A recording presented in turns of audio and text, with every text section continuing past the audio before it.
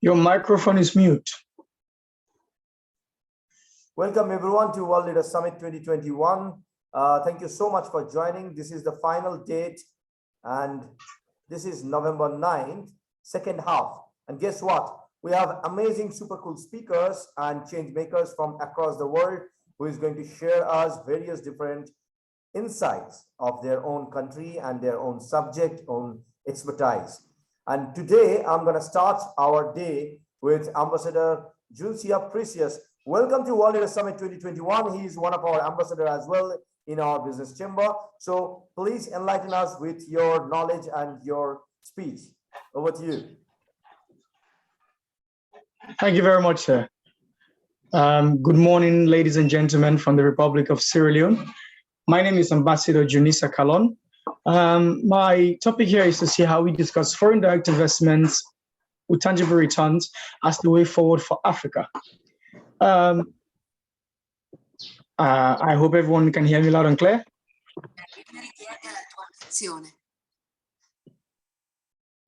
Yes. I proceed.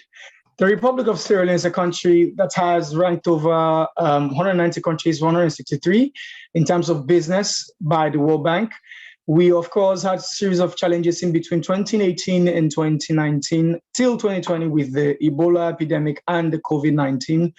However, we have taken much higher in terms of economic stance and economic development as per the global index, moving from the rank in terms of certain business from 108 to 55.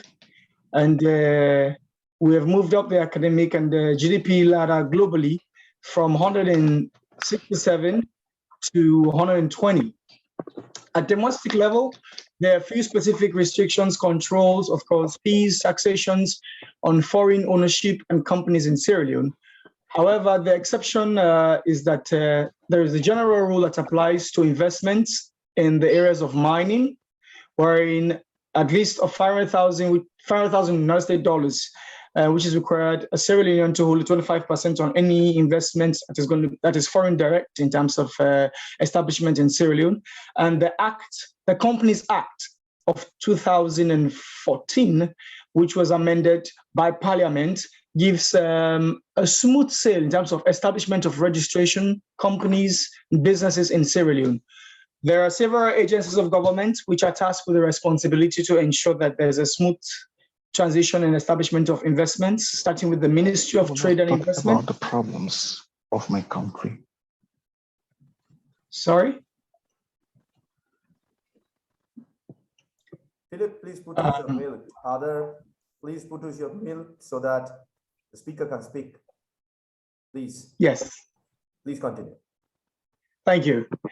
So as I was highlighting in terms of investments in the Republic of Sierra Leone, SLIPA, the Sierra Leone Investment and Promotion Agency, is the main governing body, government agency under the Ministry of Trade and Industry that has got the responsibility to promote and ensure smooth establishment of investments in the Republic of Sierra Leone. SLIPA provides investors with information on how to register businesses, assists with obtaining relevant license, permits, and appropriate government departments and agencies. In terms of establishment in the various sectors, we have the fishing sectors, we have transportation, we have the marine resources, we have the agricultural sector, of which these are tangible sectors wherein foreign direct investment can give and can be ensured with tangible returns on investment. We have sectors restrictions wherein, as detailed, there are no sectoral restrictions for foreign owners or Sierra Leoneans to own businesses. However, there are terminologies or challenges in terms of land ownership, and that has to do with the local content of our country's policy, wherein all investment that has got to be the possession of land properties as of leasehold on long-term or purchase has to go through the respective line ministries, the Ministry of Lands, and in turn the respective local authorities, which has to do with the chiefs, the communities, because the communities are the owners of land properties in the Republic of Sierra Leone, especially in terms of the interior and the provision areas. Corporate taxation. Sorry, was there an interjection? No. All right, thank you. In terms of corporate taxation, resident companies have got basic rates of 30%, mining companies 30%, and gain capital of 30%, subject to minimal charges as a threshold of 3.5 million, which is about $514 per annum. We have goods and service taxation about 15% applicable to all goods and services, subject to business registration. The non-corporate taxes, which are for companies, and this also applies to large whole investments. We have insurance businesses wherein two or business affiliated risk insurance company, the African Trade Insurance Agency, and the Multilateral Investment Guarantee Agency are the major line agency or insurance company that has got World Bank certification in terms of insuring your business in Sierra Leone. In terms of you having a foreign direct investment and you say you want to insure your company as against any liability or challenges, we have these two major insurance establishments which are certified as against the World Bank. As earlier mentioned, land ownership, foreign investors cannot own land outright in Sierra Leone, but can take leasehold in terms, and we have no more than 55 years, which are applicable.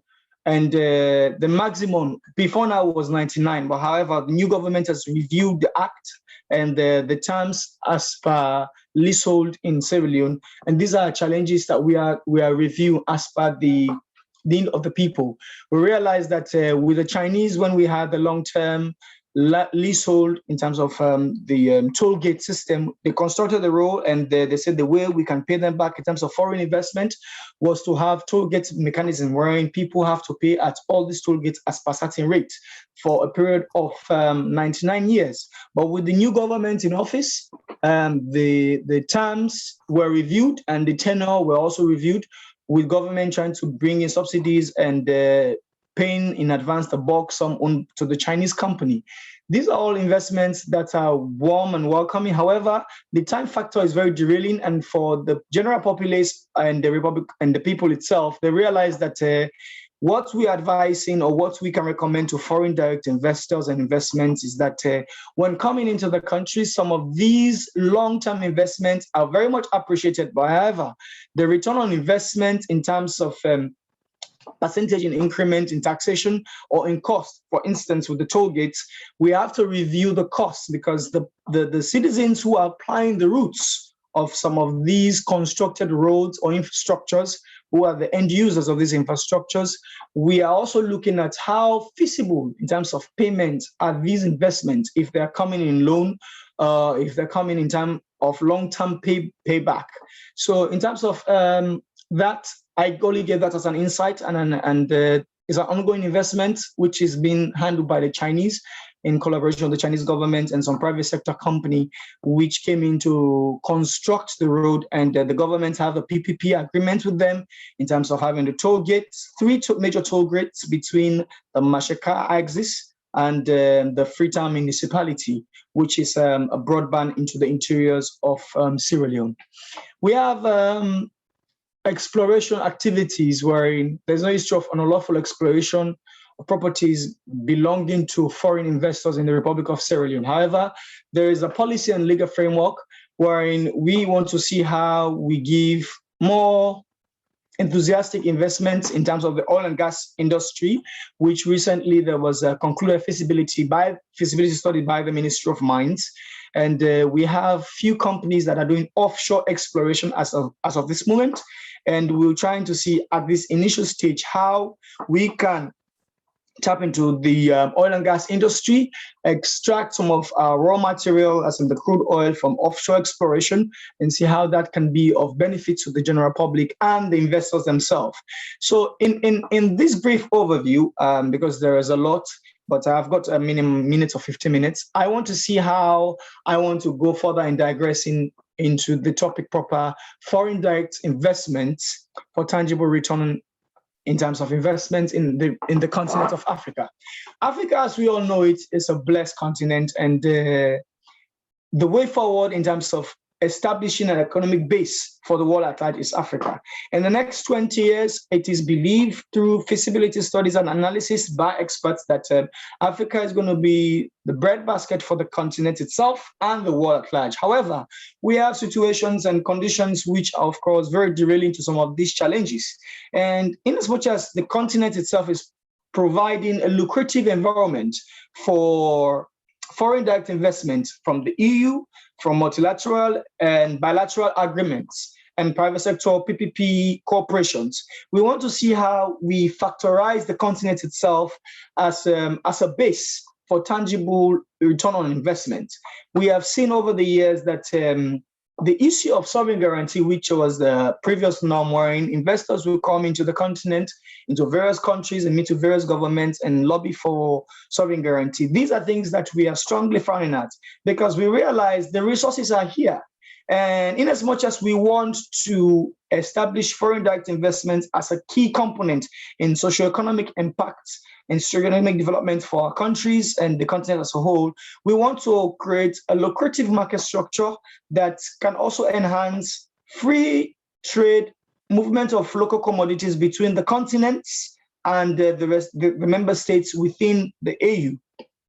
For instance, in Sierra Leone, it is one of the key component factors of His Excellency retired Brigadier Julius Maada, the President of the Republic of Sierra Leone, to see how we can attract foreign direct investments without major implications or signing to agreements that are, of course, impeding the long-term sustainability of the future generation to come.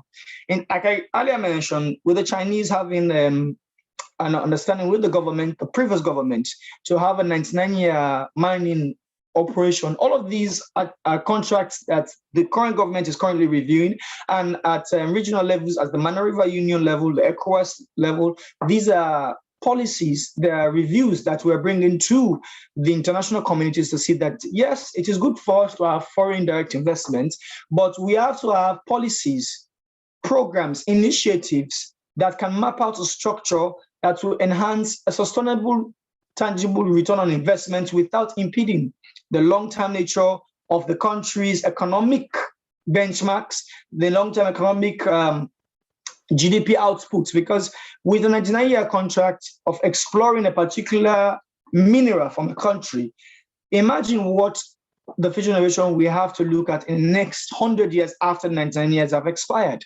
So we're looking at a tenure of 20 to 50 years. How can we look at tangible foreign direct investments and also encompass green economy, as we recently discussed in the COP 2026, sorry. We want to see how we can encompass climate change, green economic investments that can give back to not only the foreign direct investors or the communities or the people, but also the continent as a whole. We see the adverse change of climate change in the Republic of Sierra Leone, and we are taking stands in initiating programs and concepts that can give back the carbon footprint which we have lost. So in terms of you securing investment, we have so many factors and components to look at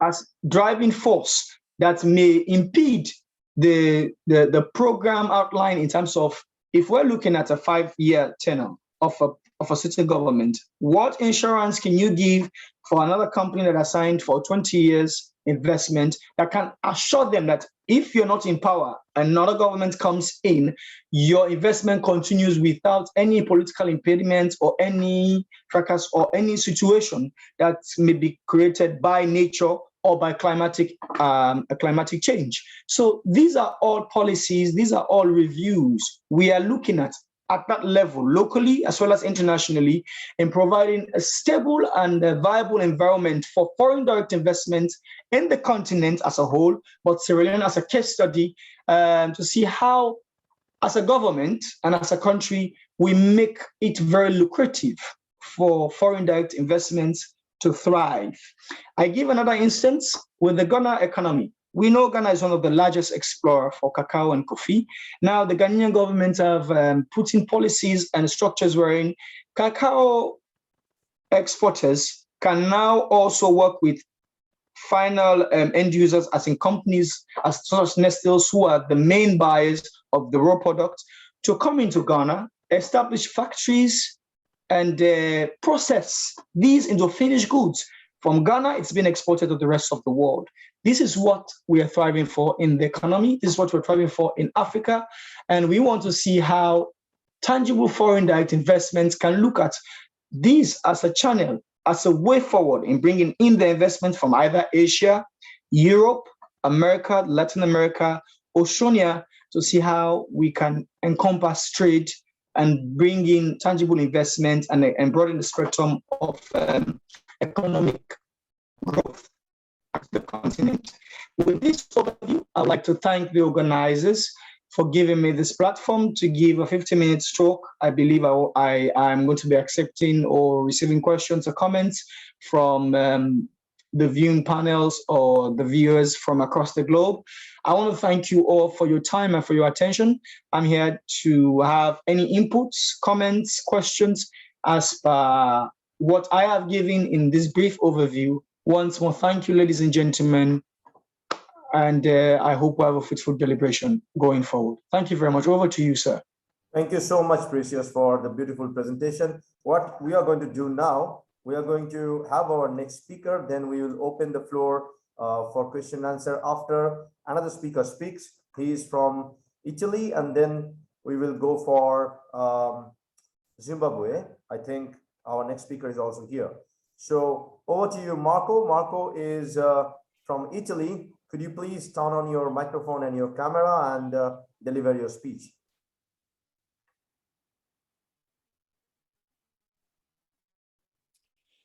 Thank you. Good morning to all of you who are present, and of course, welcome to the people who follow us at distance in the various networks of the World Leader Summit. I am honored, let me say, I still incredulous for having been chosen to participate in this extraordinary World Summit that brings together leaders from all over the world to discuss important issues like environmental sustainability in my case. And how in times of pandemics, they can start also successful business and the strategy that's got with them. First of all, I address my humble thoughts and my solidarity to emancipate Afghan women entrepreneurs. We cannot remain silent when their rights have been denied them. A nation needs their women, especially if we are talking about sustainability and 360 degrees. Now, development is a complex concept often exploited. In fact, for too long, the conventional idea of development has been almost entirely limited to economic growth. We value progress only in the terms of material growth, for which we are almost obligated to irrationally exploit both nature and human beings. Our planet is facing unprecedented challenges in terms of climate and environment, which, taken together, pose a threat to our well-being. However, we still have time to take the desired measures. The task may seem daunting, but we can still reverse some negative trends, adapt to minimize damage, restore crucial ecosystems, and better protect what we have. To achieve long-term sustainability, the environment, climate, economy, and society must be considered as inseparable parts of the same entity. But what is Marco Piemonte, and why is he here with you today? After chasing the good of money for some money here, my life in 2015 took another direction. They want facts leads the planet to an impact zero. I am an account manager and work for a company that field and renewable energy in 17 I founded a brand called Green Day to create an economic corridor aimed and companies invest in sustainability.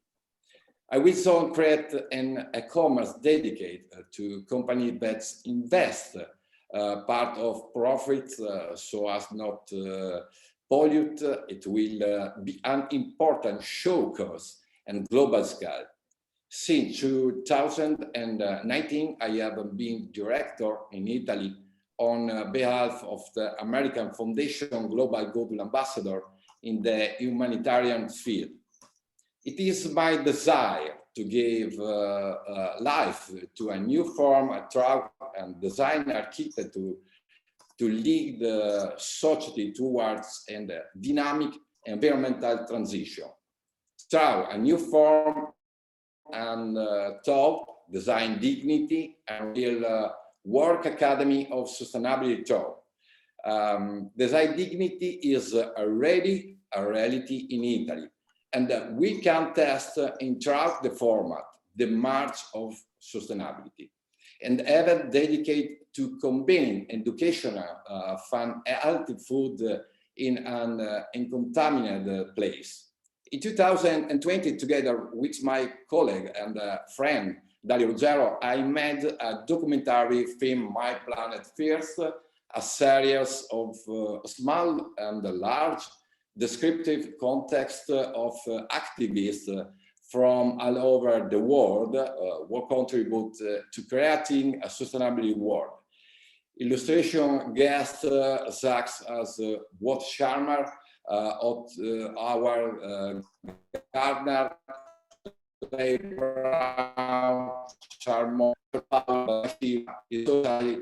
which I contact social entrepreneurial value, which product will be disseminated at school to start a project called Codici. I write articles on sustainability in two international magazines, the Australian Ace magazine and the American Ambassador. I am also a member and co-founder of an Italian association, Green Hydrogen Project. And I am about to launch together with authorities of the territory a project to guarantee citizens a production of renewable energy with zero impact. I baptized the project with the name of FORMOBI and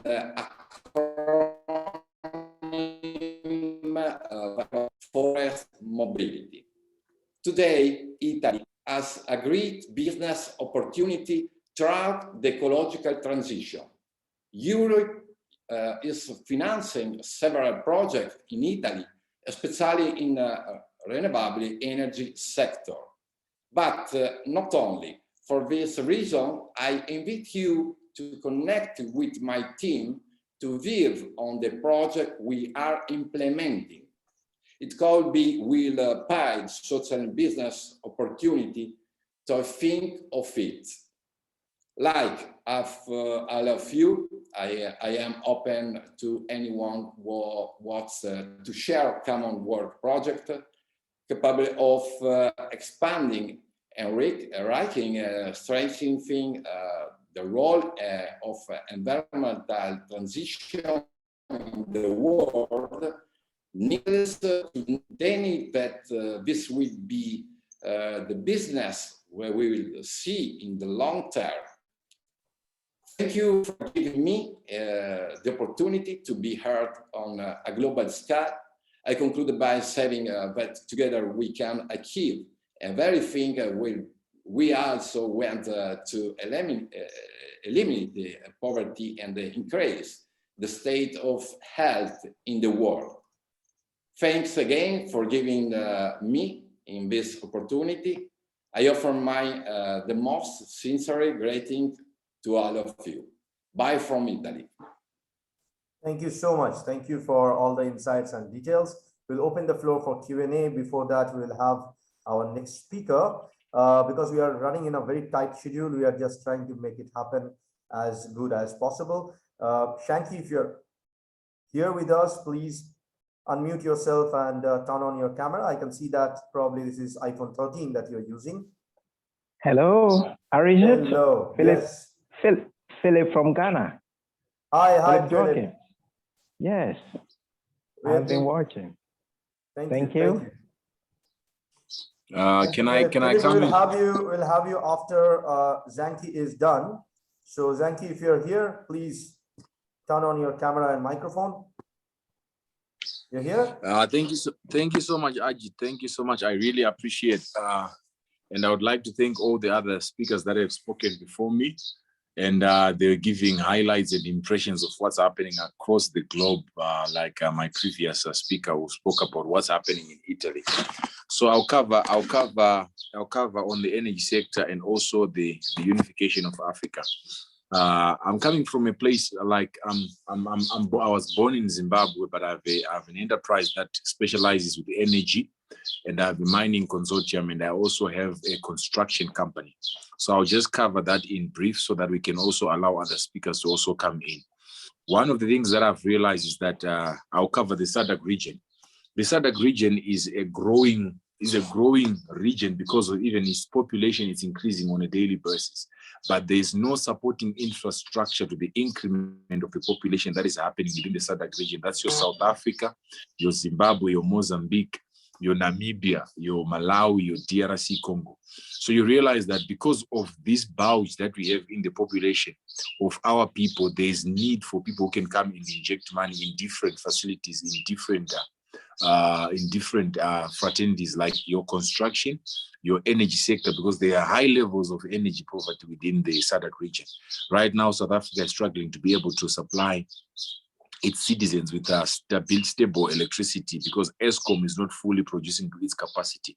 Cabora Bassa in Mozambique is struggling to supply the electricity because they are having problems in the issue of the hydroelectricity that is being produced at the Lake Cabora Bassa. Same applies to Zimbabwe and Zambia. So you realize that there are so many greenfields that are open for investment within Africa. But the biggest challenge that we are having within our countries is that I've been privileged to sit with some of the presidents, like my own president, President Emmerson Mnangagwa. I'm very close to him. The president of Namibia, Mr. Hage, the president of Malawi, Mr. Chakwera. So I'm very privileged to be talking to our presidents within our SADC region.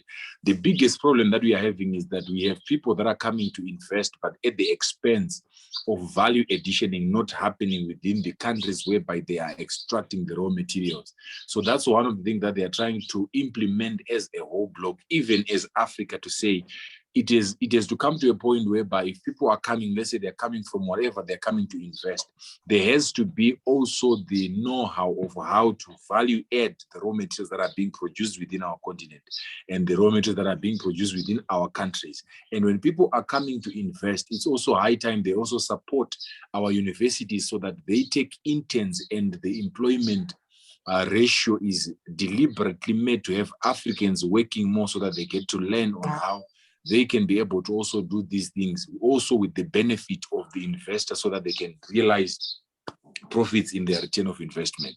So I will not say much because I realize my brother from Sierra Leone, he covered a lot of areas which are almost of interest that governments are trying to work with. But Africa is an open ground, and it's an open field whereby if there are people who are having a scattered market within the Europe or within the Asia fraternity or within the Americas, you realize that there are so many open opportunities within Africa in energy, in construction, and in mining.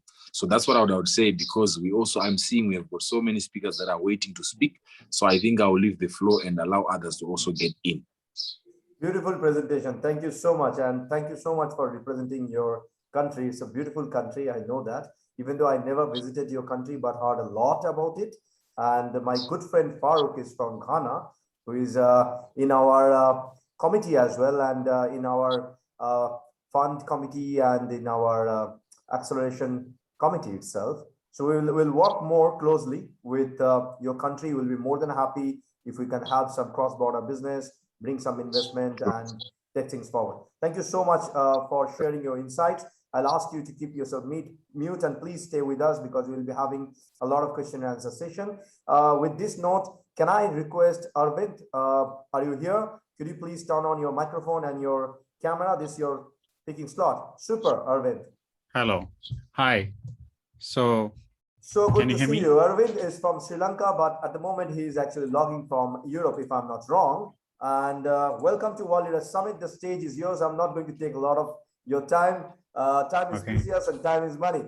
Welcome once again. Stage is yours. Thank you. Thank you. So I'll share the screen, okay? Just for the presentation. Yeah. So, yeah. So I think I'm 10 minutes earlier than this. I thought it will start at 12. Anyway, so yeah, thanks everyone for the previous panelists and speakers. So today I would love to tell, which is, our story and why we do what we do. So I'm natively from Sri Lanka, based in Berlin. And the story started, as all of you have a reason, it connects with your personal story, why you do what you do. So it's the same with me. So I was born in Sri Lanka during this time where there was, in a war, and then several people in my family were killed as a collateral damage. And when I was 13 years old, I was in a situation to become a child soldier. So I have to run away to another place as a stateless refugee. So I stayed in another country for 10 years. And when I went back to the country, I realized that after the war ended, after 30 years, I realized that this 3 decades of the civil war and the conflict in the country caused a huge damage, especially towards the socioeconomics and the environmental ecosystem. And even though, as you can, as previous speaker also mentioned about Ghana and several countries in the global south, they get a lot of international aid, but they couldn't solve this local problem sustainably. It's always some kind of a dependence on those supporters. So we decided, okay, we really wanted to empower the locals to solve the local challenges. So this is the only best way that we can achieve our true sustainability. So the Dream Space Academy is initially, it's a peace building and reconciliation organization. After the war ended, and we converted into a non-profit social enterprise tackling these socioeconomic and environmental challenges through a different types of different model, which we call challenge-based learning. And we, from the learning that we create innovation, from innovations we create organizations or startups. So that is all about Dream Space Academy. It's a non-profit organization. And our goal, why we want to do, is to achieve the sustainable development goals by empowering these underserved communities in the war-affected regions of Sri Lanka, and to also to protect the environmental ecosystem, to continue to build our peace building, and then to foster sustainable startups.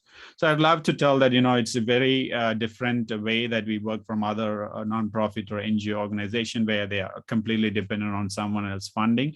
We generate our own cash flow so that we can feed that into our social mission. So this is how we balance our social and the business side. And in the social mission, the biggest focus for us is this thing called personalized empowerment.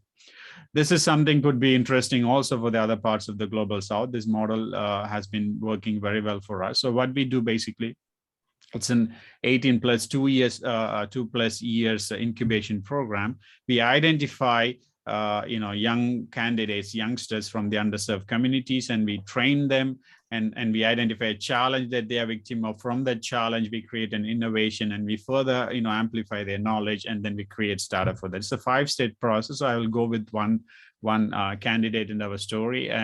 So this whom you see here is Sanjeevan. So when we identify Sanjeevan, he was about, when he was in the school, he was about protecting the environmental ecosystem. So he was walking from north tip of the Sri Lanka to the south tip to promote this national and international peace. And then this is how we identify a candidate who has the motivation to solve socioeconomic and environmental challenge, but do not have the resources in those underserved communities where they're operating. So in the second stage, what we do, we adopt the candidate. So we basically take them out of the family, and we have the accommodation for them. We feed them, train them. And in this second stage, every candidate has a challenge that they are victim of. Based on the challenge, we give them training in non-technical to technical training. So it's anything from storytelling to electronics, mechanics, nanotechnology to biotechnology. We would train them based on the challenge.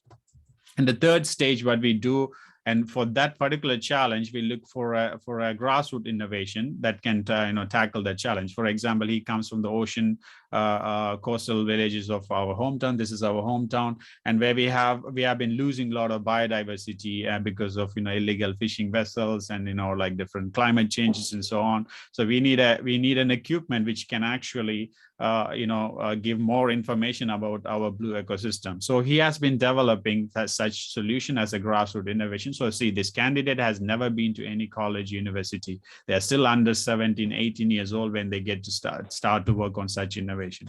The next stage is what we do is like we take them to international stage and we train them with international experts. And for example, what you see in this slide is there's a glider. This is an underwater glider as this one, which costs 200,000 euros in Europe. So, but our glider costs around 2,000 euro, which can be open source and can be also useful for other communities around the world.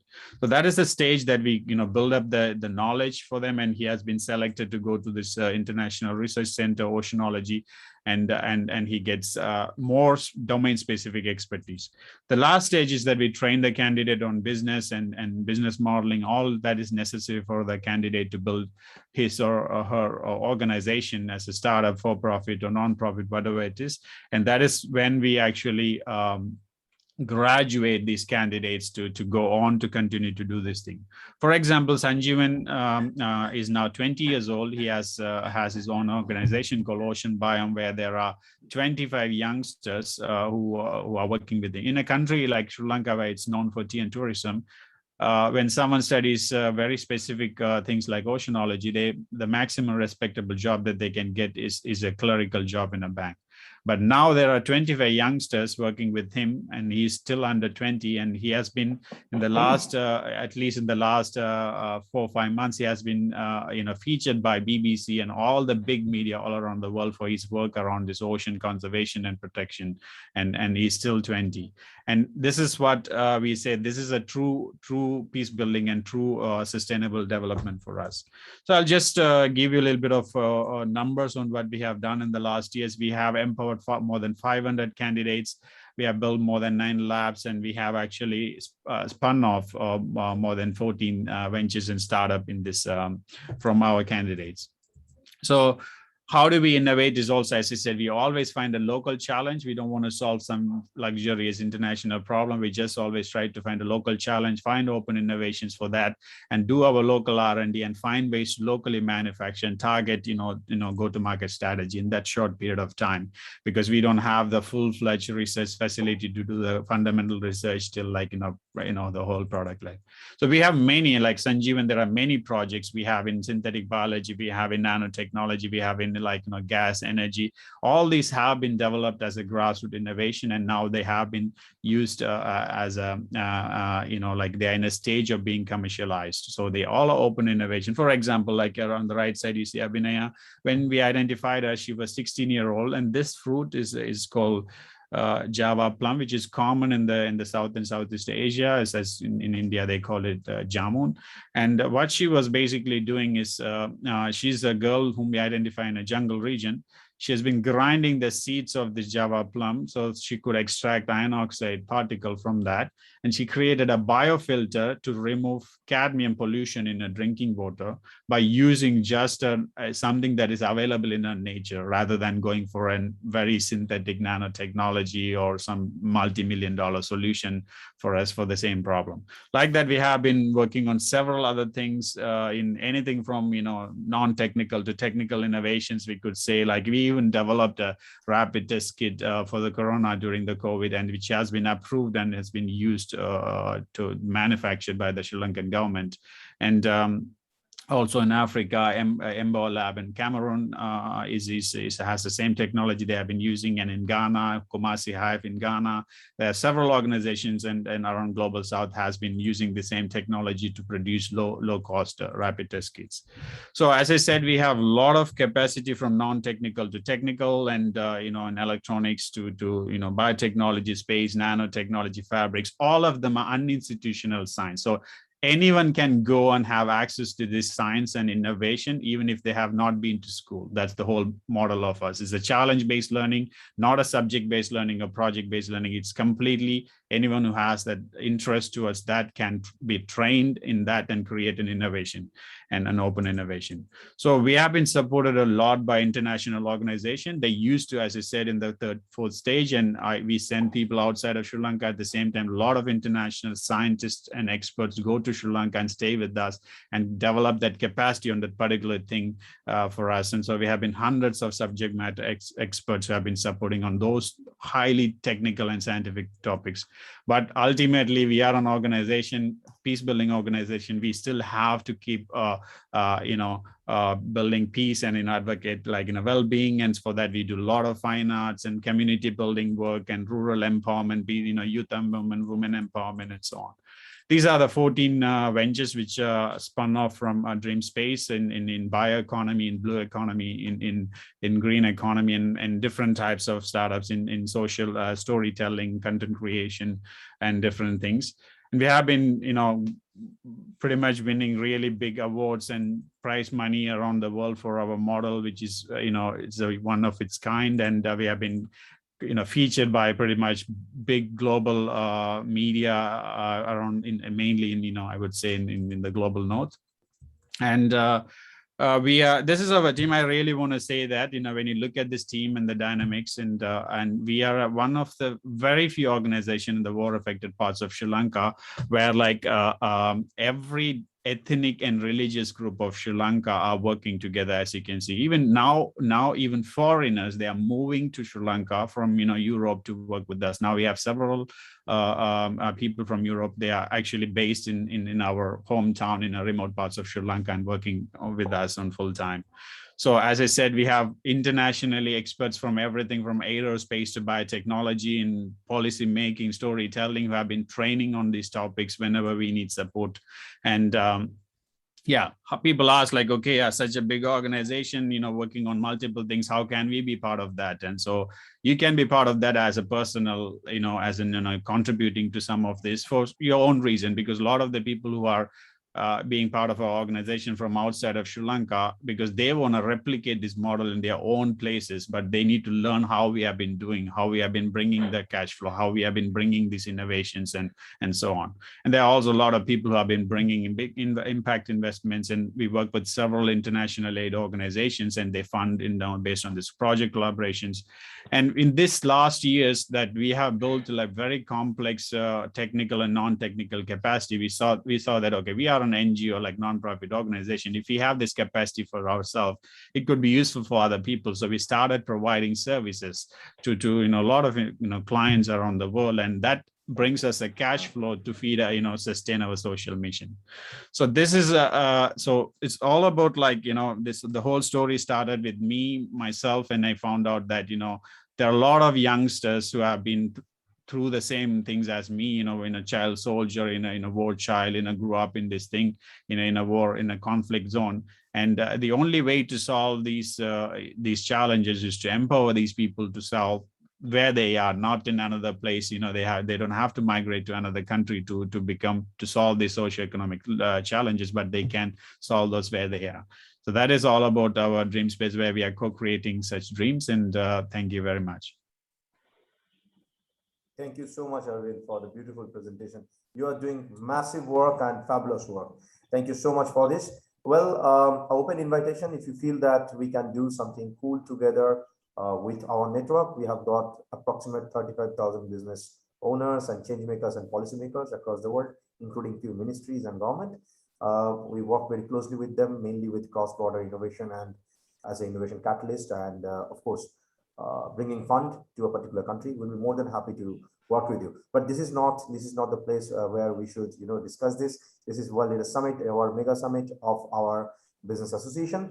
So I will open the floor for Q&A for now. For next 10 minutes, we have got 3 questions at the moment from social media. I'll go one by one. First, I will. I'm sure that all of you are here with us in this panel. It's a common question. 2-3 of you can actually take this forward. Someone is asking, again, he's from Europe. What is the interesting factor for investors to come and explore Africa. It's a land of opportunity for sure, but how about return of investment? Is there any policy that has been done by the government? If you can enlighten. Anyone from our African friends can take this question. The previous speakers, if you are here. Uh-oh. Yeah, Precious, if you can take this. Yes. Again, greetings. With regards to the opportunities that you have availed, what I can say is this. I didn't meet.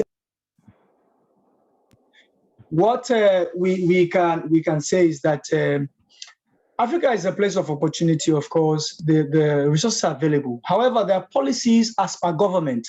For the Republic of Sierra Leone, the government of Sierra Leone, under the leadership of His Excellency retired Brigadier Julius Maada has set in certain policies that are very lucrative and attractive for foreign direct investments to come in and foreign direct investors to have the assurance and security that they so desire.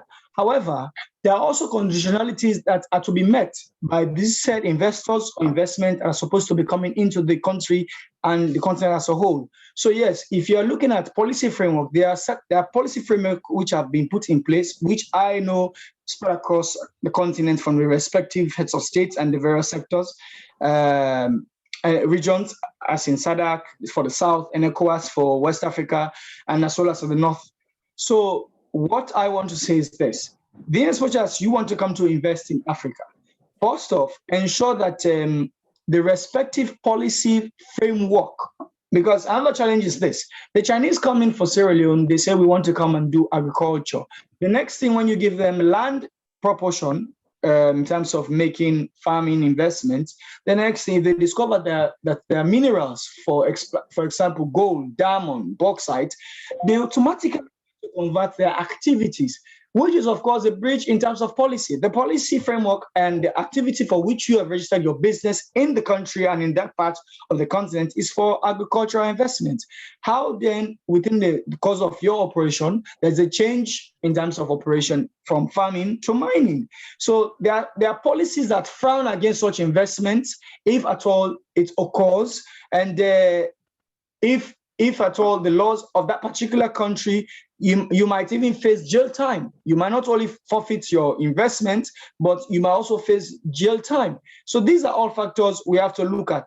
The policy framework that as per investment, for instance, like earlier mentioned, if you are in Africa, in the Republic of Sierra Leone for agriculture, of course, the line ministry, which is the Ministry of Agriculture, has got certain framework and policies which guides and protects you in terms of owning, in terms of you securing the land, start off, in terms of you getting a duty-free or waiver, if necessary, in terms of machineries that you are bringing into the country, which can ease in the cost, the shipping costs and clearing and forwarding at the key, because it is not cheap. It's very expensive for Sierra Leone, for instance. But if we're looking at a long-term investment or major investment, there is a waiver, duty waiver, which the foreign ministry in partnership with the respective line ministry issue to the said company or investors to clear their machineries from the key, from the port, straight to their site. So these are all facilities that are being guided by policies. So like I said, the policies are there. So if you come into Africa, you come to Sierra Leone, or you come to any of these member states, you liaise with the respective line government agency. I am of the opinion that the policies there and the framework, if you work with them, are going to aid you in terms of having tangible response in securing the respective facilities from government or from the people of the communities that you're going to be working with. I don't know if that suffice for an answer to your question. I can give my Ghanaian brother to give a response as well. Thank you so much. The next question directly to Arvind. Donation works best, but I found somewhere that few NGO nowadays don't go for the last mile impact. Your comments regarding the same, Arvind. And then there is a compliment for you. Let me finish that. There's a compliment for you in our chat box here that you have done amazing work in the social media as well. Arvind, please take it forward. You're doing awesome. So please take the question, Arvind. Thank you. Yeah, it's a known issue in the non-profit or NGO, non-governmental organizations. especially the funding is given as a donation. So that's why I never mentioned donation. I mentioned impact investment. So none of the work, we don't have any donation, and we don't work with donations because this is a stupid money. So someone has to flush their money somewhere without really understanding the impact. And at the same time, you cannot expect those people to deliver an impact if you don't know what impact you want in first place for your donation, right? So with us, we call it that's why we are like more of a social enterprise, nonprofit social enterprise. With every impact investment that comes in is specific to a project that this investor is actually well aware of what is that project. For example, we have some project in ocean tech, and that impact investor is usually a diaspora coming from a diaspora, Sri Lankan diaspora family living in other parts of the world. They will say, okay, I can give you this 5 to 20,000 euros or dollars because I work in the same industry as this ocean tech, and I know what you're doing, and I know what kind of return of investment I can get, whether it's an impact or it's whatever it is, the next round of a private equity, whatever it is. So that's what we work that, but it is a known challenge that organization who are purely dependent on donations of someone's money, because the donor has to be responsible for that, not the people who received it. For all the audience, please understand the science of Arvind's company and how they work. Of course, you're welcome for any kind of comment and question.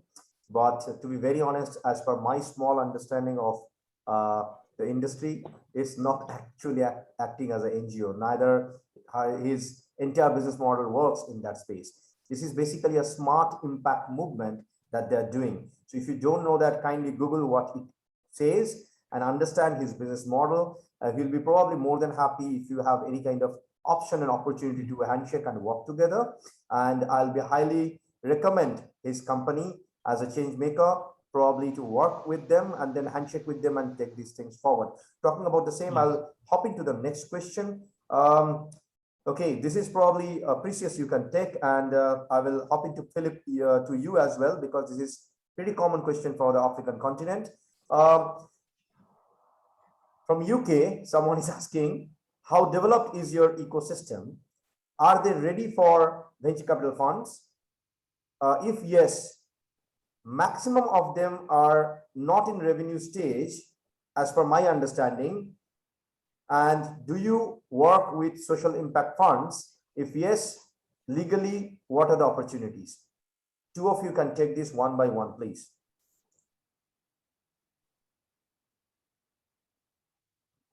Precious, you first. You're muted. Okay. All right. I'll take the questions in bits, okay? But first, my understanding is they're asking about social hedge funds. Is that correct? Yeah. Good. With respect to social hedge funds, these are pools or investment funds which can be utilized within the continent itself. Yes, and they're governments, because we're looking at a continent and my presentation is at a continental level. The continent itself is ready at various phases in terms of foreign direct investment as per various sectors or types of investments. So yes, social health funds are very applicable to certain countries as per certain investments.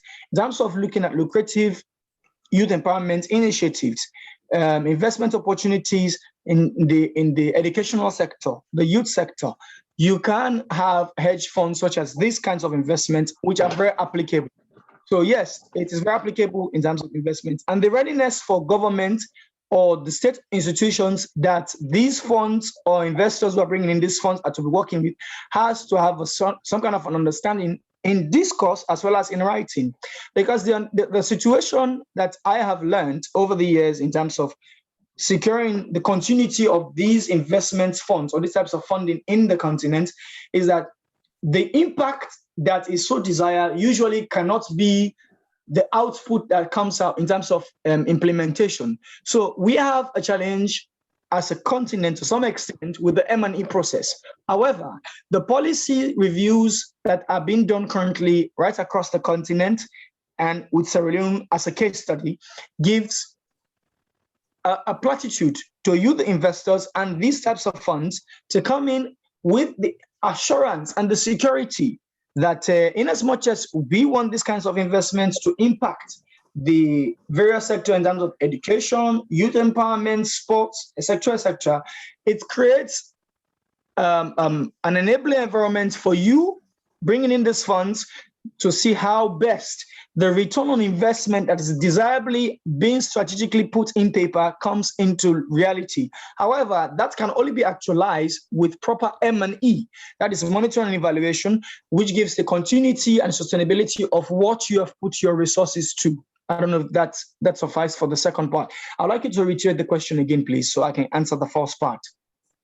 Yeah, so they're actually looking for a social impact fund legalities that you have in your country. Yes, the legalities in terms of social impact funds has to do with like, for instance, Sierra Leone, these are funds that are being utilized by the Ministry of Education, the Ministry of Youth Affairs, the Ministry of Sport.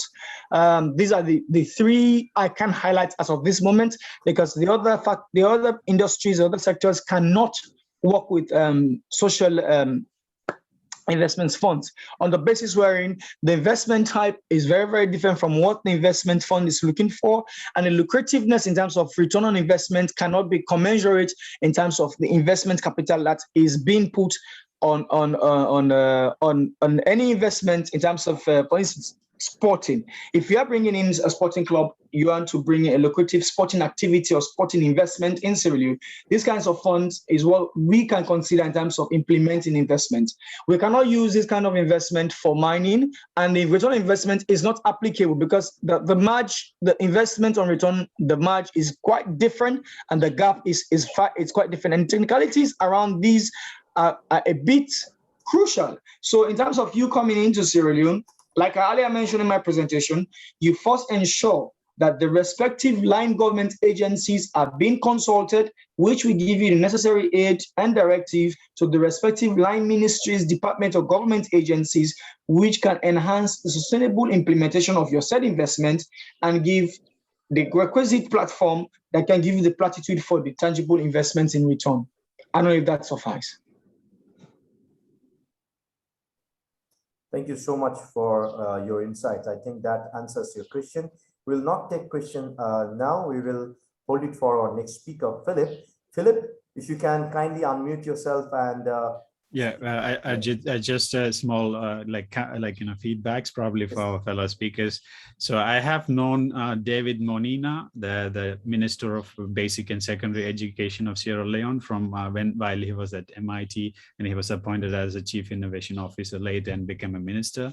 And I think there are a lot of, and one of my organization, which is registered in Germany, we operate in 40 countries in Global South, with majorly in the Sub-Saharan Africa. So I have been organizations in Kenya, in Western Africa, in Ghana, that what I mentioned as a Kumasi hallf, which has been also significantly, Western Africa has been significantly supported by the German government since last 2 years because of their mandate has been changed to support Africa more than the South Asia and then Latin America. So I think like there's a lot of opportunity, as he mentioned, that people see that, but first the fundamental support is needed to create those entrepreneurs, local entrepreneurs, because it does not make just sense that bring foreign entrepreneurs to run the local businesses. So all the best for you other guys, and if you need any connections or support through these governmental and networks in Africa, I could also establish. Thank you. Super. That's how Thank you. community workers works, and that's how magic works. Okay, so I'll open this floor to Philip. Philip is a great personality, and of course, he's from land of Ghana, the land of opportunity, land of Africa. We all love you. Welcome to World Leader Summit once again, my friend, and the stage is yours. Please enlighten us with your speech and your wisdom. Thank you. Thank you so much. Thank you very much, Arijit Bhattacharyya. I'm so grateful for this opportunity. I also thank Derek Smith for sometime inviting me to speak. And to you, the audience, I'm so grateful for having me. This is the day I have been waiting for. So we'll talk about the problem that brought us here. Enough of the figures and lectures about the good things we have. That is how I feel. So that was what sent me to work.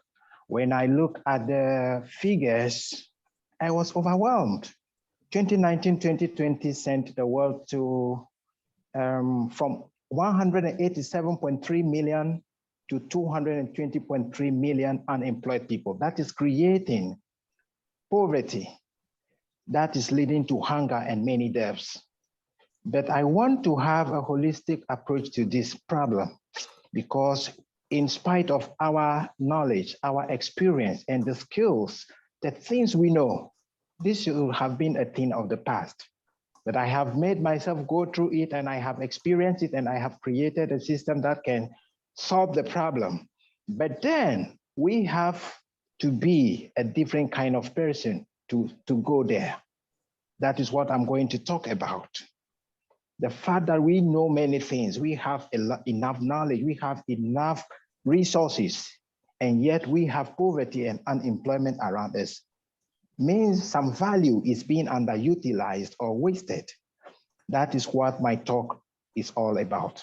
I have come up with the Graduate Reach Challenge that aims to transform or convert the global job seekers into job creators and students and professionals into multiple income earners. So these problems I have mastered myself. I have gone through them, I have studied them, I have researched, and I have gone through the solutions. So by February, middle of February 2022, I'm going to launch the Graduate Reach Challenge that can help all the youth across the globe, because I'm not talking to Ghana. I'm not talking to any country per se. I'm talking to the youth, and I'm talking to one race, the human race. Therefore, if there is a youth anywhere that is battling with this kind of unemployment situations, I am coming to solve your problem. I'm coming to help you solve it. I will not do it for you on a silver platter. I will teach you how to do it, how I did it, and it worked for me. I will take you through the programs. I will coach you for some time freely, and you should be able to get up on your own feet, live a befitting life that you always dream of. That is what today is about for me. That is why I am so grateful to Arijit Bhattacharyya and Dirk for inviting me here. And I'm going to talk about the graduate reach, how to graduate reach with a job to employ others. It is not difficult to graduate reach, but what is difficult is the person you have to become in order to graduate reach with a job to employ others. You must have the growth mindset, the success mindset, and the responsibility attitude to transform every area of your life. You must be able to win at relationships. You must be able to set goals and take them. You must be able to win at all costs, because you know there is a potential to win. Therefore, who am I speaking about this kind of things? My name is Philip Joachims, author of Amazon Millionaire Secrets, among others. I'm also the program director for Youth Hub, West Africa, and I'm also a speaker and the creator of the Graduate Reach Challenge. I won multiple awards. That is not what we have to talk about here. So let's leave it. Let's dive right in. If you want to graduate reach with a job to employ others, you need certain mindsets and habits. The number one habit I will mention that our youth around the globe needs is to be ready. If you are not ready, a million others are ready and will take your place. If your values cannot set you apart, a million others are already set apart and will take your place. You know, we can rejoice and talk about the Lionel Messi's. We can rejoice and talk about the Cristiano Ronaldo's. We can rejoice and talk about the Usain Bolt's. Has it ever occurred to you that before Usain Bolt catch the first gold, he had to train 4 years in the trenches? You have to be ready. I have to be ready. So we have to be ready. That is the first habit. Another habit that can help us to graduate reach with a job to employ others is to be able to identify ourselves before the cure. Diagnose. If you don't know your problem, you can't solve it. If your problem is procrastination, if your problem is wasting time with time wasters, or if your problem is hanging on to the past, if you don't realize this, you will be at the same spot forever. So it's better to look into yourself. You are your own doctor, and the medicine that can cure you is change. If you are prepared to change, sit down, look at yourself. Why is it that you were not able to give life to that dream? Why is it that you were not able to change the things you have loved to change? You have to diagnose your problems, and so you can solve them. If we solve our problems by identifying the weaknesses that hold us back, it means we are going to formulate the positive habits that will groom us to the place we actually want to be. That one is a constant business. It's not a day business. It's not a 2 weeks business. You do it today, you do it tomorrow, you do it this week, you do it this next month, you do it the whole year through. It's a forever business. So you don't stop. You have to constantly groom yourself for success. That is what will help you to be ready to graduate rich with a job to employ others. And you have to let go of the past. Just as a choke gutter would spill dirty water to discomfort the entire community because it has no means of drainage, so is a cluttered mind blinded by the disbelief in possibilities. So if you don't let go of the past, you can't have a clean glass for a new water. So forget about the past. You cannot change the weather, you cannot change the economy, you cannot change anything, but you can change you. You are the question here. Therefore, if you can change you, move out of your comfort zone and never stand in your own way. No way. You have to change it. You need to change it. The crazy ones are the bold ones. They are bold enough to accept their mistakes and to change things around. They are the responsible ones, and they are the geniuses of our time. That is the person you have to become if you want to graduate rich with a job to employ others. Think big. A lot of us think big and think big, think big. Fine, it is good to think big, but the psychology of thinking big doesn't come with the psychology of starting big. You have to think big, you have to prepare big, and you have to plan big, but you need to start small. Starting small will allow you to encounter small challenges and override them so that when you become big and the great challenges come, you will be able to overcome them and the sky will be your limit. You have to be a thinker who thinks by thinking of tomorrow today. Start with the end in mind and know that if a problem comes and it takes me off, my dream will die. Therefore, think big, plan big, prepare big, but start small. You have to build a strong team because nobody knows it all. We all depend on each other. You have to focus on the areas of excellence and groom yourself there and let the other teams do it. When the synergy comes, nobody can challenge you. But you have to remember, there is always a good reason to say thank you. It changes everything. Once you don't do it alone, you have to appreciate people. That is why at the beginning of this talk, I said thank you, Arijit Bhattacharyya. Without them, we will not be here listening to these inspiring stories. Are we communicating? So thank you, I say. Learn to say thank you. If you will be someone who can graduate rich with a job to employ others.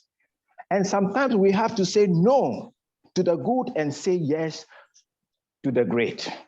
Good takes you to your family. The good things go to them, but great takes you to other parts of the world. Have you remembered Jeff Bezos when he wanted to start the Amazon thing? His boss says no.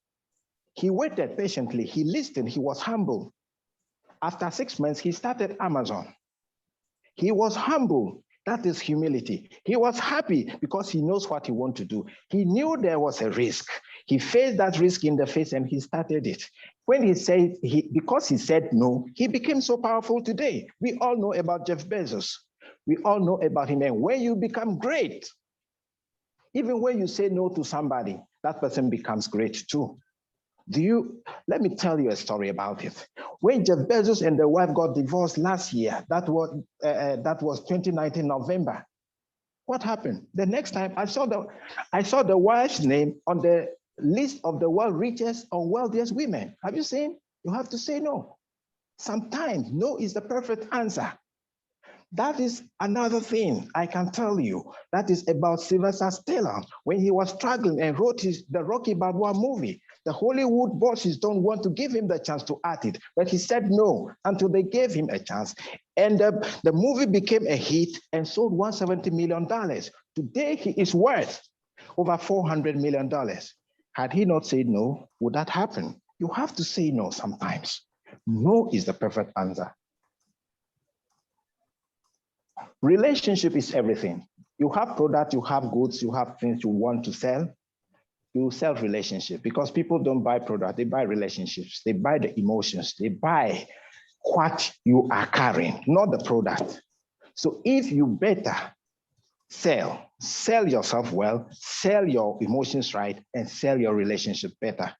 I was able to turn the fortunes of a former company by 3.6 million just because of my relationship. Even after I left them, when they were making a loss and the manager called me, just with a phone call to one customer, 3.6 million was moved to their direction. It was all because of my relationship.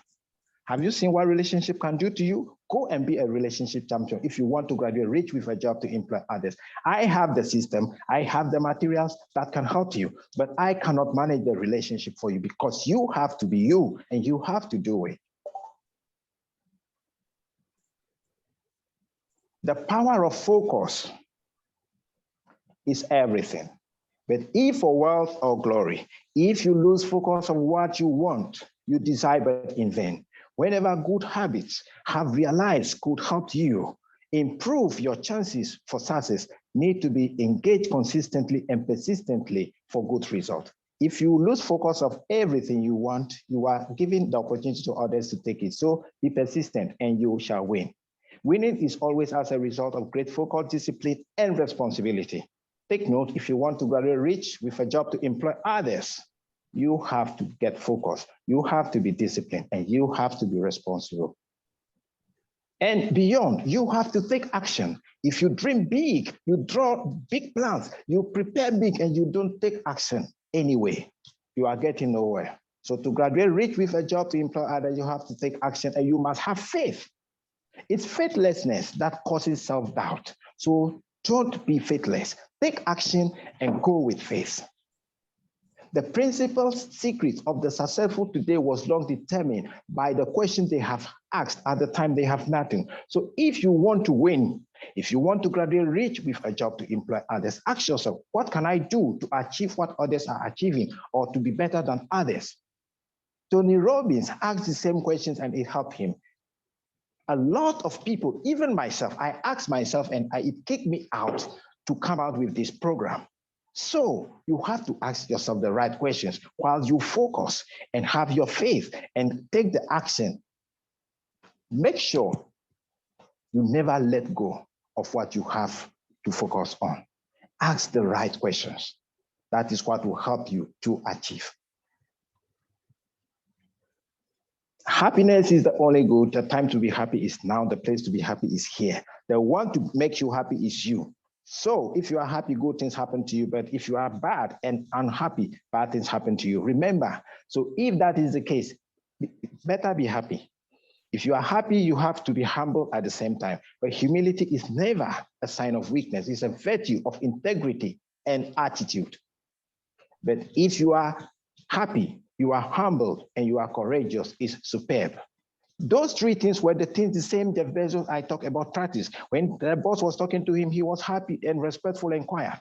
He was humble. He kept quiet. He never said anything.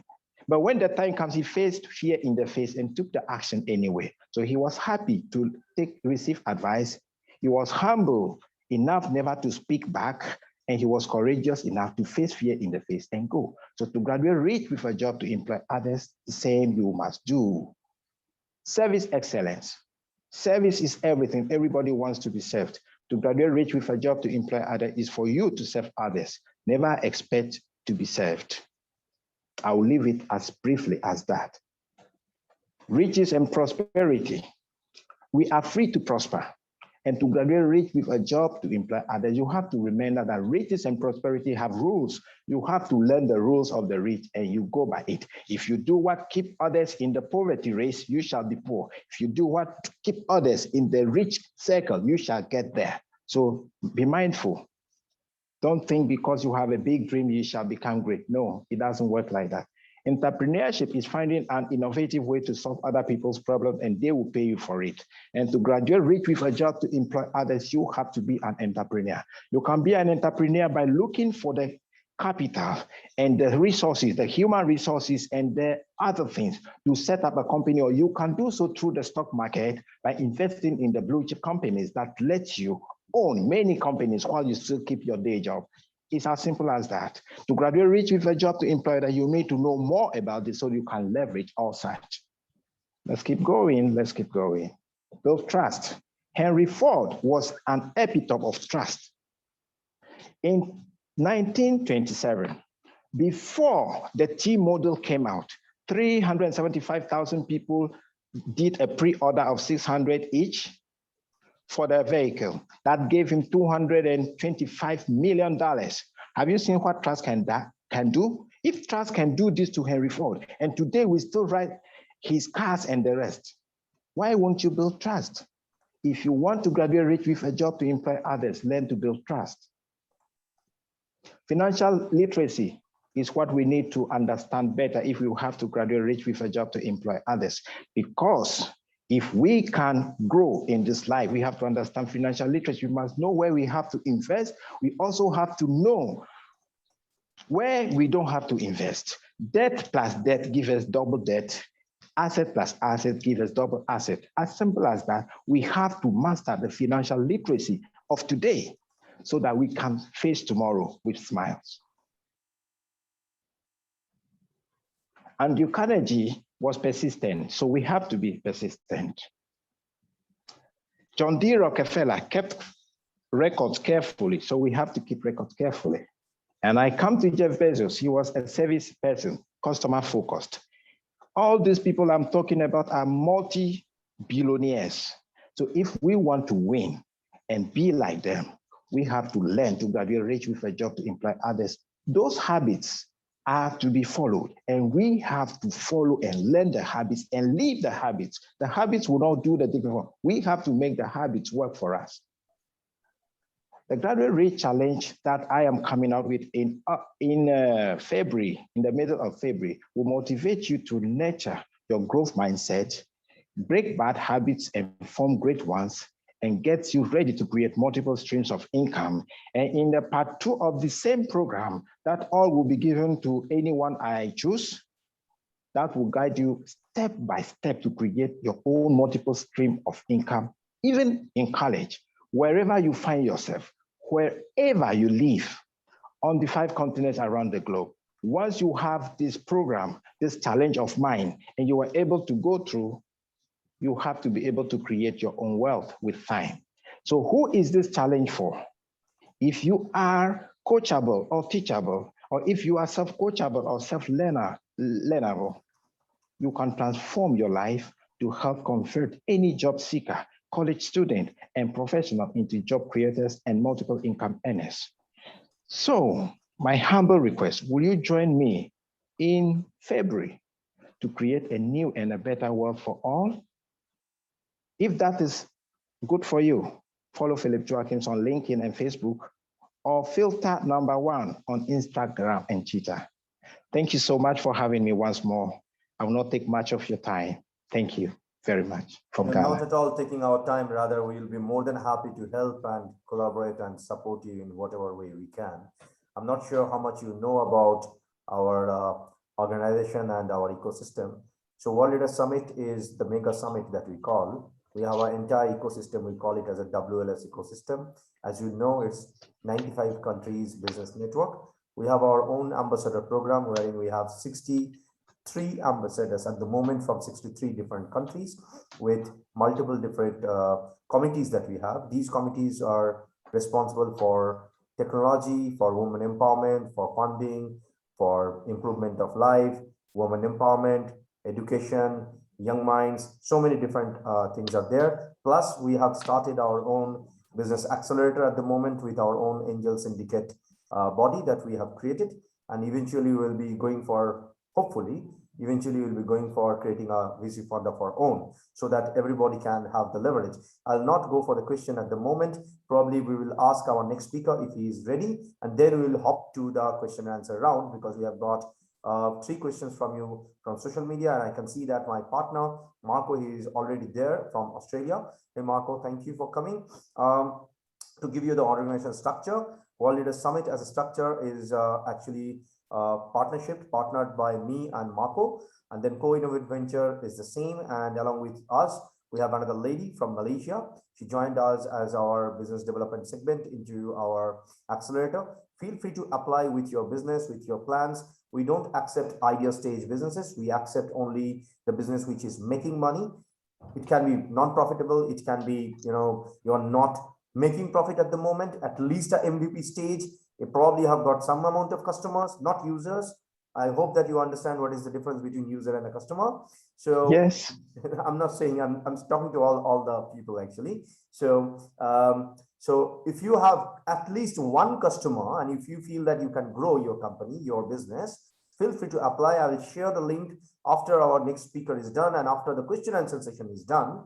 The reason we are going for this format, because we have been getting a lot of questions from social media. It is really difficult for us to take all your questions, but we are trying our best. Thank you so much for all the love and support and all those kind of questions that you are sending. And these are really interesting, intelligent questions. Talking about the intelligence, we have got another person from UK. Chet, welcome to World Leader Summit 2021. This is the final day and second half of WLS 2021. And he is one of the intelligent person. Talking about the same, me and him have got a similar kind of passion. Probably we did similar kind of education. Not sure how it happened yet, but I'm from the, fighting martial arts and, all those kind of taekwondo style. And of course, I did my master's in computer. You did the same. Oh my God. Welcome to World Leader Summit 2021, Chet. Thank you very much for that, Arijit, and thank you very much everybody else that has been on here as well. It's been a pleasure, and thank you for having me, and everybody else out there is also watching and listening as well. So my topic of discussion today is something that's quite close to my heart as well here, and it's all about how to get past perfectionism and just simply just do it. Yeah, there's a lot of things out there which we perceive as being perfectionist. So let's just dive a little bit deeper into those sorts of areas. So as I said earlier on, many successful people are perfectionists. At the same time, they also have the ability to just complete and wrap up a project as well. They do have that when they don't realize it, and it's just about a matter of how long is it basically taking them. So what is the best way to overcome the stalling and the procrastination that perfectionism actually causes within themselves as well? And how does one overcome the fear of potential critique or the fear of not actually being successful? Yeah, I like to share my stories and lessons and how to overcome the hesitations caused by overall perfectionism as well. So as Arijit pointed out as well, we have very similarities there as well. So just a little bit about me. So my name's Chet Hirani. I go by being Not Your Ordinary Coach. The reason why it's Not Your Ordinary Coach is simply because of my approach is a no-nonsense approach, completely state how it is, and no sort of, should I say, sugarcoating or anything like that. I've set myself aside on those sorts of levels. I'm also a martial arts instructor as well. I hold a bachelor's degree in computer science and master's in software engineering. And I've lived the life of 15 years in corporate in the software tech, climbing up the ladder and working with executives, giving me the insight into minds and making a better analysis of all the struggles that people are actually potentially going through. I now enable the solution through my coaching to develop people in businesses and leadership, growth, performance, and getting over perfectionism is precisely what I have done and how I now learn to simply just get on with it as well. So one of my favorite life lessons and quotes that I always stand by is version 1 is better than version none. Okay, I quote that again. Version 1 is better than version none.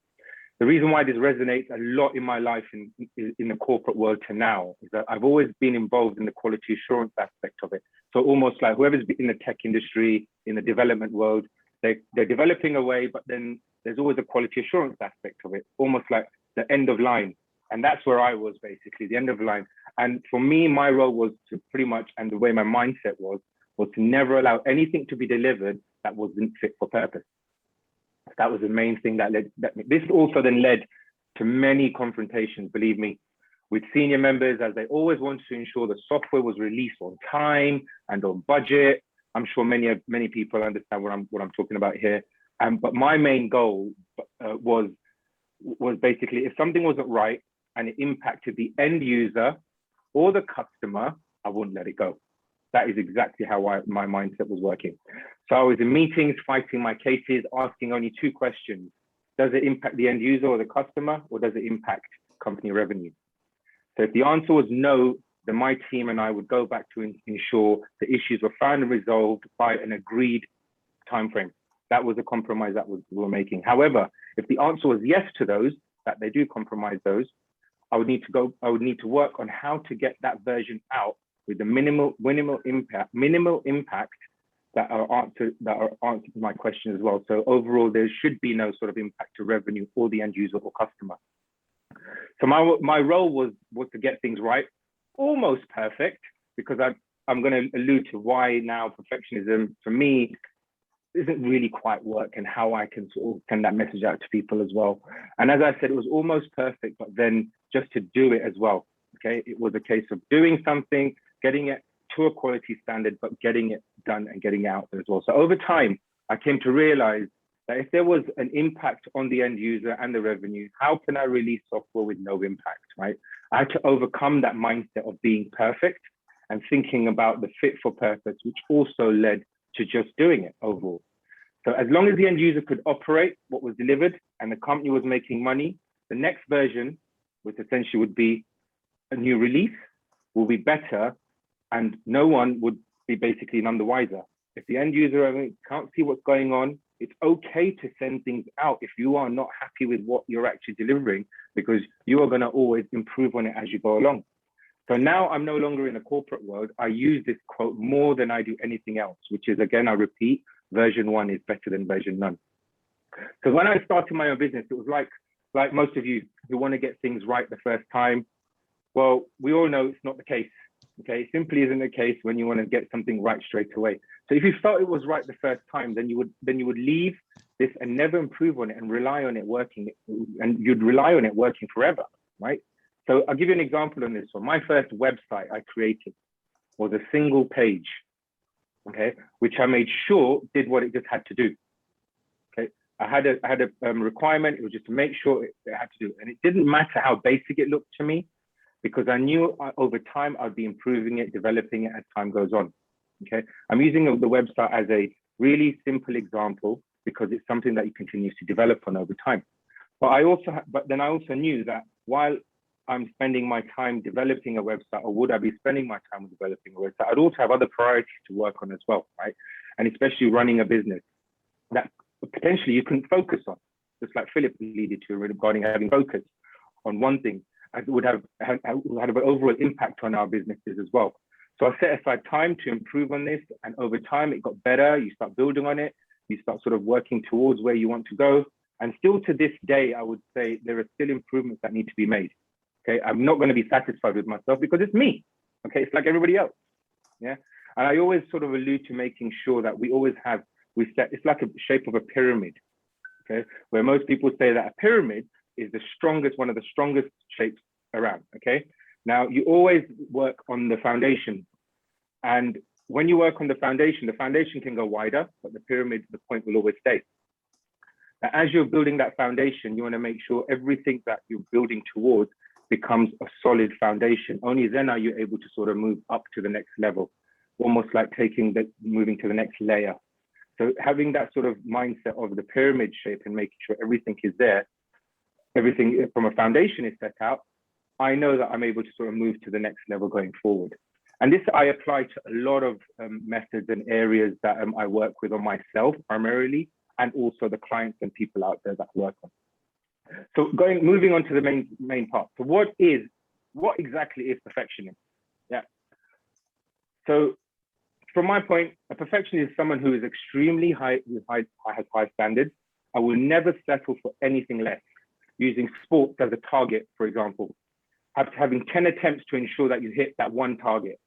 Okay, in that same spot, the same power, the same trajectory, right? Measuring this has to be 100% accurate, 10 times over. You want to make sure if you're not getting it for the first time, you've got to start again. Your aim is to make sure you get it 10 times.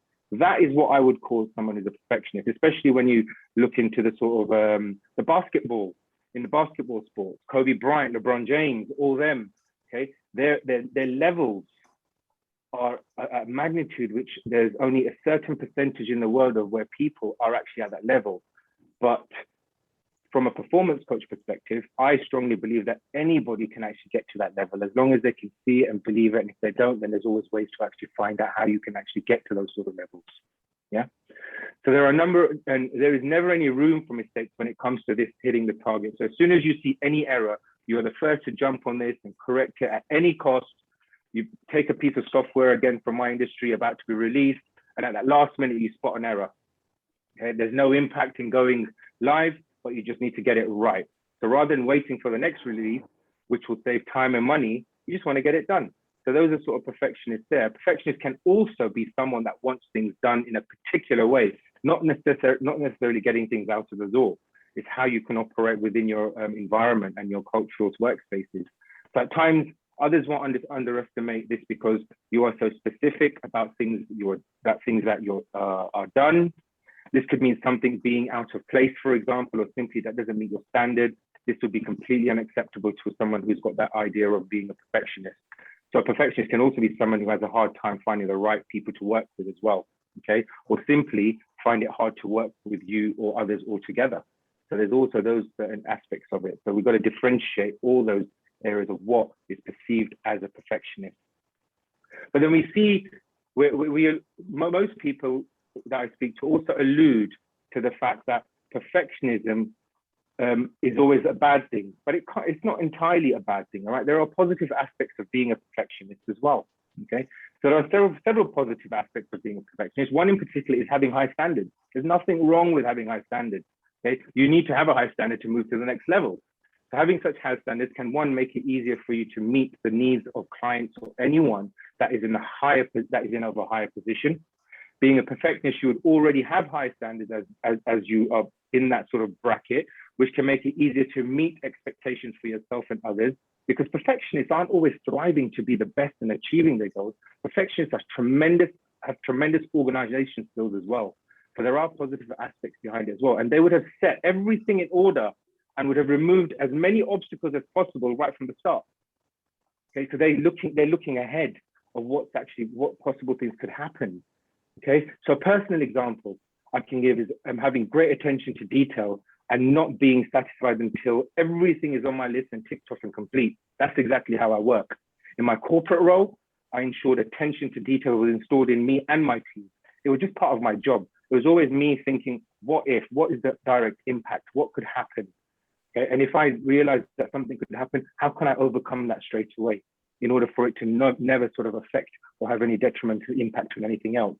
You apply that into your daily lives as well, it can be a lot better for yourself as well. And we could also let anything out of, and for me as well, I couldn't let anything out of the door without being fit for purpose. So all requirements had to be met as well. So for every project that came to my team, we'd ensure that the requirement was met before it came to us. If not, then we would send it back.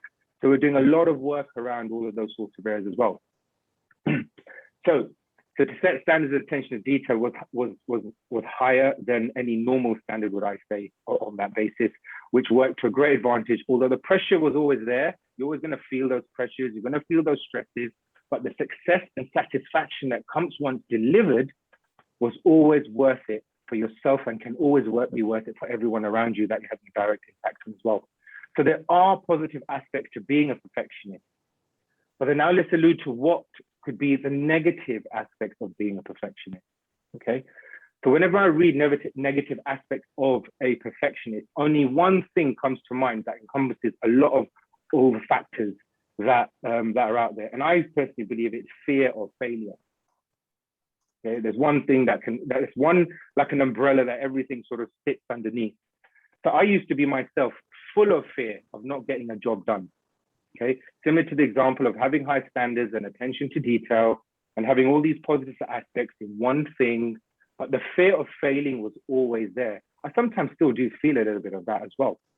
Okay, but I simply could not fail in what I was delivering. That was what it was, the delivery aspect of it.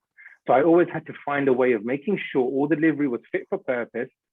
Okay, I'm using that word very, very clearly as well, because fit for purpose means so much. Okay, and if a risk is identified, how can it be mitigated as quickly as possible? This can drive most people completely insane, which it did for me as well, absolutely. And it created unwanted pressures on me and my team and the people that I work with. That's one of the things that I tried to sort of overcome as time went on. Okay, and there was a time it got actually very emotional when you're so close to delivering and something stops you last minute. Okay, the team starts to get disjointed because they have been overworked and they lose sight of their overall objectives. And being so detailed orientated, we lose focus and forget about the actual outcome of the project as well. Yeah, so getting to this point can have a huge impact mentally and physically on there as well. Okay, and then also some common sort of reasons that cause perfectionists and get stuck and you just can't move forward. From my perspective here, it's all about sort of the feeling of pressure to meet high or unrealistic expectations. This is when your working environment or even at home, there's a lot of things around there. So just closing in, I've got 5 things that I'll quickly run through about what 5 things a perfectionist actually needs to know to get past their perfectionism and just do it. The overall thing that we're actually talking about here, right? Okay, number 1 is always acknowledging it. Okay, acknowledge what you're actually doing. Okay, first and foremost, you have to acknowledge that you are doing it in the first place. Acknowledging it is a behavior that can be easier to adjust and make overall changes. As you allow yourself to make the changes, think about all the times when the perfectionist in you was at the highest peak, right? So you got to think about those sort of things. Number 2 would be adjust your standards. Sounds easier said than done, right? Since the perfectionist standard is supposed to be super high in the thought of going above and beyond, outperform others is always on the agenda. That's why I've adopted the standard of making sure you remember that version 1 is better than version none, which permits you to accept that whatever you do you'll always do your best at any given point. Okay, but never limit yourself as you know that you're going to progress and do better as time goes on. Number 3 is know your worth. Okay, so many people beat themselves up for not being good enough. I was once this way. I was always conscious about my physical appearance. The voice was hounding me until I realized by seeking advice, it's all wrong. And this goes to everyone else out there as well. You are worth it and you are enough. We are all here for a reason and we all have this uniqueness that sets us apart. Having regular reminders on your phone, clarity statements, affirmations, things like that will help you understand and know your worth as you're going through with all these pressures and struggles that could sort of be coming into your mind. Number 4 is move on. Okay, give yourself time and reason to move on from what you're actually doing. Set your time limits. So once time hits, you move on and work on something else. Okay? This doesn't mean you can't go back to the previous task later, but then concentrate on something new. Have fresh minds, get more creative around it. Don't just bog down into one sort of element and think you spent so much time, because what you might find is that you've wasted so much time that you could have worked on something else. And this is where we get people who start talking about, I don't have time for this. Excuses start falling in. Okay, but then when you start acknowledging yourself and actually allow yourself to move on, you get more creative. You're going to get a lot of things done in a quicker successions of time. And number 5, the last thing would be test yourself. Okay, be experimental in what works for you. There's so many pieces of advice out there. Take things from it and practice regularly. Okay, you need to turn these into habits. Okay, working meetings are an example. Rather than having 30-minute meetings, be concise and precise and turn them into 15-minute meetings. You'd be surprised how productive these meetings get over time. So I used to spend hours editing my podcast, for example. Okay, and then working on posts for them, followed by the artwork, all the different social media. Okay, I realized that the amount of time being spent on this was completely insane, and there had to be a better way of doing this. So creating templates, now you're able to sort of work on things to allow yourself to be more consistent, reduce time, and be happy with the work that you actually and the quality that you are producing. So it's all down to you to actually experiment in knowing what you're actually doing. So I hope that helped with the 5 points of how to get over perfectionism, which I'll just quickly run through them, which will be acknowledge it, adjust your standards, know your worth, move on and test yourself. Okay. And if you'd like to follow me and know more about things, look, I'm here on LinkedIn as the Chet Hirani, Instagram and Facebook as well. My website is notyourordinarycoach.com. So feel free to message me, and always interested in knowing and getting more ideas from people. Thank you very much, Arijit and Marco. Thank you, Chet. We have basically a council, which is Public Speaking Council. We'd love to have you in our council for more and more speaking engagement, which we usually do with our mentees and startups. Probably they will get a lot of value. We have at max 10 minutes for Q&A round, which I promised to give all of you. I have got questions from social media, but I will have it from the panel. I hope that Marco got a question because he already opened his camera. Marco, over to you. Please be specific on someone whom you want to ask, and we can take it forward from there. Then we have another speaker, Dr. Satnam. We will go with her.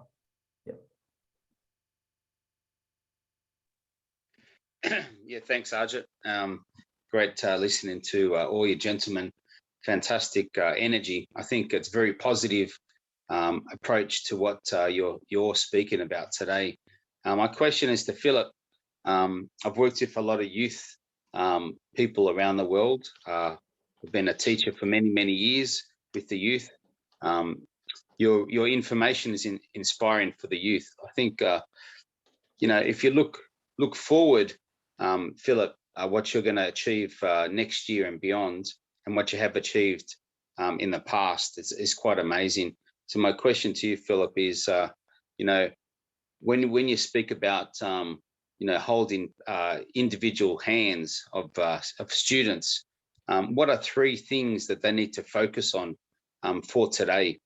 What's probably three important factors that the youth need to focus on to achieve their dreams? Thank you. Thank you very much. The youth has to focus on, first, their mindset. The mindset is everything. If you don't have a positive mindset, you get yourself distracted too much and destroyed. But if you have a positive mindset, a growth mindset, and a success mindset, you are good to go. The number 2 thing that the graduate or anybody who can graduate rich with a job to employ other has to do is to be committed to the habit that made others who were already successful, like the Jeff Bezos, like the Andrew Carnegie's, like the Fords, whose reverence we can point to today, that because of Henry Ford, we have this. Because of Andrew Carnegie, this is there. Because of John D. Rockefeller, this is. So those habits, we have to build our own habits. We break the bad ones, create good ones. And then the third part, we don't joke with it. We continue to leverage those habits until it becomes part and parcel of us, and we grow with it and impart others to also believe in those dreams so that their lives will also be transformed. So we need growth mindset. We need to break bad habits to form new ones, and we need to live our promise. When we say we want to live positive habits, we live up to the habits, not a day or two. We live it consistently and persistently, and the result affects other people. That is how we leave a value for them to follow. So those are the 3 things: mindset, habits, practice. Thank you so much. Thanks, Philip. Thank you. Thank you so much. So I will now go back to our social media for a few bit of questions, which is there, interesting ones actually. For Chet, how do you define time, Chet? Someone is asking this question. And what is mental calmness for you? Interesting. All right, I love that. Great question. So how do you define time? So initially, there's a lot of things out there in terms of how you define time. One thing I always go back to is reevaluate what is it actually that you're doing with your own time, okay? Do what works for you, because there's so many other things out there. And with other things out there, as I mentioned before, is experiment as well. So something I'll give an example of what I do to define my own time is between the hours of 8 a.m. to 10 a.m., I have blocked out my calendar where I just call it my time. I absolutely do anything I want within those 2 hours. I don't have to work on my business if I don't want to. I can if I want to. I have the decision. I talk about, this also ties in with the mental calmness as well. I'll get involved in those sort of areas if I need to. But that is in my calendar Monday to Friday. No one books time in during those hours because no one sees those hours. And that's me from defining time. The other thing I've worked with my clients previously is basically the similar sort of aspect is breaking everything down in their calendar of where they want to go and just not being too detailed, but very high level, because you want to make sure that you're flexible in what you're able to do. So there's two ways of thinking it. You can either do chunking your time, right, where you're in time blocks, where you're strict at it, but then you can also do the same thing, but have something called floating your time. Okay, this is something that I've learned from Tony Robbins. He does something quite similar as well. So you're floating and chunking as well of your time there. From a calmness side of things, again, one important thing is during these times of the pandemic is going out and sort of connecting and networking with the people that you want to surround yourself with, because we've been disjointed by working from home and having that human interaction, face-to-face contact. That is going to cause huge calmness and a great mindset for yourself. But then also something that I also work on a lot on, and I've pushed forwards before when I went back to the pyramid example and the foundation, it all starts with your own mental wealth and your well-being. Okay, get that right, get those things in the right place, do what works for you, and that's going to allow you to move forward. And you're going to find more time as well and defines for you as well. Hopefully that answered your question. I believe, yes. So we will hop into our next speaker at the moment. I'll skip a little bit of questions. Then again, we'll come back to the Q&A round. Doctor, if you are here, Satnam, can you please unmute yourself and we can see you? Are you here? I saw that you joined.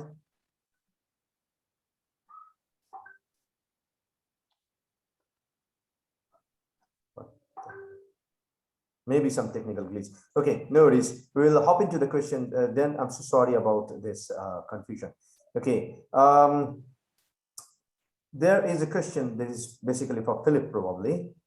Please share, Philip, and of course, you can also answer, Precious. It's a common question. Please share about return of investment for angel investors in the continent of Africa. Both of you can unmute yourself one by one, go. I'm not sure where his timeline is now for speaking. Philip, you can go. Hello? Yes, I'm listening. You can go ahead and I'll follow after you. I think my focus is on the global youth. And okay. I would like to move this one onto you. My concentration is on the youth one-on-one across the globe. So I have no practical interest on what I am getting, what I can give. So all right, with regards to investments, as you requested in the information for angel investors, it depends on the kinds of investments that you are interested in. First off, before you take up any activity in terms of investing in the continent or in any member state of the AU, you are to first of all ensure that you have done a concise, precise feasibility study, which can give you a holistic approach and an understanding as to how to go about what you want to go about and what are the respective channels, processes that you have to adhere to. So in terms of you bringing in, for instance, a mining investment as an angel investor, you have to ensure that the requisite technical skills and technical team is already in place before commencing into any major operation in whatever mining scale, whether artisanal or large scale or whatever type of mining, whether you're mining gold, bauxite, or some other kind of mineral. For Sierra Leone, for instance, what we do as a company, Junior Investments Company, we ensure that we facilitate the necessary needful information, processes, and protocols, enhance that your insurance, your investment is insured and secured.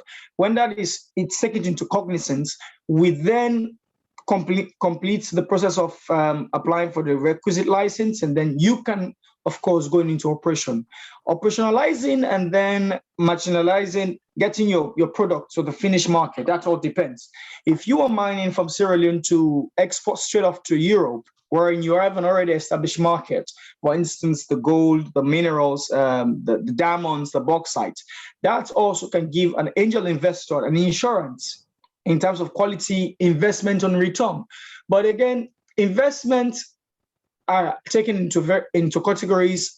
I want to give the question back to the person who asked that. It depends on the type of investment. If you're coming as an angel investor, what kind of investment you're going to put resources into? Are we looking at cash? Are we looking at assets? Or what exactly is this angel investor putting resources into? That can also quantify the kind of return on investment, the time frame for which the investment yields its return, and then to see what kind of measures can be put in place to ensure security as well as insurance in the smooth operationalizing and monitoring evaluation of the operation phase before we look at returns on investment. But if you do not take these into cognizance, if you do not take the factors of first off doing a feasibility study, or understanding the operational market that is existing in the country, if to say we are doing agriculture, we have a company that we recently launched by His Excellency the President. They're already in country, they're doing manufacturing of fruit juice. But the main operation which they came into Sierra Leone was to cultivate certain selected fruits and vegetables for cash crop purpose, which are to be exported. They later on realized that the country has got a market for the manufacturing of fruit juice. This fruit juice, which is called Sierra juice, is currently being sold at large scale, wholesale and retail, some of which is even being exported to other countries. Yeah. So the return on investment for these angel investors has brought in their market structure, wherein they have not only expanded from the cultivation of selected fruits and cash crops, they have now expanded into major cacao and coffee processing for necessary exportation. So this again gives a bargaining chip to the investor itself. If you have a lucrative market that is existing in the country of origin wherein you are investing your resources, it can also create an enabling environment for you to do expansion deemed necessary as per the capital scale of your investment. However, this can also give return on investment with added value based on your initial market structure, going into full operation, ensuring thorough monitoring evaluation for necessary expansion on growth, which can give you a return on investment. So I believe in a nutshell that yes, there is a tangible way for angel investors to ensure that they have the tangible return on investment that they so deemed desire as per the investment in terms of the sector in which they intend to invest their capital or resources, which in turn will give them the requisite dividend or profit margin that has been set by their feasibility study or assessments they have done initially before getting into operations. Beautiful answer. Chet, there is a question for you as well, if you allow me. I hope that you're here. I'm still here. Okay. Okay, this is something really a different kind of question which actually came in Twitter, so it's really short. So I'll try to make it simple for all of us. Talking about leadership, what kind of leaders you feel that a common person should follow? There are a lot of motivational speakers, but how will you define leadership in proper execution? Leadership in sorry, what was it, in what institutions? It was really short. I'm just trying to make it simple. Okay. The question is probably we have a lot of public speakers. Whom should we follow as a leader if I'm first comer in the market? Right. Okay. Fine. Okay, that's not a problem. So you've got, in effect, with leadership, there are essentially sort of 5 types of leadership. Okay, essential. Okay. One, you've got an authoritarian leadership, you've got participative leadership, a delegative leadership, a transactional leadership, and a transformational leadership. There's those 5 types. So when somebody is speaking, they could be talking about different areas from a motivational perspective. However, the answer to the question of who should you follow, okay, I could easily turn around and say, well, you should be following me, okay? But do I resonate to whatever I'm saying, does it resonate to you? Okay, is there any relation there? Okay, and if there is, then you are going to basically follow this person because you like their style, you like their way of thinking, you like what they are providing, because it actually is having a direct impact on you personally. So I couldn't answer the question in saying you should listen to X, Y, and Z, because whoever I listen to and I follow could be completely different to the whole panel out there as well. Okay, it's all about who you relate to. Okay, but just to give out of interest, because I'm from a peak performance side of things, yes, I follow the likes of the Robbins family. I follow Gary Vee. I follow those because I like the energy that comes out of them, and then I feel that that's the type of energy that comes out of me. Yeah, so it's who you ultimately relate to, and do what works for you is the best advice and answer to that question I could possibly give. I'm sure. Okay, so we have our next speaker with us, Dr. Satnam. If you can kindly unmute yourself, we can see that you are probably in the car in a video. If you can kindly unmute yourself, we can hear you.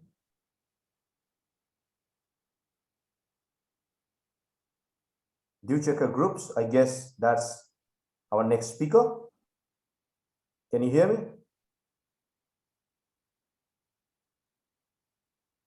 Can you hear me?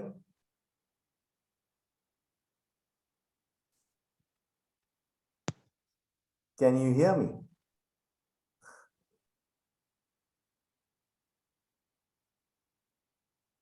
Marco, you actually invited her, so if you know her name, you can ask her to hear. Can you hear us? I can hear you guys. My sincere apologies for joining late. I'm not driving, but I'm in a vehicle at the moment, but I can hear you right. Not a problem. So let me welcome you to World Leader Summit. So ladies and gentlemen, our next speaker, she is a Vice President of Council of International Chamber of Commerce, Director and Board of Director of Asia Africa Development Council, and it's a long bio. We are really honored and happy that you joined our Business Council and our 95 countries network, and this is the summit that we cherish and enjoy with 95 countries at this moment. So welcome to World Leader Summit once again. Please enlighten us with your knowledge and wisdom. The stage is yours. Thank you so much. Thank you. This is a privilege to be here today at the World Leaders Summit. I'm so honored to be here and having all these incredible people and share space with them. This is such a privilege. Like I said, I'm very, very grateful to you. Thank you again. For me, I only live by 2 words, and there are things that my father taught them to me. So all I know is me upside down is we, and the whole problem is solved. And the other thing my father taught me is a drop loses itself to the ocean to be the ocean itself. So that is all I know in life, and that is all I live by. I'm called Satnam Devchakar. I inherit this name Devchakar from my father because he is called Devchakar in local areas in rural parts of the world in India. And this word specifically means servant of Lord. So because of his philanthropy work, because of his social service and commitment to the environment 45 years ago, that is what the people started calling him Devchakar. And I officially recalled my name a year ago to call myself Devchakar, and I'm very honored to be the only Satnam Devchakar in the world. So, but like I said, you know what? Everyone in the world is doing so many great and wonderful things. For us, it's all about complementing them, okay, to bring them together. It's not a competition world for us. We just want to put whatever services and technologies and things that I work with together, and every day our aim is to join hands with people, join hands with like-minded people to make this world a better place. That is all we do. I'm an FIP as well, in which we are green technologies. Wherever we take our technologies, we invest in infrastructures there as well. And exactly the same thing, the world needs people who, are capable to look after themselves. Okay, so our intention is to create that society for everyone to uplift, not only themselves, others. But if you're not able to look after yourself, you're not going to be able to support your surroundings. So that is why we're creating something which is a DIY program, which is do it yourself. So it means your health, look after your health yourself. So we're trying to take the dependency away from the allopathy, move into a zone where people can be self-dependent on allopathy, okay? And not only allopathy, when we say self-reliant world, means everyone understands their responsibilities, their duties.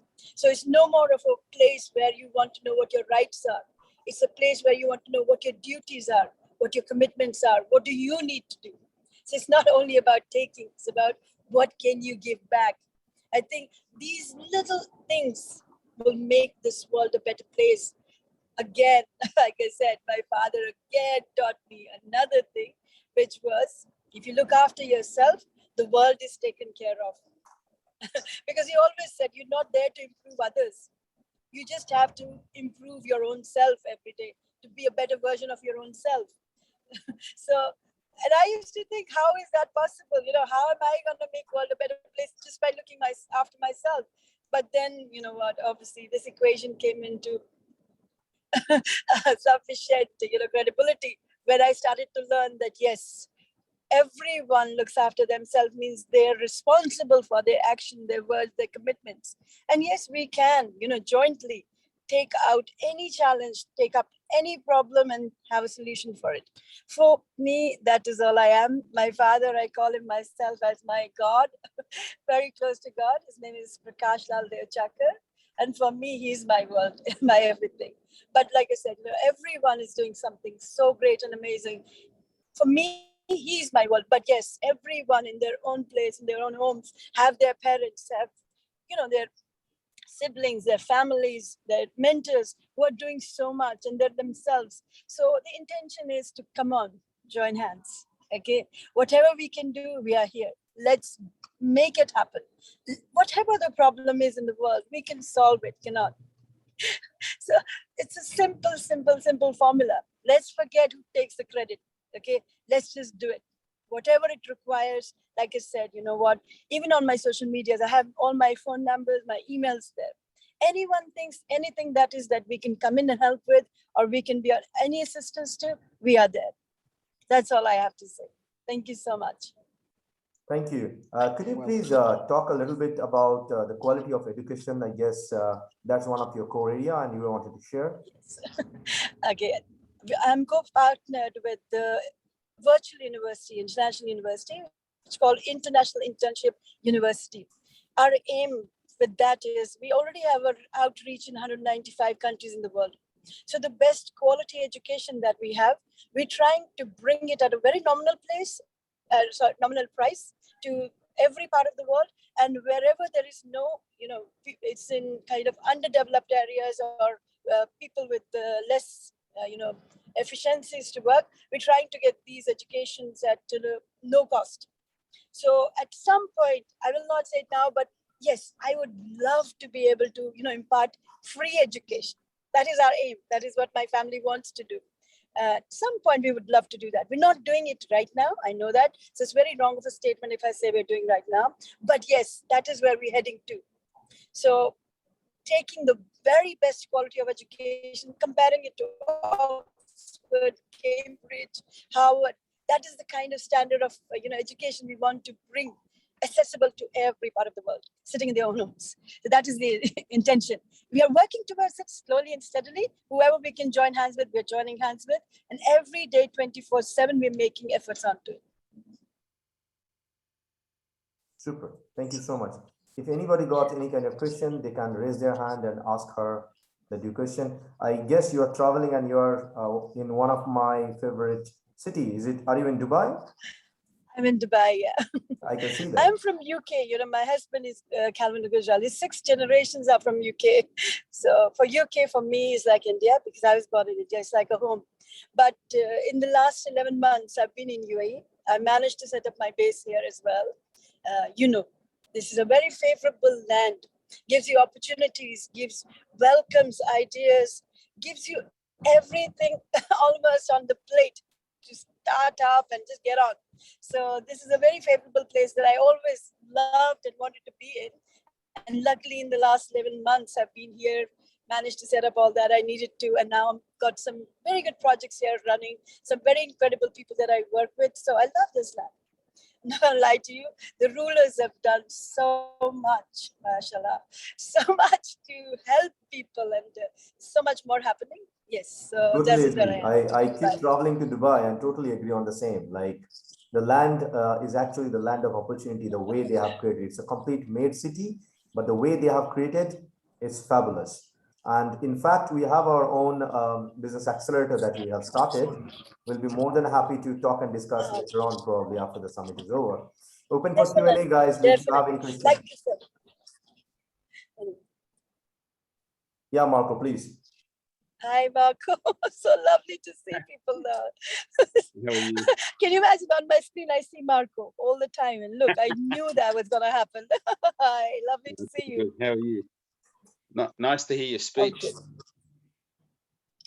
I try not to call it a speech because I really like to speak with my heart.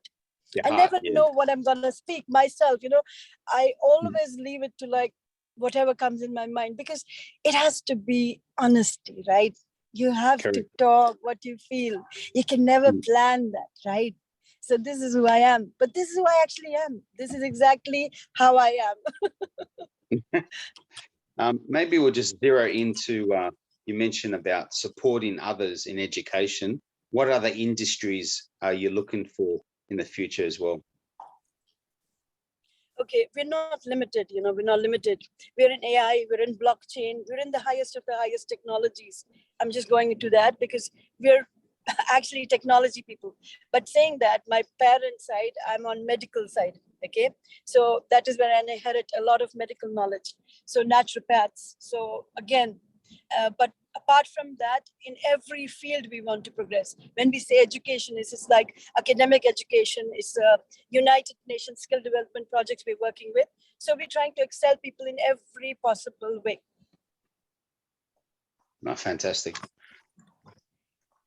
Maybe you can, that's okay. We've got a great few speakers there today. So maybe to Chet, I enjoyed your speech about how you are so focused and you've got everything so aligned. So maybe, and your support for others and how you zero into, you know, areas that people needed support, you know, being the young adults, you know, being people that are just in startups, corporates, and obviously SMEs and so on. So maybe, Chet, you can have a little chat here now and explain how we could support each other in various parts of the world. See, I've been a fortunate one, you know, because somehow God's been very kind. He's put me in the right places with the right people, with the right, my family, you know, he's done a lot of good for me. So I have to really thank him for that. But like I said, you know what, my emails, my phone numbers, everything is there. You know, I'm lucky to have support of people around me, and anyone, like I said, anyone can contact us and see how we can work together. I'm always open to that. Anytime. Anyone needs any help and support to set up things in Dubai as well as UK, I'm there. Anytime. You can call me, email me, message me, not a problem. 24/7, anyone's allowed to contact us. Super. Thank you so much for this. Thank you. So, Doctor, thank you for joining us and sharing your insights and, of course, the values. We'll be more than happy to work with you, definitely with our accelerator. We need you over there. We have amazing technology solutions and we are doing it, honestly, worldwide. Let's join hands and grow with each other's strength, and let's skip all our weakness so that we can grow with strengths only. Thank you so much. Thank you. Thank you so much for inviting me. It's a privilege. Thank you so much. Thank you. Thank you. I can see one of our friends already logged in from Switzerland. Welcome to World Leader Summit, Doctor. Do you want to go next, or do you feel that you want to wait? You're muted. You're muted, Doctor. Please. I'm open for everything. Okay, so let me have the privilege to welcome our next speaker, Dr. Eurus. He is logging from Switzerland, and we can see the beautiful mountain in his background. I'm sure that's virtual, but we can always hop into there. I'm a lover of snow and cold. Okay, the stage is yours, Doctor. Please enlighten us with your knowledge and wisdom. Thank you so much. Many thanks, many thanks. Happy to be here in this platform. And I was the last days as well a guest and have seen what the colleagues has presented, and that was high class. And Arit, you are doing a great job in the organization, in the moderation. I'm sitting all over the world around in meetings, and what you are doing is really prime. So many thanks for everything. So I'm trying to share. Yes. And go for that.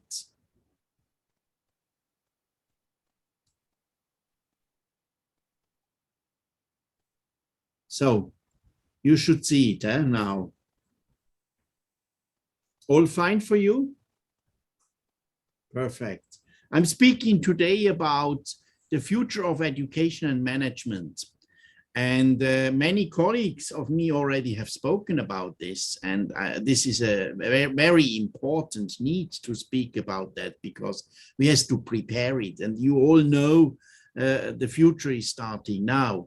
And therefore, we have to look how the next steps should be and what we could prepare for a good future. We want to have a good future, not only a normal future. So let's go. We are living now in time of disruptions. I would say we are living in a multi-disrupted time.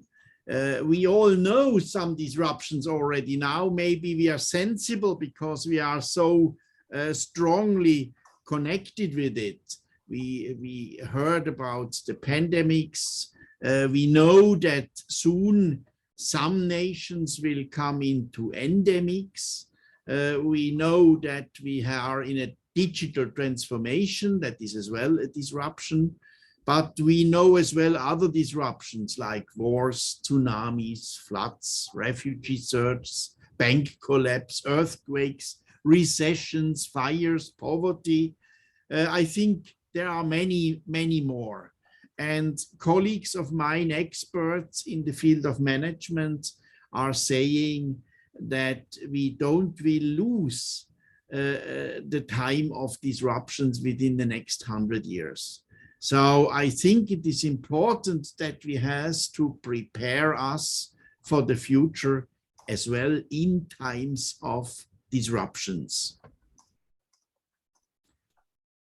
Yes, but what is needed for the future? I think we all hear about talent development, potential development.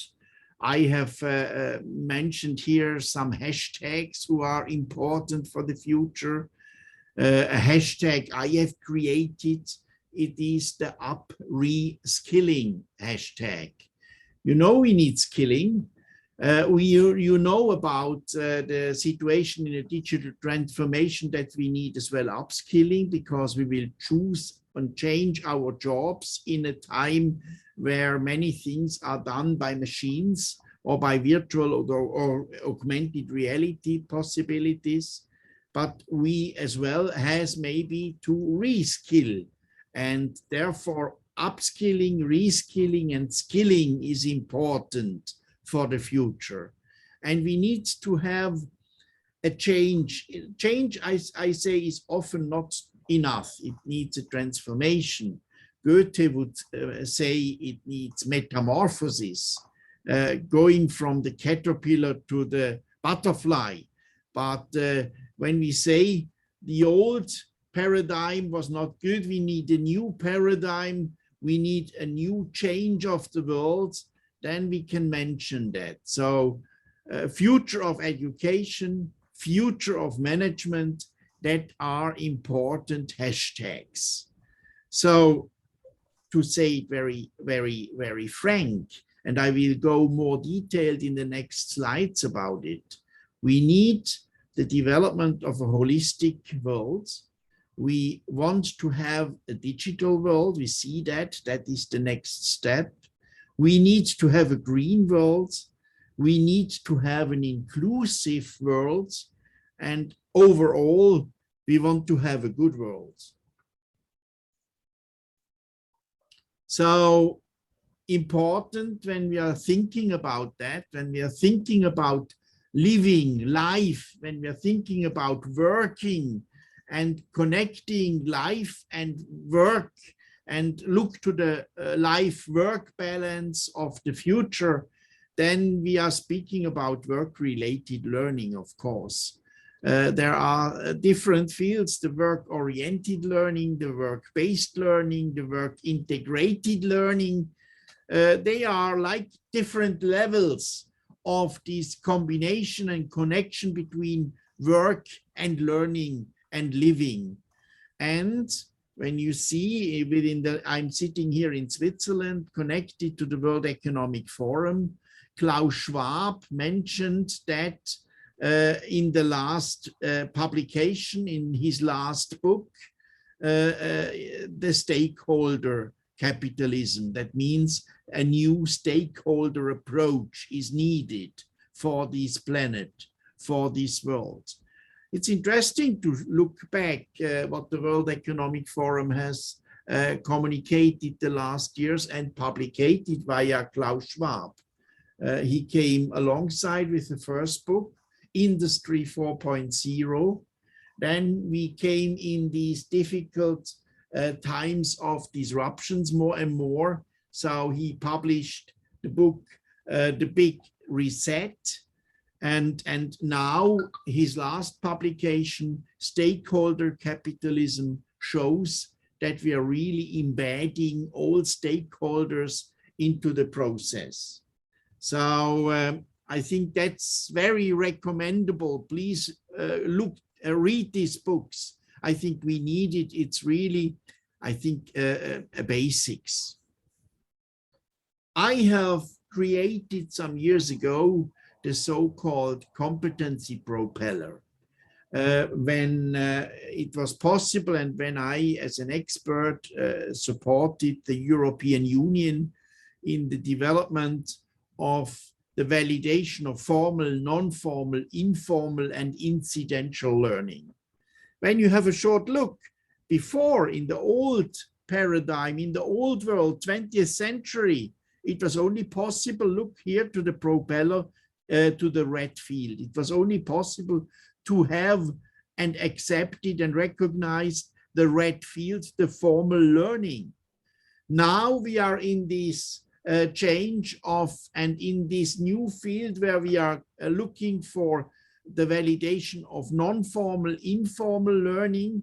So you see the green and the blue field is added now more and more. That means we have much more possibilities of competencies, of qualifications, of our chances to use for the workforce.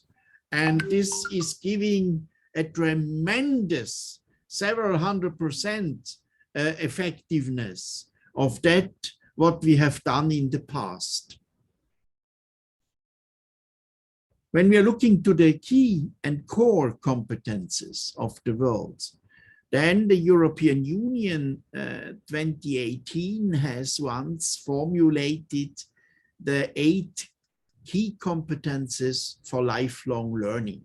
You see that number 1, the communication in the mother tongue, 2, communication in foreign languages, 3, the mathematical competence and basic competences in science and technology, 4, the digital competence, 5, learning to learn, very important, 6, social and civic competences, 7, hey guys, please hear, entrepreneurship is a key competence. Officially, you see that, and is number 7 rated. Number 8, cultural awareness and expression.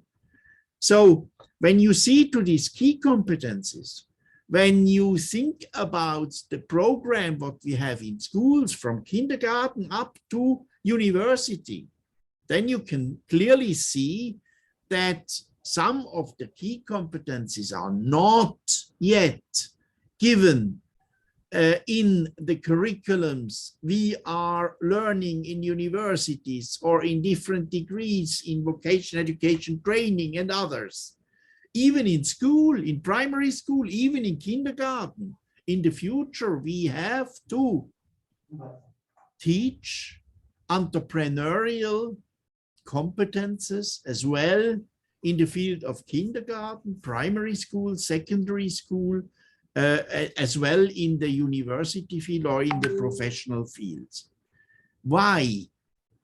Entrepreneurial skills are connected to the responsibility. That means entrepreneurs know that they are the responsible persons and human beings of their company, of their doing, of their development of services, of products.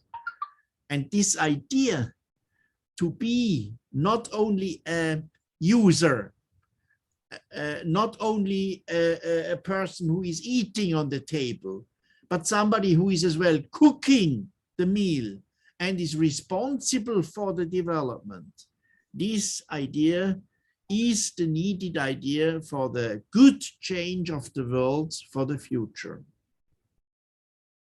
So the holistic approach with the SDGs was the base. 2015, the United Nations. You see, I'm an SDG ambassador in several places, as well in India, but as well for the United Nations goals. That is our future highway. We have 17 highways, and we will see when we look to the different streams, maybe now today to stream number 4 with quality education, then we have to have several possibilities where we could make changes, where we could make an effectiveness for a better effectiveness for the future. So let's have a look to under the base of the SDGs to the 4 big changes and needs to the future. 4 goals in mind. I say four revolutions. Number 1 is, of course, we know that now, the digital revolution. Number 2, we know that the green revolution. We know that more and more. Number 3, the social inclusion, sharing is caring revolution, that we need more working and communicating and sharing and being together. And number 4 is the recognition fields. People are not doing anything if they are not recognized with that what they are doing. I'm saying that as a Swiss, I'm saying that as a person who is working since many years with the field of recognition and accreditation, and I have seen many organizations who struggled with this because the authorities were very old-fashioned and didn't recognize new forms of learning, like informal, non-formal learning, etc. So let's have a look. Digitization, digitalization, digital transformation. I think we all know that already. We have within the last months and years spoken about the new digital age and the preparation for that with smart technologies. We all have already examples with artificial and augmented reality, artificial intelligence, with virtual reality, with facial recognition, neural networks, data, machine learning, many things in this field. I think I don't have to make details on that. But we need more and more. When we looked at our problems in the nature are binding us back, when the mountains are not anymore so beautiful white as they are behind me now, or when we see that that many other things are not that as it should be. We need this Green Deal for the world. We need a paradigm shift, and we need to do something for this. You see here in my picture an architect who is creating a new city, of a green city for the future, where he is looking to that and he's creating that as it should be. I'm working together with different committees and expert rounds in the field of smart city. Yes, that is our future development, that maybe we are working nearby, we are living, and we has to create a surrounding a life or a world where everything is more sustainable, more green, more normal and more healthy. So I think this is an important work for the future. Sharing is caring, I said it already. Already 2017, the Council of the European Union has created the so-called social pillar, the social pillars for the social rights, the European pillar of social rights. You see them here in this picture, and it is really important that we have social rights and inclusion in mind.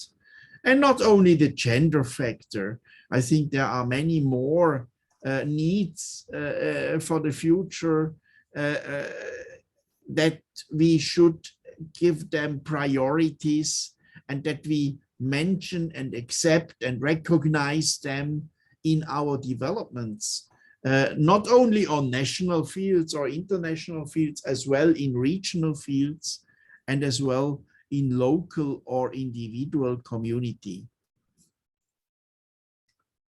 A more social Europe, we said. I'm saying that Switzerland is not part of the European Union, but we do have contracts with the European Union. We are the so-called hole in the cheese of the European Union, you know, but therefore I think we know what it is needing, and European Union has created very many good developments within the last years for a more resilience, I say, for a more sustainable future. So employment, education training, social inclusion are important fields. We need to have the horizontal principles, gender, equal ops, non-discrimination. We have the smarter Europe, greener, low carbon, and we have, of course, the field of health, which is important, and who is nourishing the resilience need for the future. You know, sustainability is not a status where we can say we have it now. We are moving in direction of towards sustainability. And one milestone on the way towards sustainability is resilience. And therefore, let's concentrate us in direction of resilience, being resilient. And resilience is not only an aim for individuals. Resilience is as well an aim for institutions and organizations. Organizations should be as well resilient as individuals. And when we go this way, then we are, of course, going towards sustainability. And that is, I think, very important. When we now making a paradigm shift, we need to rechange, to transform the world, then we should do it good, and not only as a small, quick change, because we are needed to do so, because we are in a disruption, that we are only reacting. No, we should really think about a good acting for a change of the world to a good future. I said, when we do something, then we want to have qualifications. Then we want to be recognized. When we do upskilling and reskilling of non-formal, informal, incidental learning, then we want to have qualifications, so-called micro-credentials, or as the OECD says, alternative credentials, where we could use and who are recognized in the world. We have at the moment a big need for this. You see that here I have presented here different rooms: the red room, the blue room, and the purple room. The red room is here now the actual situation of micro-credential development in the United States. You see the blue room is the HEA room, the European Higher Education Area with 48 countries. That is the field of micro-credentials as a subunit of a credential, of a small module. And you see the purple field of Oceania, that is oriented on the ISCED, International Standard Classification of Education. But overall, the whole need is really created by the OECD, the Organization for Economic Cooperation and Development. So it is important that in upskilling, reskilling, what we are doing for the future is producing qualifications who are recognized. So when we say SDG 4, quality education, then we want to look to high-class quality education. We have to benchmark it, to benchmark with prestigious pilot results, pilot projects. We have to look to validation and valorization of this. We need to have portable micro-credential qualifications, and we nowadays have to look to micro, meso, and macro level. Micro level is the level of us, of individuals, of individual organizations, individual human beings. The meso level is then more a bigger level, the level of a region or of a field of expertise or profession. And the macro level is then that what is needed for the future, that is an international or national first, and then multinational, and then international field of recognition of everything. And we know in all qualifications we have the same ingredients. We are looking to the IDs, data, personal data, title, country, dates, the ground informations. We are looking to the workload levels, learning outcomes of a learning theory and the whole process in learning.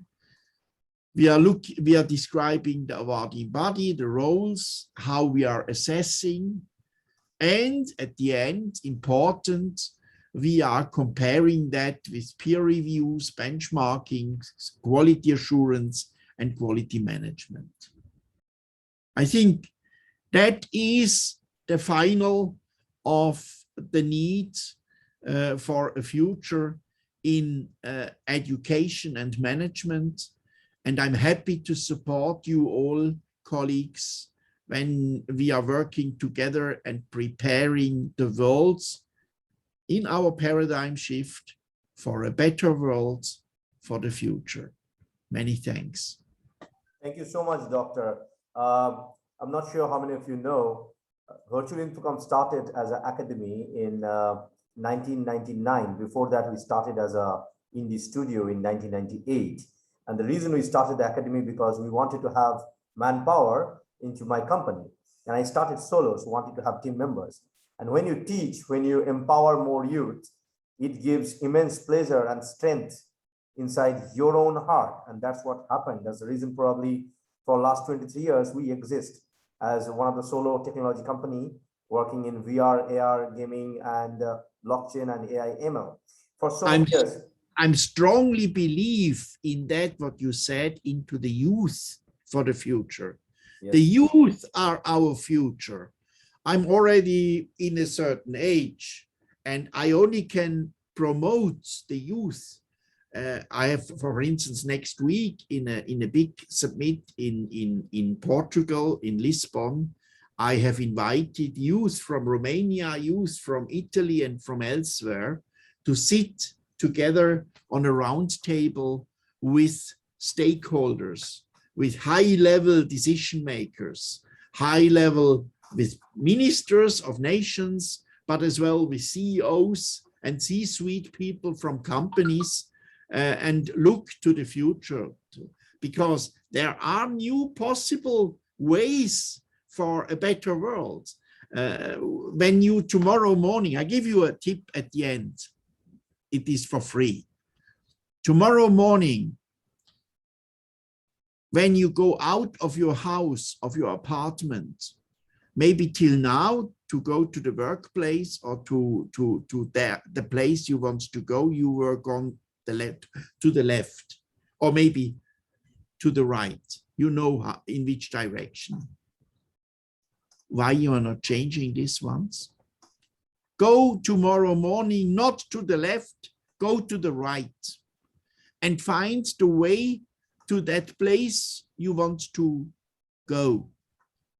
And you will see a totally other way who is guiding to the aim you have decided to go. And maybe the other way, the new way, is a better way for you. You have done maybe the old way since years. You never have seen the other way.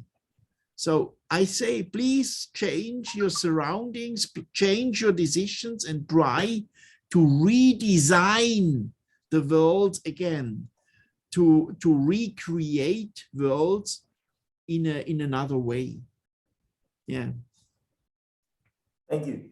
Thank you, Doctor. We'll skip the Q&A. At the moment, we'll go directly to our next speaker. Our next speaker is Samantha Panda. He actually logged in from UK itself.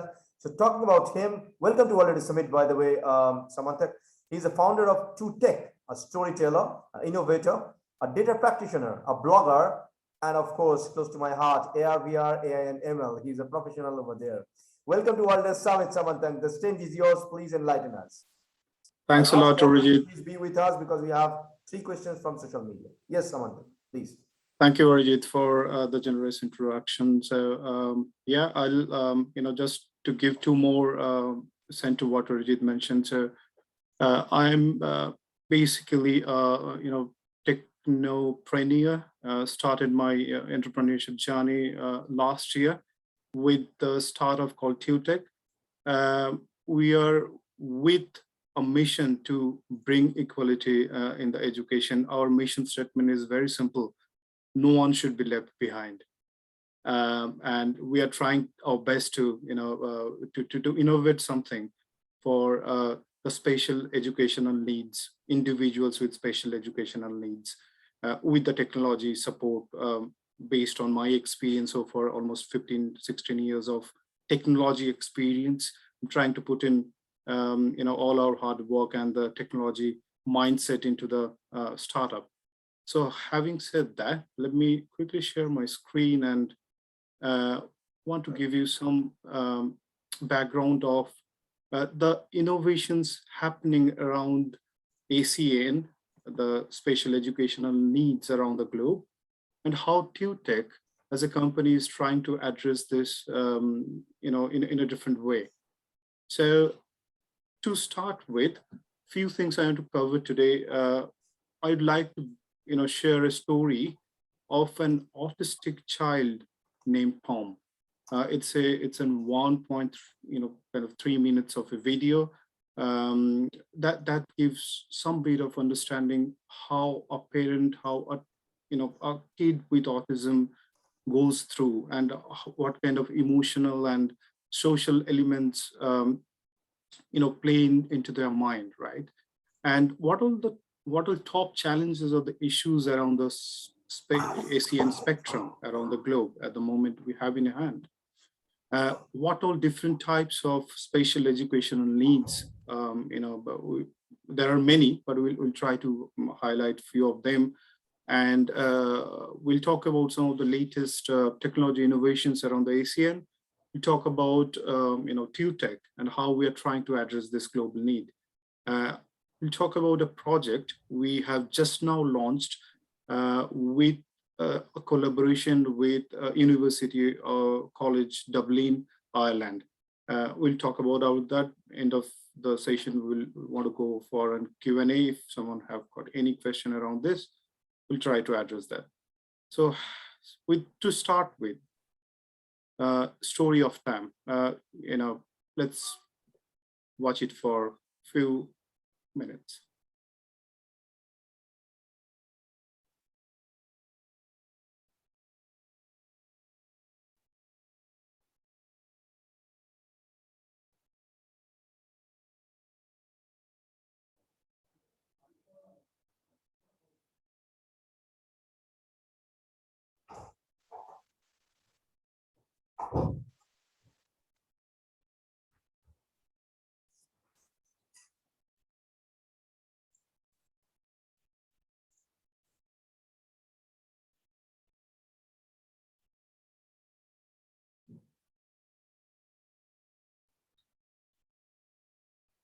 Ist gut gegangen. Was ist gut gegangen? Ich bin schon dran gewesen. Mhm. Mhm. Mhm. Glaube ich zu. Und vor allem am Anfang hat es nicht mehr geklappt. Ich musste den Mief anrufen. Und er hat mir dann noch ein rasches Schnellcoaching gegeben. Da hat Zoom etwas geändert. Vielleicht hängt das auch mit der Kamera zusammen, ich weiß es auch nicht. Und plötzlich habe ich gemerkt, ich muss ja die Kamera haben. Ohne da geht es ja gar nicht. Dann habe ich wieder Gott sei Dank die Kamera jetzt eingerichtet. Jetzt funktioniert es. Aber plötzlich habe ich nicht mehr scheren. Also ich habe schon eine Schere, aber ich habe PowerPoint nicht mehr gesehen. Thank you everyone for watching this for a few minutes. So we understand, Tom, he is a bit different, but he has his own imagination. He loves his own world, right? It's just, he's a bit different. And it's our responsibility to bridge the gap between Tom's world and the world around us. And TUTech as a company, we started a digital movement to bridge this gap.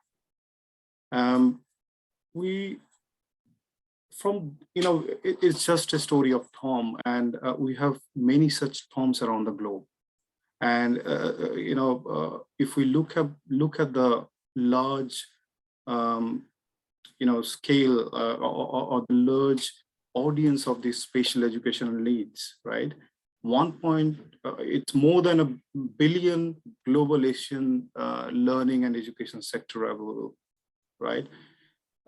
It's very alarming to see more than 10%, 10 to 15% of the world population is actually experiencing some or the other form of disability and learning disabilities, right?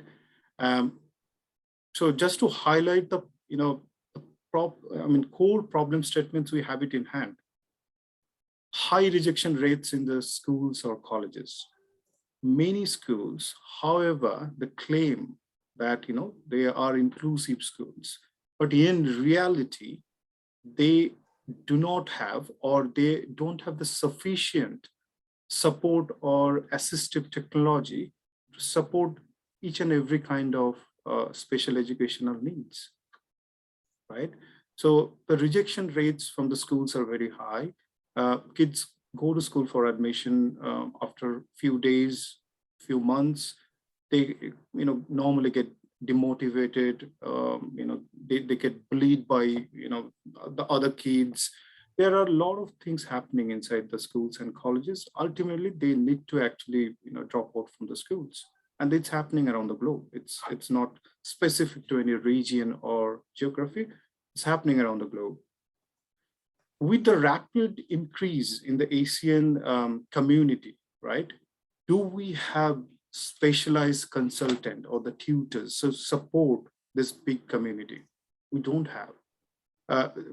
The percentage of increase happening every year in last 2 decades, it had alarmingly increased. And in comparison to that, the number of tutors or the consultants are not sufficient enough. The old age technique to address the ASEAN, to motivate, to actually engage them in their learning is not that much engaging with the modern age kids. They are smart, right? The technology, they are seeing their friends using very, very advanced and smart technologies, but the way their teachers or the consultant or the schools are teaching is still following very traditional old age processes. That needs a huge digital transformations and the technological transformation, right?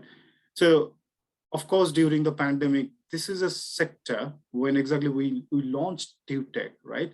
We have seen a huge collapse in the overall ecosystem around ASEAN. Immediately, schools, colleges need to shut down, and these kids had to stay back at home without proper support. And the digital mediums were not that adequate and sufficient, right, to fulfill all the needs for all ASEAN spectrum. Maybe some of them could get some help through usual video conferencing and all, but not all of them, because they are not that much engaging at the end of the day, which is more which is the core requirement for any specific ASEAN kids. The engagement quotient is very high, very low for them, right? That was not addressed during this COVID.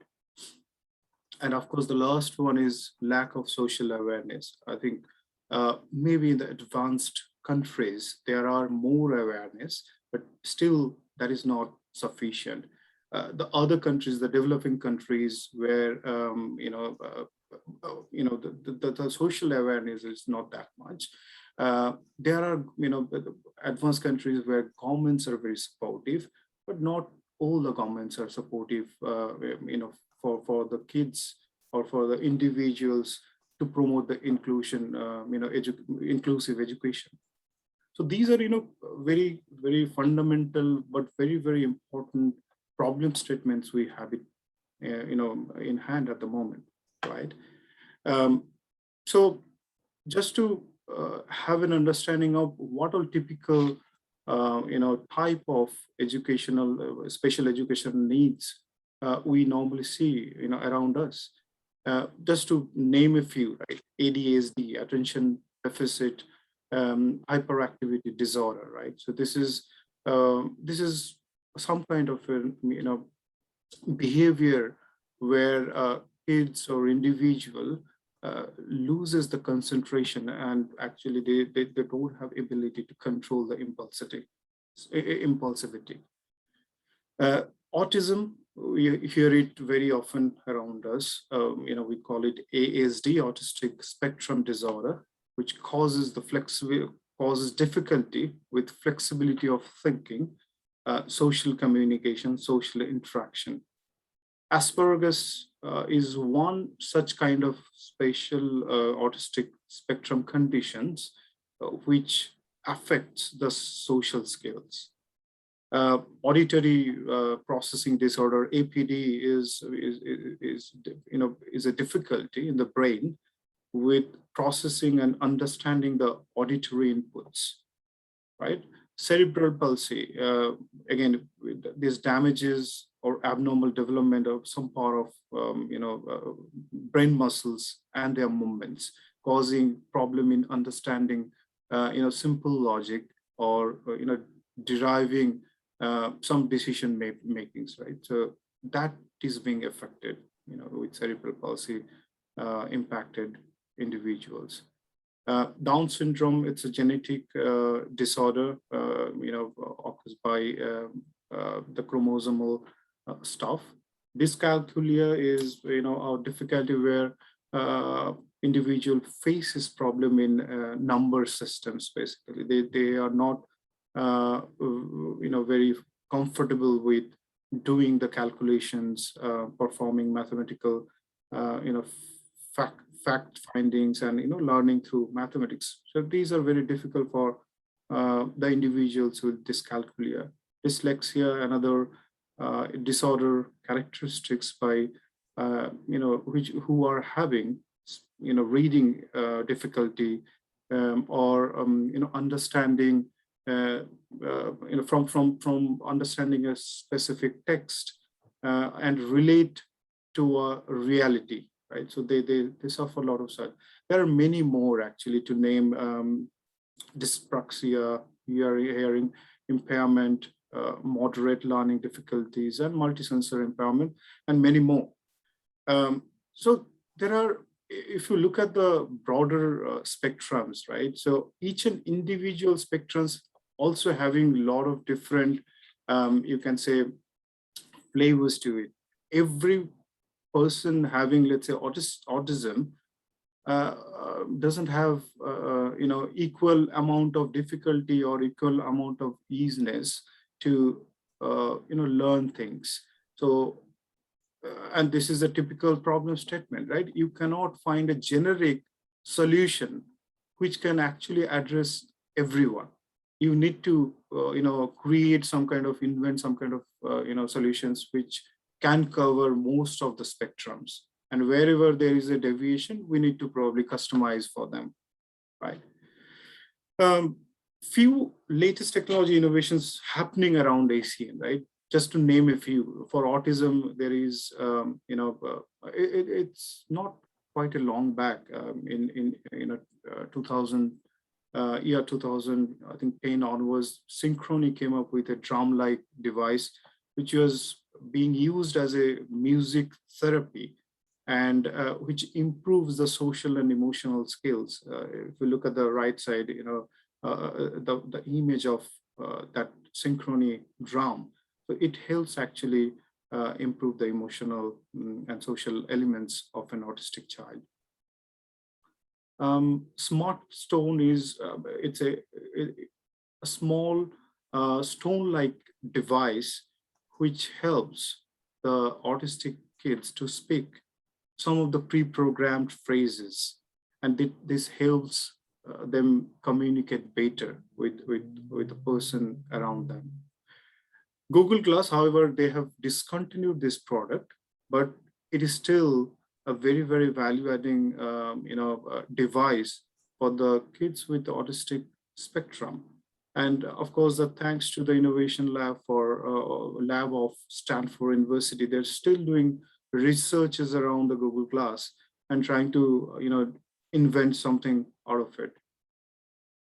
Prologue for Text, it's a text-based app that instantly turns typed words into speech. And it is actually helpful for non-verbal autistic children to communicate better.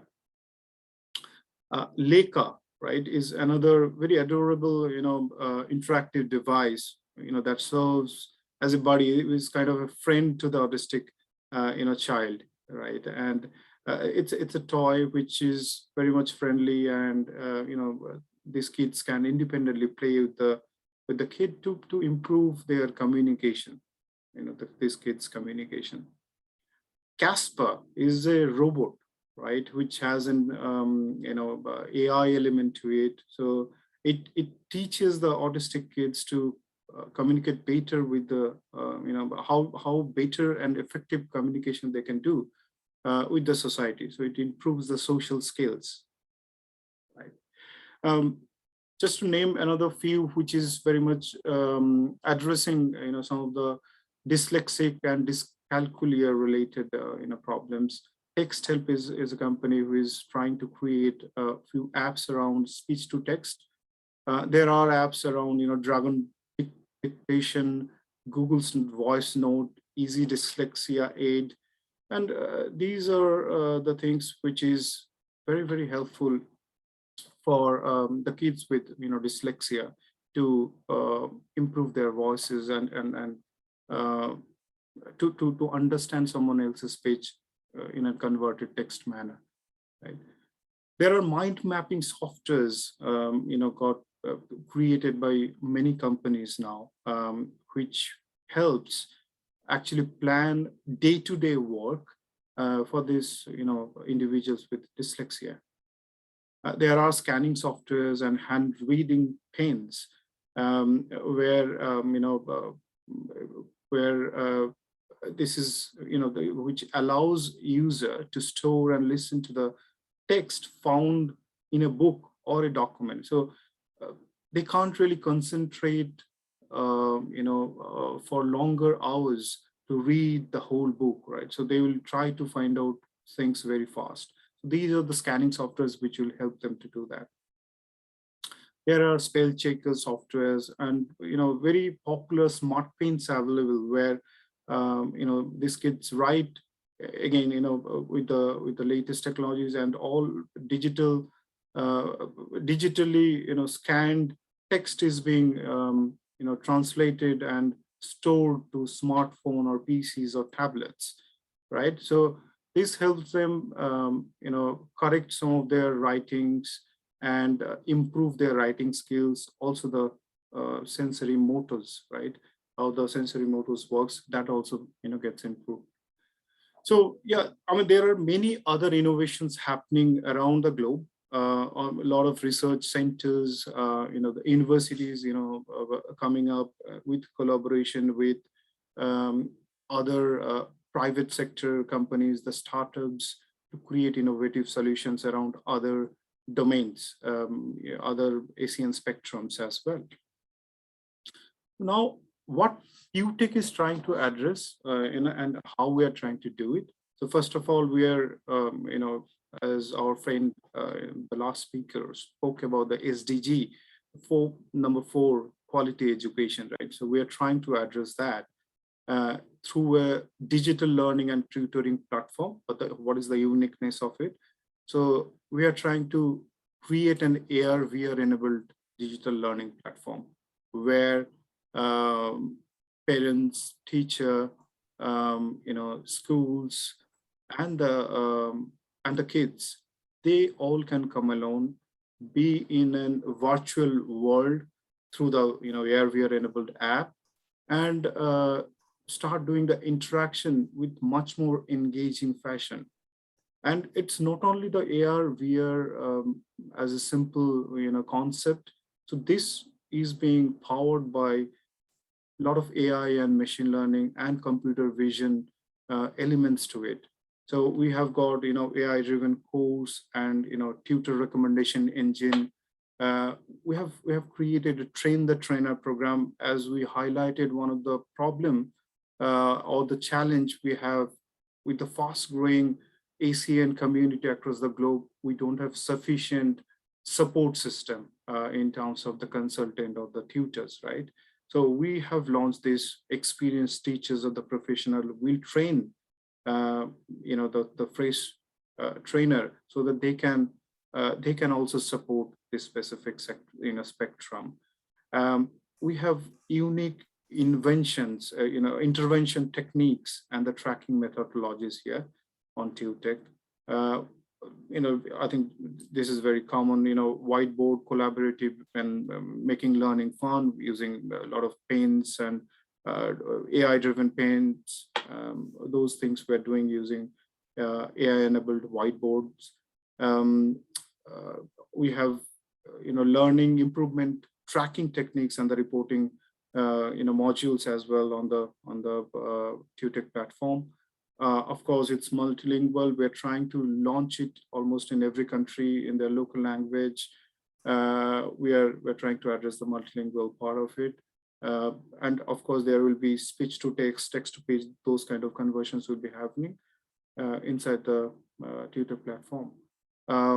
Using a lot of, computer vision and edge computing techniques and the image processing, we're trying to detect the pattern of the behavioral pattern of an ASEAN child. And we'll talk about a project we're launching, the Einstein, sometime after some time. So yeah, all different technologies, and we're trying to create a unique platform, digital, it's a digital learning and tutoring together platform. How we are trying to help them, of course, the affected people around the ASEAN community, first and foremost, the parents or the carer. For them, we are making it very, very affordable solution. And, they can get proper guidance, from the teachers around the globe, teachers from Switzerland, teacher from India, teacher from Africa, they can come on board and teach people and the ASEAN community across the globe through this platform. It's a global platform, and this SaaS offering we have. So, and of course, the intervention techniques, which is powered by AI, which will constantly monitor the improvement of these kids, autistic kids or dyslexic kids, how better they, these techniques are help them improving their regular day-to-day work, and their learning process, right, through proper way of learning things here. Parents can find the best tutors, possible tutors, who is, very experienced teachers on this platform. They can find the best possible tutor who are best suited for their kids, right? So the students, this becomes a fun for them. They don't really think this is a learning. So we'll, the medium we have created in a unique way, this becomes a gamified learning, process. So you just feel like, playing a video game. However, through that, you are actually learning a lot of value-adding stuff, right? Basic guidance from the kid's favorite tutor, because that tutor can be from any other region of around the world. This improves, learning and the behavioral growth of the student. We are trying to build the confidence. There are a lot of awards and recognition of students' small achievements. We're trying to promote and give them a lot of confidence through this platform. Last but not the least is the consultant or the educational institutes. They can get immensely benefited because there is no such platform available at the moment in the world, which can which can address a global need across all ASEAN spectrum. And an educational institute of, let's say, London can have students around the globe connecting through this unique AR/VR enabled platform, just like having the classes within their own premises in London.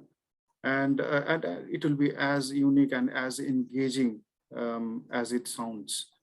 So just to summarize, right? So we are, we are an interactive and engaging, learning platform. Of course, a multilingual and which is dedicated for ASEAN kids and their parents and the tutor. So overall, if we look at it, so we're trying to create a learning marketplace for everyone who is associated with ASEAN sector. Okay, and right now we are only talking about autistic, dyslexia, dyscalculia, all these typical learning disabilities, but we have ambition to go for all other learning disabilities like blindness, deaf, dumb, whatnot, where maybe we need to go for some kind of a hardware support along with this digital software pieces we are building. We have so just to go over the project we have just now launched with University of Dublin is again very much aligned with what we just now talked about. We are creating artificial intelligent avatar. We know a very renowned robot called Sophia, right? So who is acting just like human with their emotional aspects and all. We are trying to create that kind of an avatar called Tex, which is TUTEX specific AI avatar who will understand the emotional aspect of the special needs and can interact with them independently without any intervention of any parents or any teachers. So we are doing the research with the collaboration of University College of Dublin. The project name is Project Einstein. Hope this will help a larger spectrum around the globe with this kind of unique invention with AR, VR as a technology and artificial intelligence, machine learning, computer vision, and the technology can be really helpful if it can promote and it can solve these kind of a larger problem statements in hand, solving a global issue of for the learning disabilities we have at hand. So with that, I would like to open the forum for any question or answer. I'd like to address any questions if anyone have got. Thank you so much. It's really great to see the kind of work that you're doing. A quick question from me. Sure. Are you guys into augmented reality or virtual reality? Or so you are using both? We are, so augmented reality, a lot of courses we are creating using augmented reality, but the virtual reality, we are trying to create the video conferencing using the virtual reality, where tutors can come in, parents can come in and do the tutoring through that virtual reality video conferencing. That is the concept we are creating. A small input from my end. Yeah. I'm not sure how much you know about me. Don't you feel that the VR device is not actually available everywhere? So if you create a business model out of VR devices, because of cost, don't you feel your customer acquisition cost will be a little bit of higher? Very good point. Can you optimize it into rather normal video calling facility utilizing AR? Nowadays, AR is available with the technology where you can do the same video conferencing utilizing the AR or maybe hologram, whatever, like smartphone have that kind of capacity. You are spot on. So we exactly did the same thing. So the first version, the MVP we are launching is having the AR enabled video conferencing. The future we have, of course, around the globe, you are the best person to know VR, how we are trying to optimize the the specs cost and all the digital stuff. It's happening. I think more or less we all know, next 5 years, 10 years, there will be immense optimization in the cost and innovation will happen around the hardware spectrum for VR. Maybe for future, that's what we'll move to. But just to start with, we started with AR video conferencing. You are absolutely spot on, Arijit. Thanks for that. Super. So we have a couple of few questions, but I guess this is the time we should move for our next panel. But before we go, if Marco, you want to ask any question to Dr. Yunus, please feel free to do that. And then I will introduce our good friend Hamid, and of course, the rest of the speakers and the panelists. So Hamid will actually take the bat from me, rather, I would say, and he will be moderating everything. Thank you, Samantha. Quick point, because we are not actually only talking, we are executing. We'll be more than happy to collaborate with you. We have the entire structure.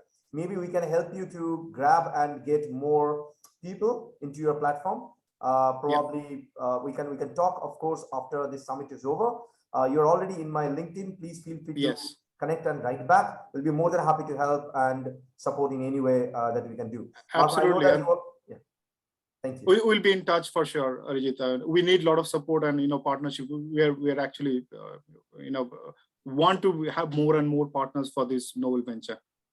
Whatever I can do for my VR and AR friend, I'll be more than happy to do that. Thanks you a so lot, much. Arijit. Over to you, Marco. Quick question, only one, please. Yeah, thanks, You're Arijit. dying to ask the question. Yeah, no, fantastic. No, I think Samatech, a fantastic area. Like I've worked in education myself, in special education, and the need for a platform for is this for all ages? Is it are you catering for all ages, from children to adolescent, young adults, and adults? That's the first question. The second one is when will it be launched? And obviously, as Arijit said, would love to support it because we've got some fantastic people with us on the panel now that have, really some highly skilled, areas that they're working in the educational space. So I'm sure we all can connect and take your model and your platform to a high level. Thanks a lot, Marco. Just to answer your question, when it's going to be launched. So we kind of limited our beta version to a very targeted audience in UK. We are already, piloted our beta version where the consultants and the autistic and dyslexic kids are already using it. We're trying to gather their feedbacks and we are incorporating them onto our platform. Beta, the actual first MVP, the minimum viable product launch is planned for end of this month. Okay, fantastic. And the age groups you're catering for? We are trying to target for till 14 age group at the moment. Starting from starting from 2 to 3. 2 to 3 Okay. with AR. You're gonna kill their eyes. No. so yeah, I mean, for them, they will just, I mean, the expectation is parents will be supporting them to, have the fun. Oh, brilliant, brilliant. Okay, so I will ask one single question to Dr. Yurus because we have, actually flooded with few bit of questions from social media. Sorry, guys, we are not taking it because we are actually running in a very tight schedule. Okay, Doctor, a question from someone, probably he or she, I can't recognize that. Why we need to pay for basic education? Don't you feel it should be free for kids? And I'm talking regarding the third world countries mainly, and quality is a big question over there. I fully understand this question and this need because education is a social right, one of the first social rights. And to have a basic education for the future is essential, crucial, as we say. So yes, of course, I can say so. But the importance is that we has to, first of all, speak with the political developments and the stakeholders who are choosing the development of different nations. They has to make the priorities first and to understand that we need education, good education, that we need SDG 4. SDG 4 is really this, nothing else. Of course, we can go into the details, but we need the right for a good education worldwide. And people like big development people like Kofi Annan. I had the chance to work with him several years together in Geneva, where we created new steps and new tools for the future of Africa. But he said, as others as well, this is the first step. This is the biggest weapon in the world, is education. If we need to eradicate poverty in the world, we have to start with education. Yeah. Thank you so much for the answer. Please stay with us. Please mute yourself and let's go for the decorum. So we are right on time, and Hamid, brother, if you can kindly unmute yourself and turn on your video so that I can formally introduce you to the audience and the panel, and then you can please take the mic from me to introduce your panelists. And I can see Fadi already joined. He's another great friend of mine. Of course, Sarah and others, two of you. I hope that you're here. Thank you so much for joining. Hamid, I'm waiting for you, bro. If you can kindly turn on your video and your microphone. Super. Okay, so Hamid Ali Beki is our chairperson for our incubation and acceleration panel, which is basically an ecosystem that we tried to create last year. And Hamid has been enormous support into the entire vision of ours. Not only that, Hamid is COO at B Ventures. He's a technology transfer strategist, a venture capital advisory, and a professional lecturer. It's a long bio, but I'm not going to take that. For me, Hamid will always and is my great friend, close to my heart. Thank you, Hamid, for coming. Welcome to World Leader Summit 2021, happening from 5th of November to 9th of November. This is the final day, and we are totally enjoying it. Over to you. Hello, everyone. My name is Hamid. As Arijit said, hope everything is good from your side. Yes, my name is Hamid. I'm from Iran, but working in the Persian Gulf region. I'm in touch with a lot of the ecosystem around the world. Before I was the venture capital manager. Now I'm the COO, the Chief Operations Officer at B Venture, as the venture capital investment company in the Persian Gulf region. And now we targeted some startups and some region to invest on their startups. On the other hand, for 7 years, I was the technology transfer strategist and try to help teams to expand their market and also transfer the technology to different countries. And now I'm so sorry, I think my light is not very good because I'm in emergency condition now. However, I'm so sorry. However, I'm with you. Yes, we have today a great panel with my great friends, Sarah from Bosnia, Fadi from Lebanon, Muhammad from Oman, and Ismail from Turkey. Yes, Arijit is a great, my friend, are here, and we will have a great panel. Arijit, what is the next step? You are going to take care of it. You have all the permission, all the happiness, all the strength. So I'll keep myself mute. You can ask your panel questions and run it. So you have total 1 hour, 7 minutes to run this panel. Very nice. Okay, who want to be the first speaker? Sarah, Fadi, Ismail, Muhammad.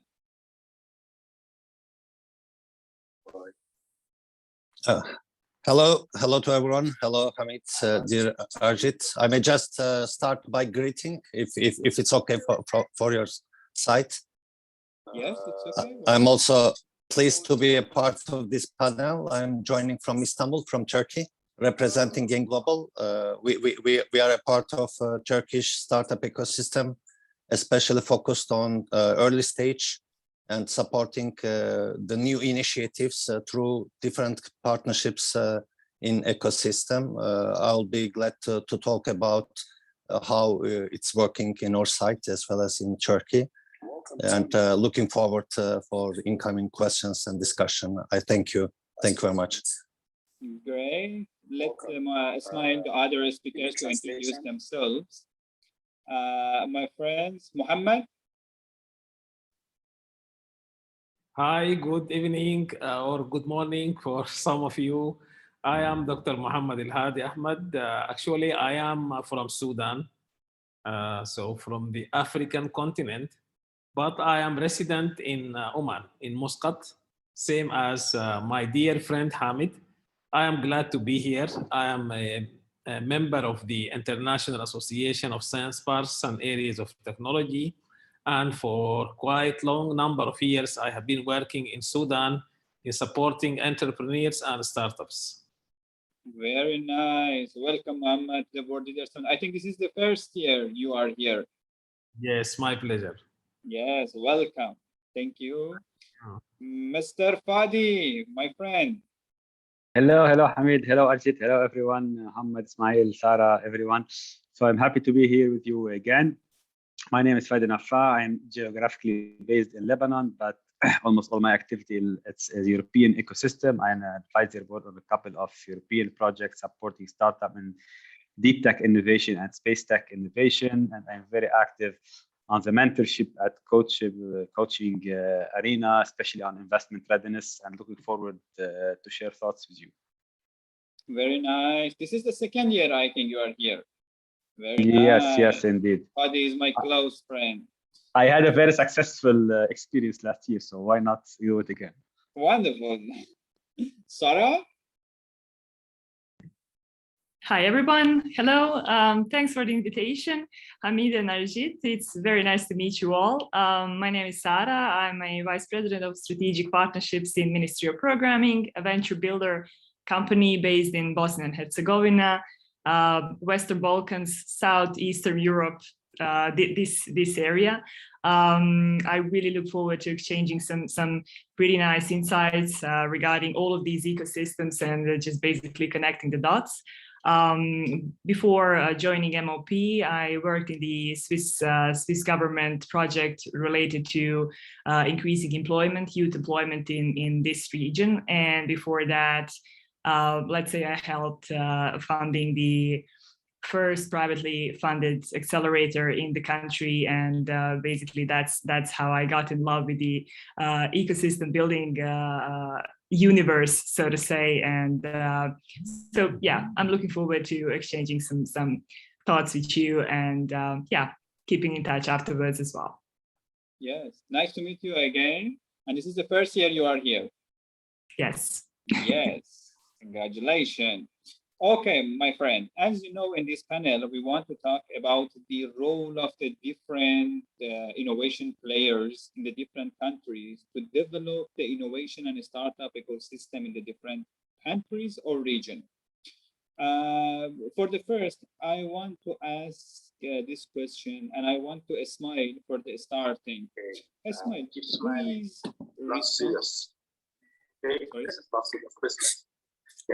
Yes, I'm following.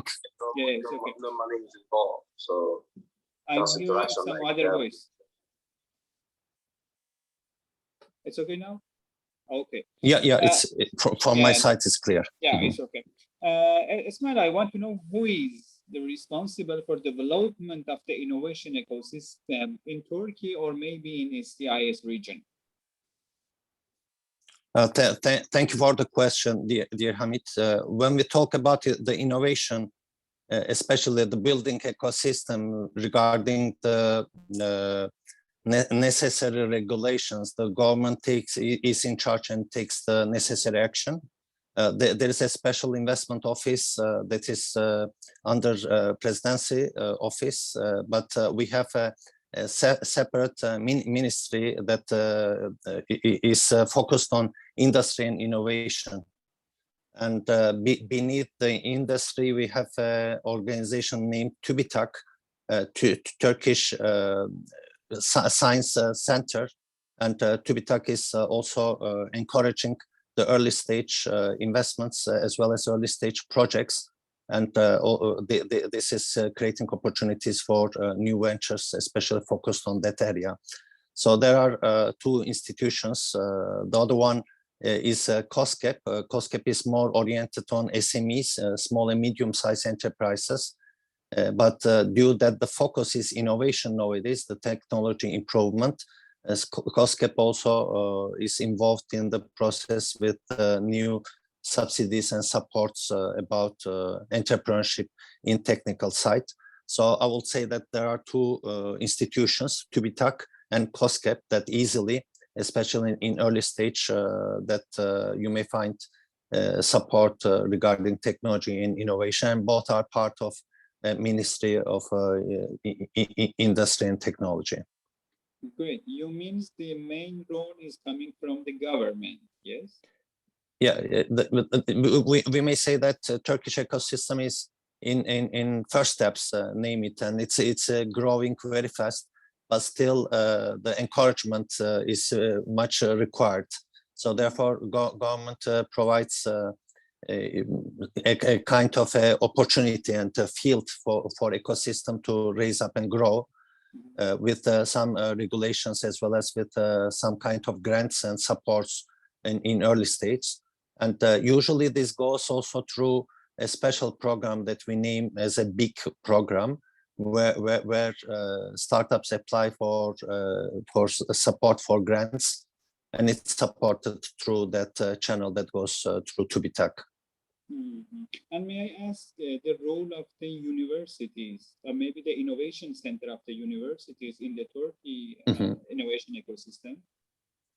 So in Turkey, there are like 88 universities who are involved with technoparks as well as with innovation centers in ecosystem. It's growing very fast, because this used to be around 40 just 2 years ago. So we may say that it's doubled. The main role is to be a kind of intermediary, I would say, to bridge the university, the know-how with new initiatives.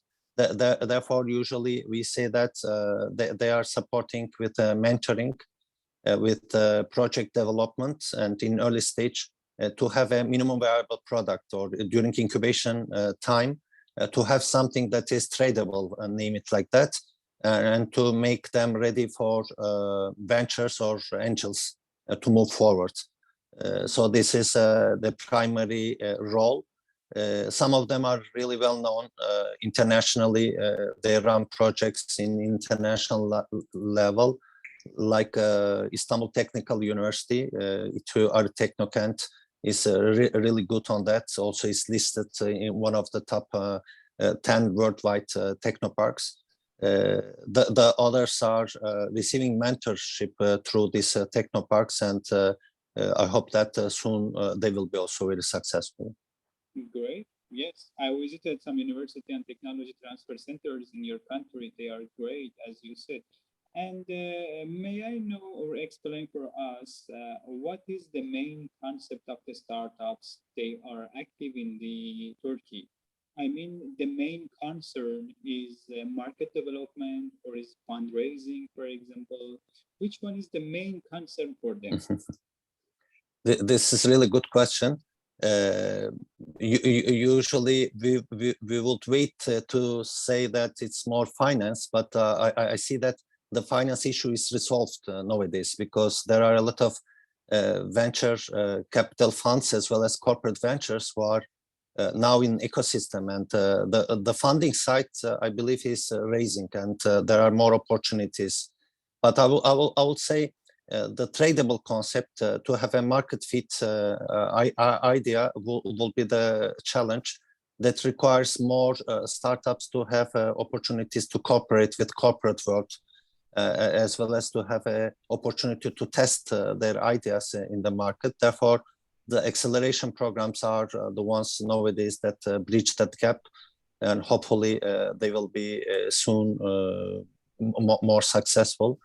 Therefore, the culture also was, let's name it like that, the challenge, because to build, to be a part of a startup ecosystem, to initiate new projects, also to find co-founders is not culturally something that we usually used to have. You know, we are more individual oriented, or like or prefer to go alone, name it like that. And now from the first day we start to co-create, co-build and work together. And also the culture now, seeing some success stories, seeing some unicorns. Just last 2 years we start to see unicorns in Turkey, in Istanbul, and this start to somehow create and increase the motivation, and also showcase that startup ecosystem also is a nice career path, so that the culture-wise we see new generation is more oriented on that part. So the culture maybe would be the best answer to your question, and hopefully time-wise we are in a phase to overcome. Great, it was a new approach for me, because before I think the majority of the the startups try to having the fundraising, or maybe the good investors, the market expanding. But you said great, it was great point. Okay, thank you, Ismail, for this part. I will go I to thank Muhammad you. and come back to you. Mr. Muhammad, my friend. Hello. Hello again, Muhammad. I want to start with this question, Muhammad. You want to talk about the Sudan, I think, or maybe in African countries, yes? Yes. Great.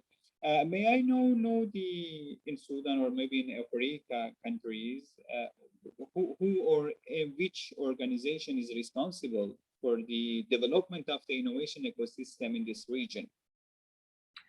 Well, hello everyone. Thank you so much for the great opportunity to share some information and thoughts with you all, my friends, and also share learning together. In fact, as you know, Africa population is like 1.3 billions. Of course, all of them are just equal to the population of countries, great countries like India and less than China. And the STP as an innovation platform is well emerging in Africa, especially in countries like South Africa, Kenya, Ghana, Nigeria, Cote d'Ivoire. Unfortunately, in Sudan, the concept is quite new, only as a concept. It's not realized yet. So this is the main mechanism of developing the innovation and entrepreneurship ecosystem in Africa. There are many success stories in the continent behind the ecosystem created by these STPs. Of course, most of them are in the very early stage of maturity, but they did great. And in fact, this pandemic showed how Africa well responded to the implications of the pandemic, but again, it showed the gap in Africa, especially because pandemic made it necessary to make digital transformation, so that showed the gap in the ICT infrastructure, the access to internet, but again, the emergence of digitally supported solutions became like a main theme during the pandemic time and afterwards.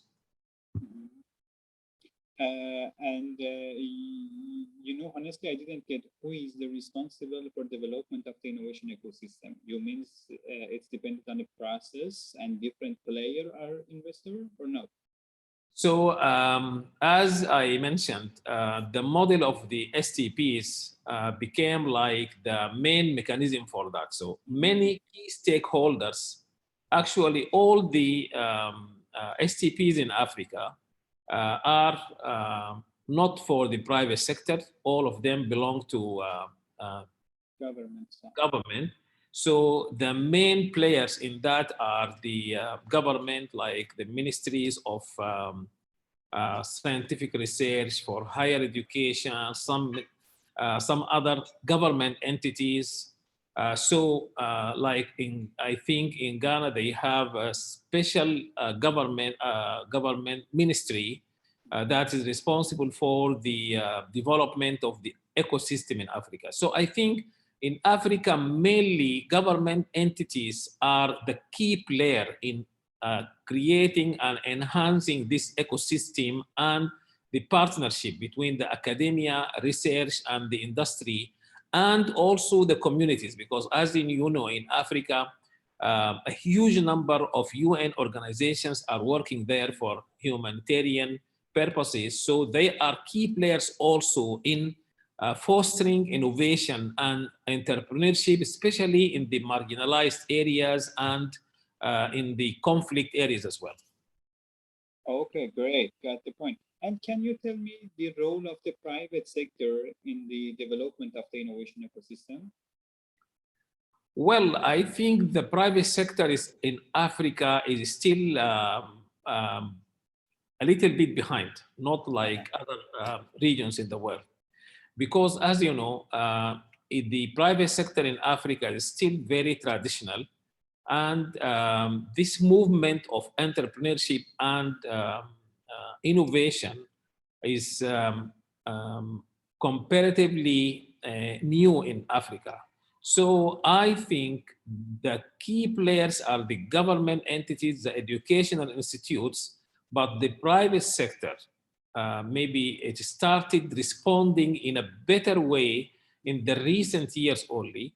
And as per my observation, I think that the role of the private sector has been multiplied or tripled after COVID, because many challenges were there, and at the same time, many opportunities appeared to be very viable for the private sector to invest in this digital transformation. Yes, the COVID-19, one side was very bad, and the other side makes a lot of benefit for different countries. Yes. Good. I want to ask this question. What is the main concept of the startups in the Africa? For example, the main concern is fundraising, the main concern is market expansion, the main concern is finding the co-founder. What is the main concern of the startups? Access to finance is number one. Mm-hmm. And for doing that, in some countries, they are fortunate that the market is quite not big, but at least the market is promising. There are some areas of Africa have very huge populations, like in East Africa or some Western countries in Africa. So there is some good market potential for them. But access to finance is always the main challenge for them, especially most of the African governments are relatively unable to provide enough funds, or even sometimes the legislation system, like for example in Sudan, we have this microfinance as the main finance mechanism for SMEs and entrepreneurs. But again, the amount of fund provided per individual or entity is quite very small, that may not enable most of them to even sustain. Mm-hmm. And the concept of a corporate venturing or venture capital or even angel investment is still not mature in Africa. So I believe access to finance is number one issue in Africa. Great. And as I know, you are a member of the IS, the International Association of the Science Park. In your view, what is the role of this kind of the association to empowering the startups in the Africa? I think number one is that associations like IASP provide international linkages for the African innovation and entrepreneurship ecosystem. So through associations like ISP, the African startups find some gateway to the international market. They can increase their visibility. They can learn from the other parts of the world who are more mature. They can measure where they are compared to others. And also, they also, through the ISP and recently WBAF and other entities, the African experts, African members in these associations, through their linkages, brought many opportunities. Like, for example, some European Union innovation projects are even dedicated to enhance the North-South collaboration. So they are already funded from the European Union. but they are dedicated to strengthen the collaboration between South and North. So, for example, so through this, the African startups are benefiting, and they started to learn a lot and have the access to the world. Got the point. Great, because Africa is a so potential region. I really like it, and based on the UN report in 2020, in the first half of year after 2020, the investment in Africa, I mean the venture capital investment, was same as the USA in 2019. Yes. It's a great, huge of the investment in Africa because it's so potential region, and hope having and hearing the great news from this region. Exactly, and as you may know, the future of the African economy is very promising as per all the financial and economic reports. Fortunately, Africa is recovering from conflicts. Yeah, till now you may find some conflicts here arising here and there, but in general now the situation in Africa is improving. It's promising, it's attracting huge amounts of foreign investments. And also now many countries are, within the African context, they are pioneering in enhancing the knowledge-based economy. Exactly, yes. Digital transformation. Yeah, so yeah, exactly. Now a foreign investment is no longer seeking only raw resources like minerals, like commodities. Even foreign investment now is searching for products from the mankind brains. So I think African entrepreneurs recently started recognizing this and leveraging on this and on the improving ICT infrastructure to be able to connect to the globe through many initiatives in this regard. Yes, exactly. And also, by the way, Hamid, recently, you see now the African Union has like 2063 agenda that are focusing on making innovation as the main engine for growth of the continent. Yes, exactly. So now even the legislative framework led by the African Union, and recently in 2018, they already regarded Africa as only one trade market.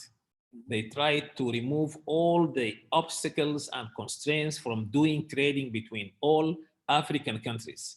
So already they put that into action in order to attract foreign investment. So if you read this with the emerging and developing focus on creating knowledge products, I think in the near future in Africa, we can see how the innovation and entrepreneurship system has already contributed to the welfare of the communities. Great, God willing. Yes, thank you, Muhammad. It was great information about the Africa. Thank you. Mr. Fadi, my friend. Hello, Fadi. Fadi, on mute. Yeah. Sorry, I was on mute. Take it easy. Yes, Fadi is originally from Lebanon, but we want to talk about the Europe. We know about the Africa from the Turkey and that region. Now we want going to the Europe. Okay, Fadi, we are with you. I want you to explain about the situation of the innovation ecosystem in the Europe. What is the concept of the people, concept of the government, concept of the private sectors, and also the startups about the innovation ecosystem. And also we want to know the responsibility parts of the innovation ecosystem. Who is responsible to develop the innovation in different countries? Yes, so thank you, Hamid. So as you said, yeah, indeed, I am geographically based in Lebanon. I'm morely active in the innovation ecosystem all across Europe. So same to each region as the continent. Each continent has its own specificity. So in Europe, we see a lot of support coming from the government to push innovation forward, and especially focusing on the tech transfer part of things. So they have a lot of research, a lot of things going on, and they want to push the commercialization of these state-of-the-art novel research and new technology. Definitely, you have a lot of support organism, specialized per sector, per technology. You have a lot happening in space, a lot of happening on data. So you have a lot of activities specialized in data. So we see a lot of specialization all across Europe. That's why you have a lot of funding. You have a lot of project going on. So it depends on your startup or your innovation in which category they lie. You definitely can find a specific program to support you there. What's still a little bit of a challenge in the European ecosystem is the triangulation or the complementation between the government, the private sector, and academia. We see a lot of support coming out of the government. We see a lot of involvement from the academia, but considering the level of involvement of academia and government, we see the private sector, it's still a little bit shy. And when they step in as solo player with dotted line collaboration with the other two players. So you see a lot of big company building their own ecosystem, building their own incubators, their own accelerator, and collaborating with other in a dotted line thing, not like those strong triple helix, if you want complementation. But nevertheless, you see a lot of success, and especially you see a lot of deep tech innovation coming out. Deep tech, those kind of innovations that at least require like 5 years in the R&D phase before having something that can be commercialized. So that's another point that we need to consider at this front. So and everyone knows, like they just released less than a year ago Horizon Europe, which is a 95.5 billion euro project from now till 2027, specialized in supporting pushing tech innovation, commercialization, and building the actual innovative identity of the European continent. So if you want, that's like a general overview. If you would like me to focus on a specific area, I'm happy to do so. Great. It was short and direct, the information. Thank you. May we know, Fadi, what is the role of the science parks, accelerators, and innovation center in the different innovation ecosystem in different countries? For example, I know some information about France. And I know, for example, in France, the role of the accelerator is more important than the science park. What is the main concept for them? In the Europe, which one of these three, science park, I mean the accelerators and innovation centers, are more important for startups? Okay, that's a very good question. Actually, sometimes you see the three of them co-located under the umbrella of the same institution. It's worth mentioning, like academia is one of the biggest player in the European continent. Like you see an incubator under academia, you see an accelerator under academia, you see a science park under academia. So yeah, academia is leading on this front. Unfortunately, you see some accelerator and incubator under the private sector, but as I said, they are completely under that like XY company with a dotted line collaboration. From my perspective, you think what need to be more practical next is to focus on the point of power of each. For example, a science park, from my perspective, definitely need to still under academia. You still have a lot of trial and error. You still have a lot of research that need to be done. And in the context of academia, you have a lot of the right support that an early tech innovation startup need. While at a later stage, when you have a validated science and you need to commercialize that science, an accelerator backed by private sector might be the more suitable vehicle to support such innovation, because now you are on the borderline to getting out to the market. So you need to understand the market perspective, the market mentality, how you need to conduct business, and you need to do the shift from being in the deep tech and transforming actually in a commercialized product. And here you see a lot of ups and downs depending on the kind of support that the startup is getting. So if the startup is still under the pure academic umbrella, they will take a longer period of time to commercialize. If the startup was lucky enough to move under a company-backed accelerator, they'll have a faster route to market because they have the right practical business support that such a product need at this phase. And for me, innovation park, it's more about like getting all of these players together to actually push the innovation forward. So it's not really related to a specific stage of the startup. It's more about the environment that you put the startup in. And currently, if you want to see it by priority, number one player come government, number two academia, and number three the private sector. Great. You mean now they concentrated on the education by the universities? Got the point. Okay, thank you, Fadi, for this part. I will come back to you with more questions. Okay, Sarah. Hello, hello. Hello again, Sarah. You're coming from the Bosnia and Herzegovina, from the Balkan region, and we want to explain about the Bosnia and maybe the Balkan region. Yes. Sure. But I'm just listening now that the previous presentations and basically some insights from these areas, and we have a pretty different situation here in Western Balkans. I will use the expression Western Balkans most because Bosnia and Herzegovina is quite a small country. It has 3 million people currently, and the whole region, Western Balkans, is around 20 million people, something like that. The geopolitical situation or the position of the country and Western Balkans as well is quite interesting because we are somehow in the middle of different initiatives, let's call it that way.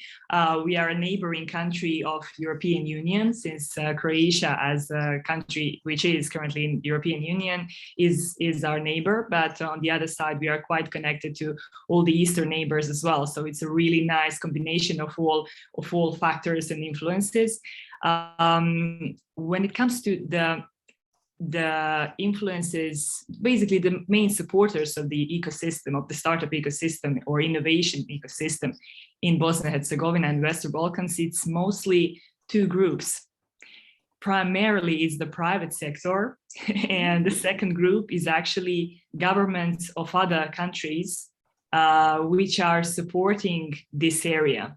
What does it actually mean? It's basically the donors from Switzerland, from Germany, from all the other countries, UK, etc., mostly from the European Union, which are actually investing certain funds in making this area a little bit more, let's say, interesting for them. And they're still exploring the potential when it comes to investments and all the other projects that they are planning to have in this area. So what's actually happening in the innovation ecosystem when it comes to the actual startups here? The private sector is the key influencer when it comes to innovation. The government is not investing a lot into the innovation, well, in any stage of the innovation ecosystem. It's very, let's say, inclined to support, but it's still not there yet. So the private sector is actually doing what the private sector can actually do. The main, maybe the most successful companies in this area are actually working with the markets from abroad. So it's basically a focus on Western Europe, US, etc. For example, I'm working in Ministry of Programming, and it's not a ministry of any kind. It's just the name of the company. So it's purely private sector. And in the last 6 years, since the company is existing, we built 80 plus products, 80 plus startups, 80 plus companies, and 99.9 of these startups were from abroad, mostly from Sweden, US, UK, etc. So everything that MOP is working on when it comes to the local ecosystem and local startups is actually just supporting the local ecosystem, either pro bono, either through just basically without asking anything in return. It's just basically giving back to the community and supporting the local ecosystem. When it comes to the reasons why the private sector is investing in innovation, just as our friend Fadi mentioned, the private sector is supporting their own accelerators, incubators, inside initiatives, and then connecting them with the universities and building their own ecosystems. Taking in consideration the fact that it's a very small area, these 20 million people or 3 million people when it comes to this one country, all of these micro ecosystems are very well connected. Very well, everyone knows everyone basically in the innovation ecosystem. So it's just like it's naturally now one ecosystem. It just naturally got connected, and the partnerships are pretty much strong. Why? Because we need each other. It's not a matter of do we want to or we don't want to do that. It just really we need each other. The most successful companies, for example, in IT, are usually working on outsourcing products, working with companies from abroad because of the labor prices is different, of course. But definitely there is a certain awareness that this is to be changed, and it's being changed as we speak. So it's a very natural need to create our own products, our own innovation products as well, and just basically to boost this on an upper level. Apart from this, when you mention innovation in Western Balkans, it's usually like the first association is, okay, there are these awesome companies who are doing wonderful things, and that's pretty nice. But what's going on with small startups, just basically with founders who have an idea, who want to run their business, who want to start developing their products? It's going like this, basically like this since 2016, perhaps. It's been a really nice, let's say, an initiative.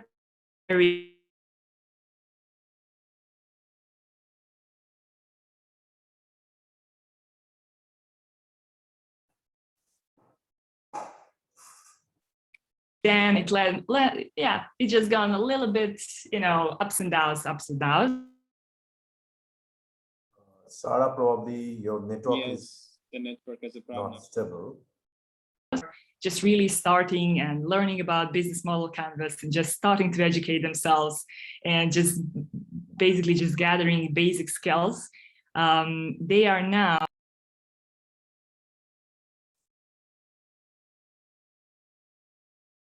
I cannot hear Sarah.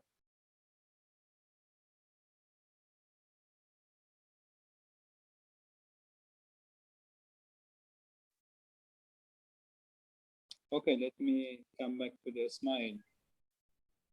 Are we back? Yes, now we are back. Okay. Sorry. Somehow I just got disconnected, but because the government was angry after your explanation and tried to disrupt you. That's it. It's a really common known fact, to be honest. It's something that's actually being worked on. The government is going in a really nice direction, step by step, but it actually takes some time to get there. And the private sector is miles ahead, really just miles ahead. Because after 4%, because the first person said the private sector role is more important than the government. But the people of the Muhammad Ismail and so far they said the government is more important. Because of that, I think the government makes a lot of problem for you. Absolutely. Like, to be honest, the current situation in the IT sector and in the startup ecosystem of Bosnia and Herzegovina is like, please just let us pay our taxes and leave us alone. Like, do not help us at all, because the processes are very, very slow. The bureaucracy, the whole mindset is just really, what we see is that we need to spend some time in order to educate the government sector, in order to transfer some skills, to transfer some just mindset ideas and digital transformation as well, in order for help them to help us.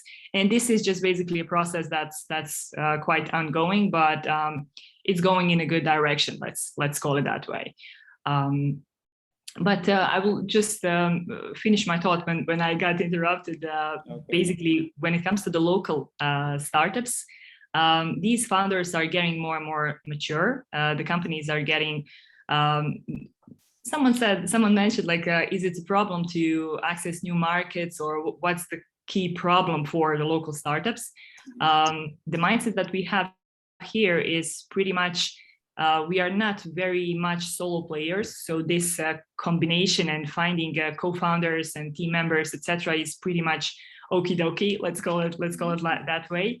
But also when it comes to access to markets, the whole country is very, very connected with the European Union and with other markets, since we are such a small group of people, 20 million and 3 million people. So it's very natural for us to reach out and to have already established connections, either through diaspora or business connections. It always depends.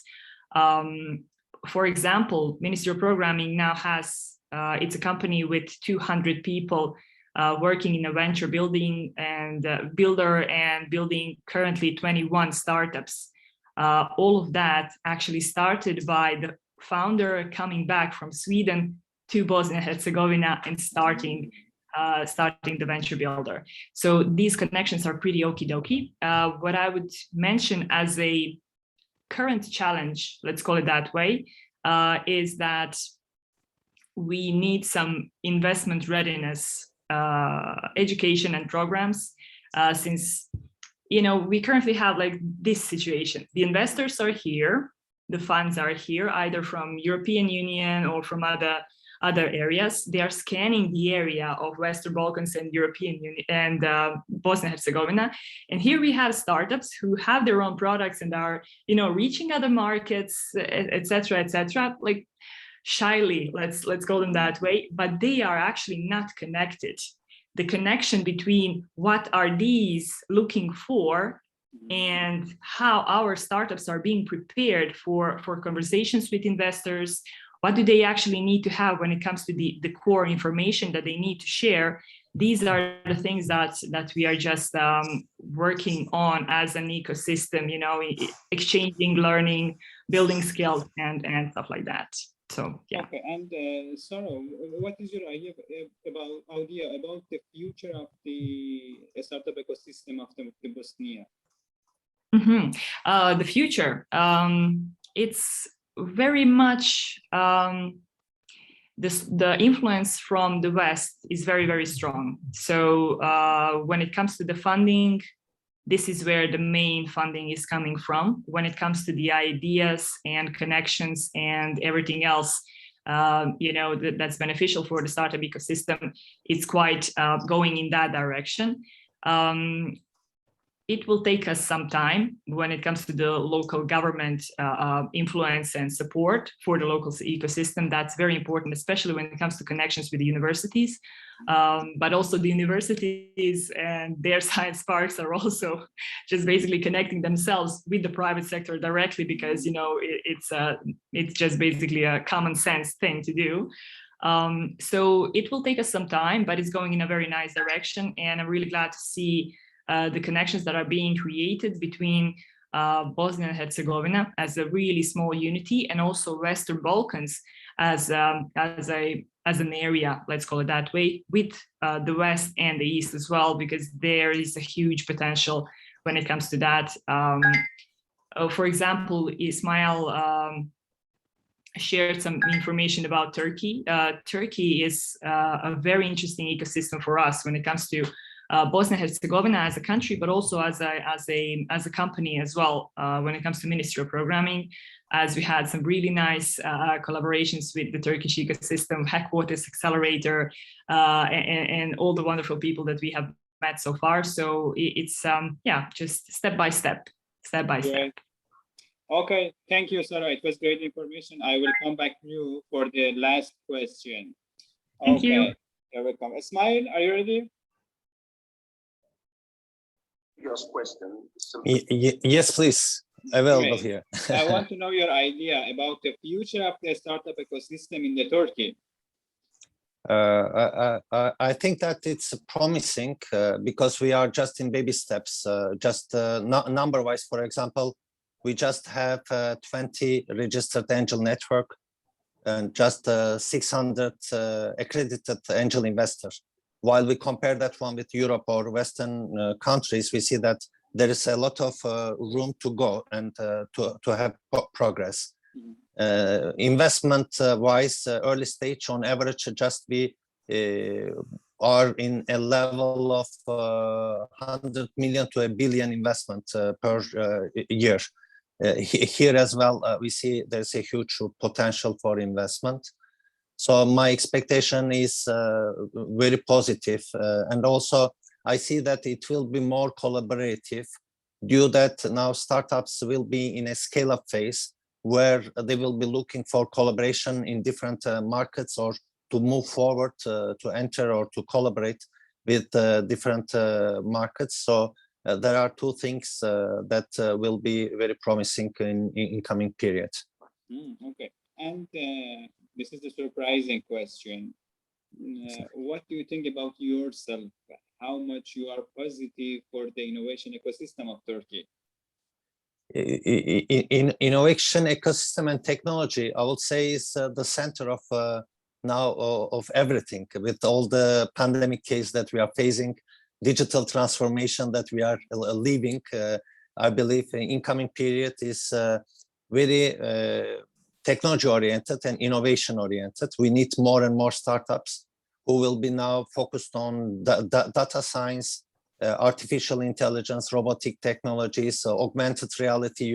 Speakers talked about these new technologies. And now we are talking about metaverse, just the new Web 3.0 period, 5G. So it will be, I believe, in the center of our lives.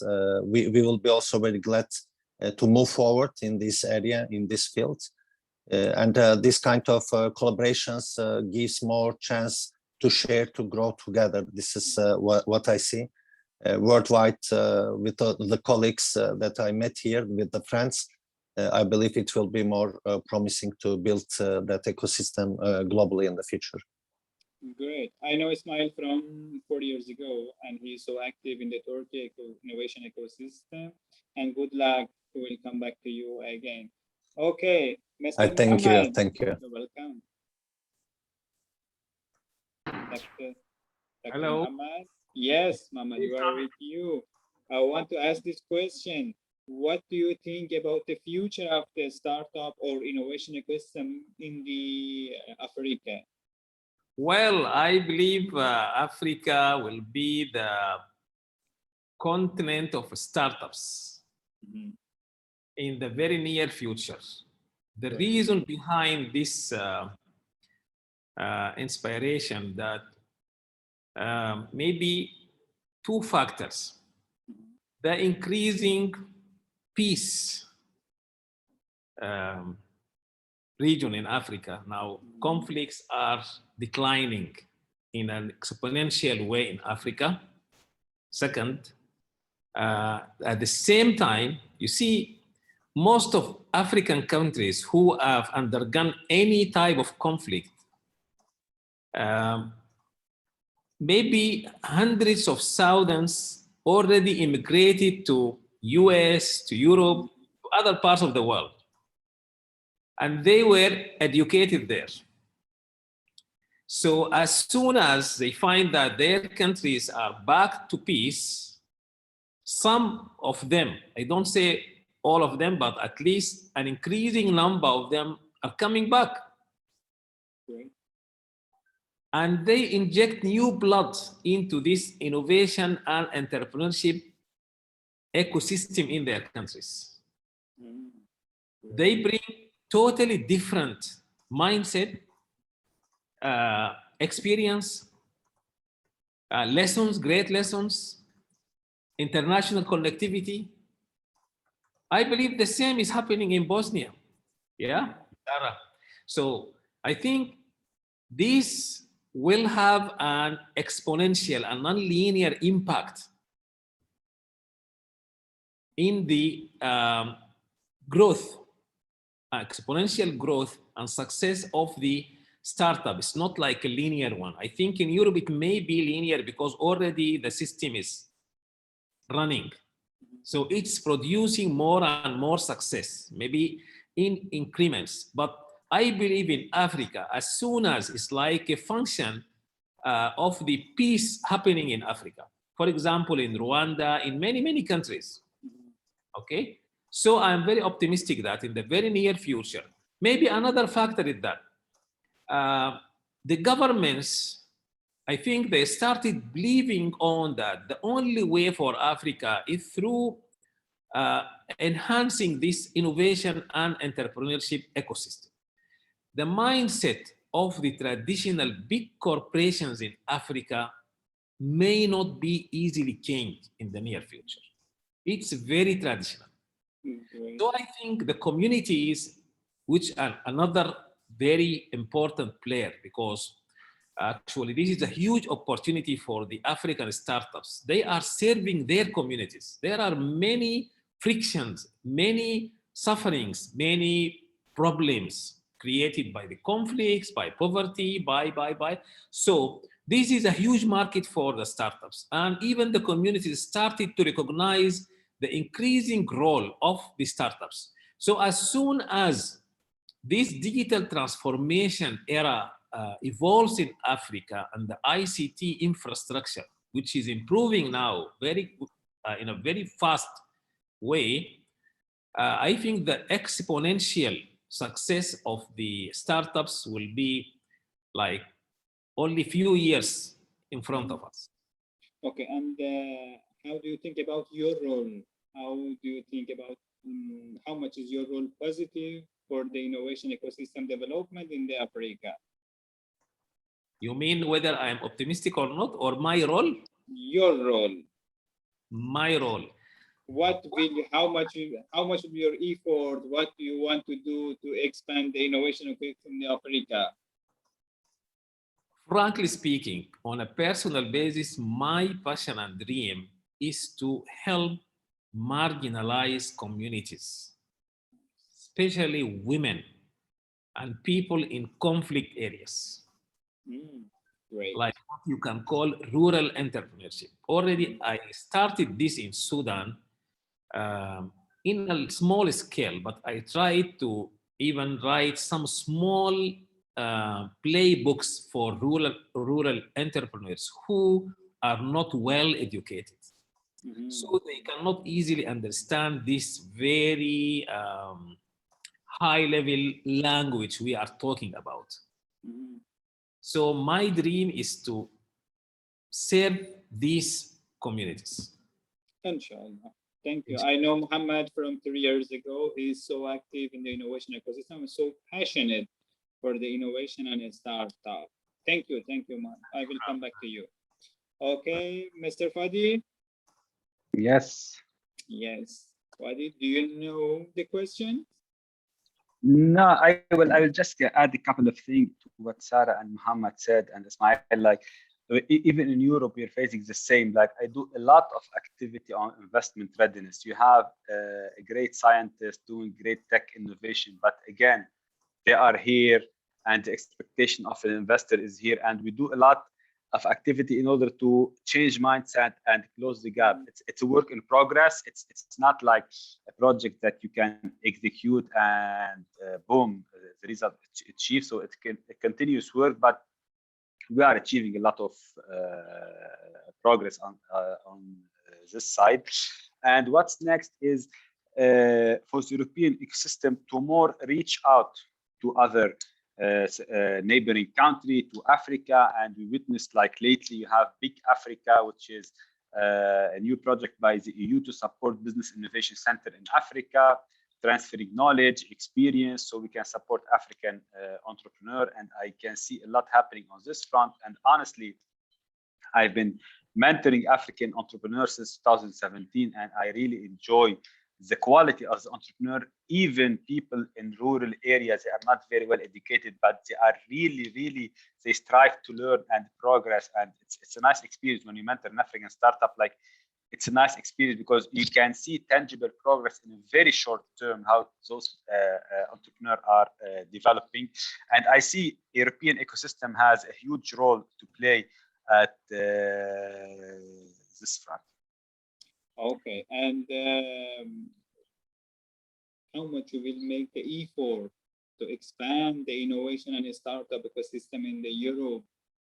How much you will be positive for the innovation ecosystem in the Europe? Actually, we're doing a lot. We're doing a lot. Last week we had we've been running lately a project called Innovate, which is a deep tech innovation rating platform, plus an AI-backed platform, plus a human intervention with a deep expert that evaluates the company. We just finished the first 3 years, which is the trial cycle. Last week we were doing a roundtable in order to evaluate what went well, the area of enhancement, so we can release version 2.0 hopefully next year. So yes, we see a lot of activity and opening up space commercialization. So now space startup, space activity are not anymore restricted to government institution. Now they are open to any business, and we see a lot of regulation coming up. So the good thing in the European, you have the regulation way before the innovation. So now we have a lot of regulation European on space tourism. You see, even before it's actually started, but the regulation is already there. So this has a positive and a negative side. The positive side that you are following up, but the negative side, sometimes you are restraining and constraining the innovation advancement by itself. So it's a critical balance, not easy to achieve, but in general, progress is being made. Exactly. Thank you. I know Fadi from 2 years ago, and he is so active and so passionate to supporting the startups around the world. It's a great idea. Thank you. Thank you. I will come back to you. Going to Sarah. You know, Sarah is same as the students. They know all the questions, and the answer is ready to tell him. Okay. Okay, Sarah, you know the question. Please answer. So I suppose the role of us when it comes to supporting the local ecosystem. Okay. Cool.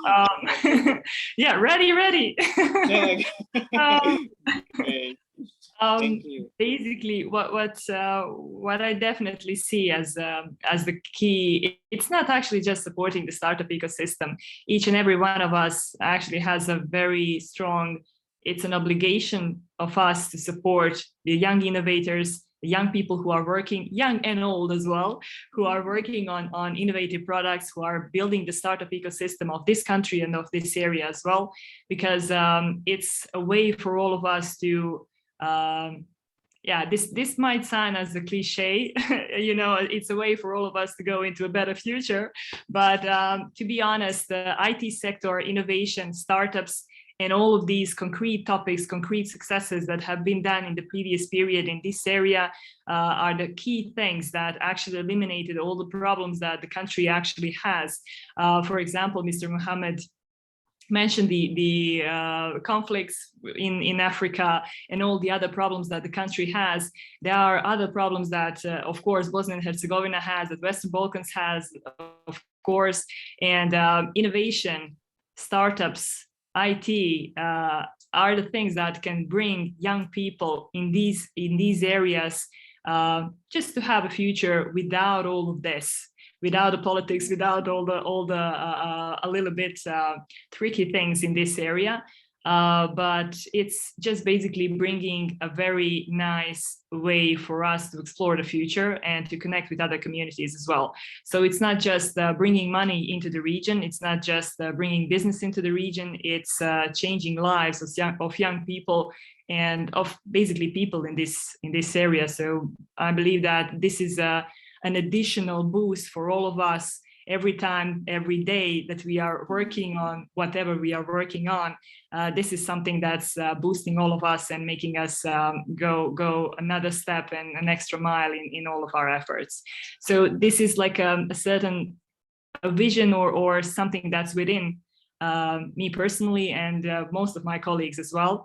But when it comes to the concrete steps, it's just basically working on what we are already working on, building the startups that we are building inside of the Venture Builder, but also working with all the other stakeholders inside of Bosnia and Herzegovina and the region in order for us to boost the investment readiness of the local startups here and also to connect them with the investors.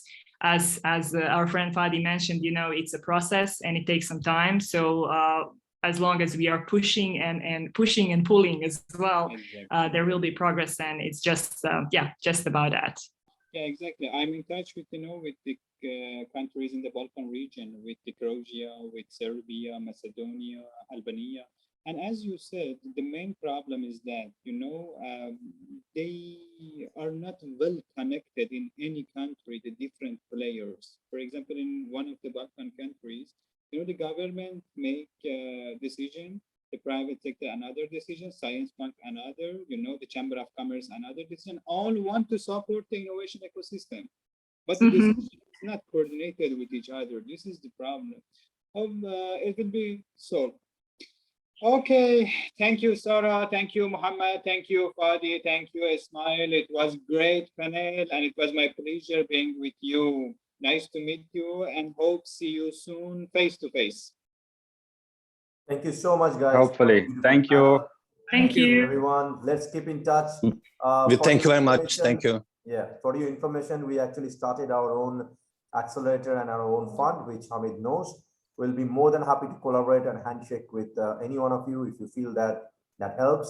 So welcome, and of course, welcome to our network. Explore, please tell us what you need or what we can do together. We'll be more than happy to work it out together. Thank you so much. Thank you. For a lovely Thank panel. you. Pleasure. Hamid, you are a darling.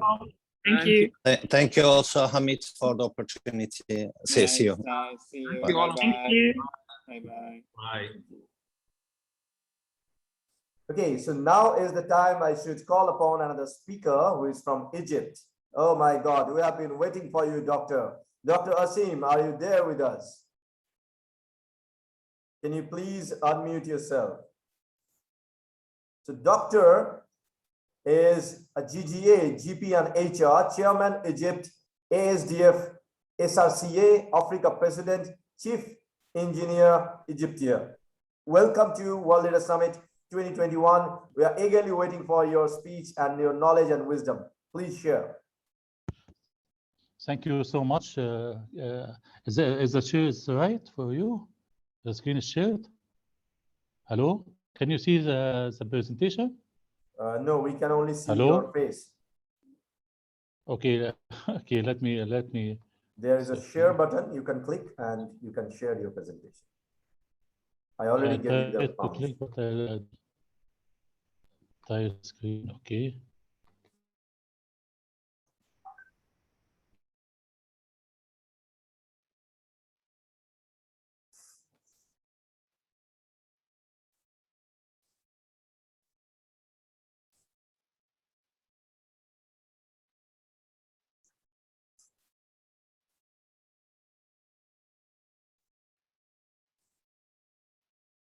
You're sharing the Zoom, like you're sharing the Zoom itself. You can stop share and first open your presentation, then click on share and then share the screen.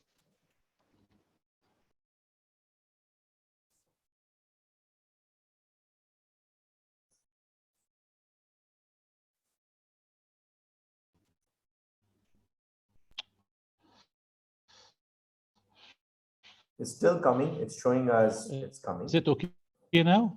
It's still coming. It's not visible to everyone yet. It's still blank. Okay. But you may start your speaking and it will probably take some time to load because of network. It may happen sometimes. Okay. Or if you want to send us, wait? or if you want to send us your presentation in the email, we can always run it. No, it's okay. But when I choose the entire presentation, or choose the windows? It is share blank. windows? It is showing blank.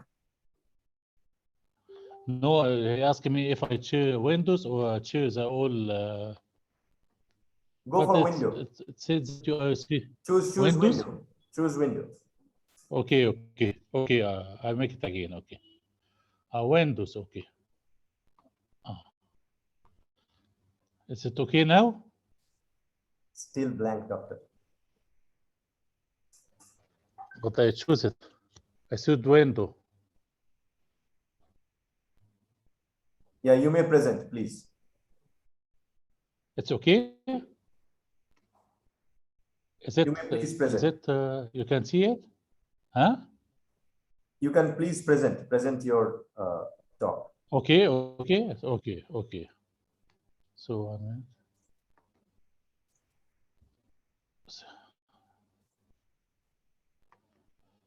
okay. So it's my pleasure to be with you here today in the World Leader Summit. I'm very happy to join you today. Today I'm going to talk about the cloud of everything technology, the technology of the 21st century beyond COVID-19, how to looking for universal adoption of this new technology in all the world, not in Europe or Asia or America, but also in Africa. And also the leadership in this new technology. So the new technology started in 2013. Awareness for this new technology because of important of it in preventing COVID-19 and in achieving the 17 SDG. And the real challenge to adopt this technology not only in Asia, Africa, America, but Australia, but also in Africa. We need for hand over this world in a better shape using this new technology, because this new technology helps in poverty, diseases, violence, and poor leadership, and help in achieving the 17 SDG, and also help all the people and the handicapped people. So this new technology help in fighting, for example, COVID-19, to find the infected cases, writing a report about the cases, and styling the streets using the new technology in measuring fever, and raising awareness of this new technology, and session for remote patient plans. Also for new health system, there's three colors like green, yellow, and red. Green, you can move anywhere. Yellow, in a certain place, and red, quarantine because of having a virus. So it will help a lot, and detect and prevent this COVID-19. Also, there's risk level, according to the place, it's a 9 level, like most dangerous level, and in music concert, and also in 8 level, like in gym, or church or mosque, in a red color. Also from level 7 to level 6, places like school, basketball, restaurants, and like airplanes in level 5. Level 3 to 1 in dark green, like hotels and fuel, and also if you take take away, take restaurants food. So also the ability of contagion is very high. 90% of 2 persons in one healthy and other infected does not wearing a mask, and 70% if the healthy one wearing a mask, and like 5% if the infected one wearing a mask, and 1.5 if the 2 persons wearing a mask. And it's 0 if you stay at home. That's why the most important to detect this technology, and it will help to detect the infected one. So cloud of everything help in fighting, and also in general help we must recognize and appreciate the benefit of this new technology, like blockchain, cloud computing, tactile internet, digital twin, IoT, augmented reality, virtual reality, mixed reality, e-commerce, data, and robotics. It will help in climate change, in smart city, in healthcare, by changing the life of a patient. So you can, if someone, having a cancer, you can read the genome of the body and compare it with, another genome. So you can, like prevention is better than cures. Also, in global warming, reconstruct building, in education, in fighting unemployment loss. Also, if you invest like in this new technology, it will help to grow GDP. If you're like 10% target, that will help to increase the GDP by 1%, help in the, improve in home health care, military neutral application, help elderly and handicapped people, fix the millennium all the human problem and prevent disease, violence, and poor leadership, and achieving the 17 SDG. Leadership in this new technology is different, from before. We have, like to know the benefit of this new technology, and to take the good of this new technology and strict the bad thing. Also, because of the remote access because of COVID-19, so leadership is different, not like before. So the technologies 21st century help individual, society, countries, and so on as a whole in all issues that I mentioned before. So we would like to reduce the technology gap between countries, not like before, and also sometimes to from passive consumer to active user. We need the country to change from passive consumer to active user in this new technology. It will help a lot in our. I'm talking about this new technology, and talking especially in aviation, because it will help in aviation. Aviation is a very dynamic and very very hard environment. If we succeed in aviation, it will succeed in all sectors. So I started in 2013, and make awareness of this new technology in all countries in all the world. And I would like for universal adoption of this new technology in all countries in all the world, to hand over the new generation in a better way, not like today, like we have like COVID-19, we have climate change, we have economy problem, a lot of problems. We hope that we get rid of this problem. So leadership in this new technology of the 25 is is different, because this COVID-19 caused death and death of many people, and stop the movement of aviation. A lot of things happen bad because of this new technology. So we concentrate about using cloud of everything to fight this COVID-19, and to for better economy. Also, we can concentrate on emotional intelligence, to get rid of this consequence of COVID-19. Also, in education, there's a 4 axes like science, STEM, science, technology, engineering, math, or science, technology, engineering, art, and math. We have to add medicine because what's happened, because of COVID-19. So we have to concentrate about cloud of everything, in education in all sector, and emotional intelligence. So great leaders, like move us, inspire, motivate, and energize us, but also must have the skills of the new technology and also the emotional intelligence, because what's happened, of COVID-19. So we have to concentrate about this new technology. So also we have to like 2 thinking, abundant thinking and scarcity thinking. I hope that all the leaders have abundant thinking, that believe that there are enough opportunity for everyone, and help everyone for better, not the mentality of scarcity thinking, that afraid of people, don't help people, and fight with people. So the mentality of abundance is better for peace and for more productive ways. So leaders, we have for leaders who don't change after the change will fail, leaders who change after the change will survive, leader who change with the change will succeed, and leader who change the change will lead. So we have to concentrate about 2 things. There is a project, it's called 28 COE. All leaders write like 28 advices for the generation, and I write my advice. I concentrate about develop your STEM, change from STEM to STEM with double M, add medicine because of COVID-19, and also the skills of the 21st century, cloud of everything, for AI, IoT, blockchain, and also the emotional intelligence. So a lot of change happens in technology from the first to second to third to fourth revolution. from for steam power to electricity to internet, and then cloud of everything technologies, of course, the industrial revolution, and also the singularity that the machine tried to compete with a man and try to artificial intelligence exchange the power of a man. I think it takes a time. I don't know if it succeeds or not, but we have to care because now human compete not only with human but also with a machine. So we have like from mainframe to many to workstation to PC, laptop, mobile, ubiquitous. Your computer is disappeared, and you don't know it's disappeared because of the power of mobile computing and the cloud computing, and also ubiquitous computing. The inverse of less is more is less in ubiquitous computing. For ubiquitous computing, for the curve, the size, reduced at the same time the number increased because a lot of devices for each person. So for ubiquitous computing, you use the Internet of Things and sensor.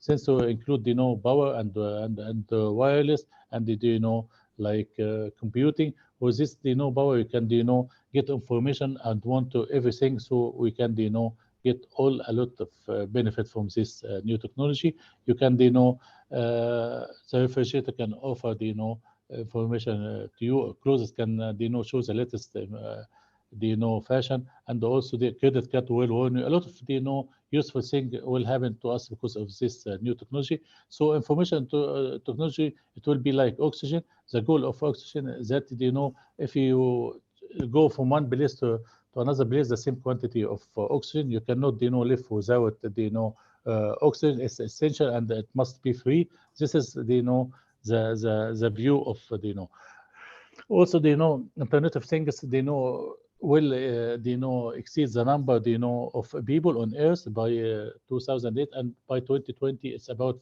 50 billion things, and will help a lot to get information. And also from the data we got from IoT or data transfer to information to knowledge to understand. So why is them help in climate change and fight COVID-19 will help a lot. And in aviation the same. What we are going to do in air, so I would like to do it in the aircraft using satellite communication and using the power of 5G. So everything you do it in air, you want to do it in the aircraft. 5G also will change in aviation, so it's go from 33.9 billion by 2026 by the power of this 5G. Also, artificial intelligence will help in aviation, but there's there's something psychotic that passenger prefer pilot affect from robotic to drive the aircraft. Also IoT in aviation industry help a lot in better air traffic and reduce flight delays, and for customer satisfaction. A lot of useful things that IoT help in aviation. Blockchain also can help because of paperless and also transparency, and help a lot to transfer information. Also digital twin by using IoT, by using 5G. We have the like digital twin configurations that we can make simulation of what's happened in the aircraft in the sky, so we can avoid any accident or avoid any bad in operation. Also augmented reality, virtual reality, mixed reality help a lot in training and entertainment. A lot of this useful thing help in aviation and all sector. Also cloud computing so you can handle all the big data. So the aviation affected by COVID-19 a lot, and we have to use cloud of things like cloud and the Internet of Things to avoid the problem of this. So if I compare IoT with the cloud computing, IoT is a real world, cloud is a virtual world. IoT is small, cloud big. So we deal with a small data, but for IoT, but cloud deal with the big data that the assumption of all data they got from IoT. So challenge in cloud of computing to enable the IoT. The requirement of IoT is the dynamic real-time needs, availability, protections, privacy. All this can succeed with the power of cloud computing is essential now, not like before. So also for 5G, it will help a lot in a crowd, in a massive machine, and fast, and in super real time. So it will use cases, in broadband experience, in smart transport, in human machine. We cannot do all this application without, the 5G. So why 5G is important? Because, it can handle like many million sensor, like 3.7 million sensor in 1 hour, or 11 million sensor, but 4G and 3G cannot handle all this, sensor. Also, the second thing, if you're talking about like driverless car, or you control something from far, if it's a 1 millisecond response because of 5G, we can, if you give a command, it's it will happen like 3 centimeter shift. But if you use 4G or 3G at 10 millisecond response at 3 meters, so can make an accident. That's why 5G is important. Also for availability, it's like 99.9999. The downtime time per year or per month or per week, it will be like less, not like before, like in hours or days, but it will be in seconds. So also, if I'm talking about artificial intelligence, and deep learning is the most important thing to have it, in artificial intelligence. And we got, data for artificial intelligence, from internet AI like Facebook, or businesses AI like companies, or, digitized AI, like Internet of Things, and autonomous AI like drive this car. And also to implement this, artificial intelligence in aviation or any sector, we must have massive data and objective tagging, single domain computation power, AI expert to, implement this new technology. So human is better than, artificial intelligence in, in love, and also, in innovation. That's why we have, in education, concentrate in innovation and creativity. That's why the future, of work in the coming year. So cloud for everything is statistic, bad new statistic because of COVID-19, like, e-commerce, decreases Africa growth, decreases Australia, unemployment. A lot of bad things happened, because of COVID-19. At the same time, there's a good news because of the, world depend on local supply, like in Japan. Also, Oman had equal opportunities that will, rise by the, $5 trillion. Or IoT waste, could waste up to $150 billion. 5G will generate, a lot of revenue. So a lot of, and also artificial intelligence, a lot of good things for this new technology. So also, for the aviation, we would like to increase cost, decrease, have, like a lot of problems, increase cost, decrease profit, lower customer experience, employee more. That's why we can use this new technology to overcome all this problem. And also in the airport, we have faced a lot of a challenge like legacy infrastructure, base of technology, sustainability, increase costs. We can, use this technology to fight, all this problem, to improve revenue, improve passenger experience, improve efficiency, smart security, smart green initiative. So cloud of everything, in aviation, will, allow saving 30 billion on fuel, improving service, allow airline to wait for delayed flight, opening a new age of passenger transportation, reduce the flight delay, life jacket, oxygen mask, and workability, will be checked. A lot of example I will show, at the end of this presentation, and help, in departure, arrival, and all. So also in aviation, some bad news because, revenue, losses, and also loans. We get loans because of this, economy problem. A lot of, but also there's also a good news because, mixed reality, virtual reality will help a lot. Artificial intelligence will grow. A lot of, 5G will help a lot, make revenue. A lot of, good news because of this new technology. And this is statistics, about this new technology, what can do for, aviation. And also, help, a pilot, in, avoid accident, and, in a bad weather. A lot of things, So, travelers, have a frustration because of,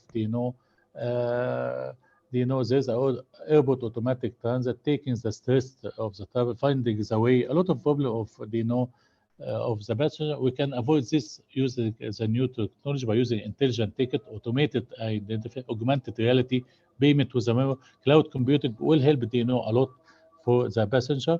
And this, all the, companies now of aviation go to this new technology. And this model, we have like communication and sensor, and then we have data. From this data, we can improve customer experience and reporting sensing application. So also there, for example, Hong Kong use this mobile application for real-time flight information, post notification, so help the passenger in the airport before travel and after travel and the aviation. So it help in car parking, flight status, wayfinding, shopping, boarding alert, package collection, transport planning. It's like one way we use this application. It will help it a lot. Also for trolley availability, you can use a video analytic because it's cheap, and also we can know the number of queuing of passenger because to reduce the delay time of passenger, and GPS tracking and beacon infrastructure. A lot of use of this new technology. Also in energy management by using IoT and sensor, smart maintenance, and aircraft turn around management, because like 16 milestone for the aircraft before like departure, and like cleaning and maintenance. Using IoT, we can reduce the time. A lot of use of this new technology. Also the potential of IoT will reduce like 30 billion in aviation, in power, in healthcare, in oil and gas. And here there's example of how we use this IoT in aviation. For example, we use it like beacon and beacon so wireless communication. We can track the passenger and send a push notification to the passenger. Also we can the staff can we to get to send information to passenger.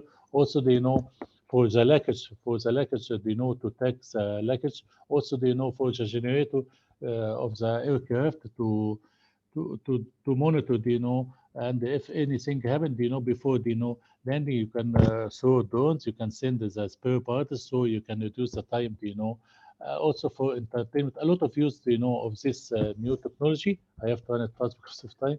So a lot of use of this new technology and all aircraft.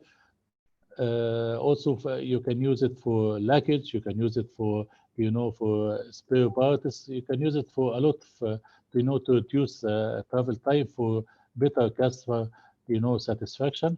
A lot of use a lot of company invest in this new technology. Also I'm talking about artificial intelligence. Artificial intelligence is about 15.7 by 2030 is the size of the world AI market. Example, China plus India GDP, increase the artificial intelligence is more. So if I'm talking about also airlines use it, for for machine learning, for to check all the information. Also you can use it to send information about luggage before travel, and also like Alex for face recognition, and also to give passenger information about the transit passenger, or all the information about the flight. So it helps to reduce the time and also to increase the customer satisfaction.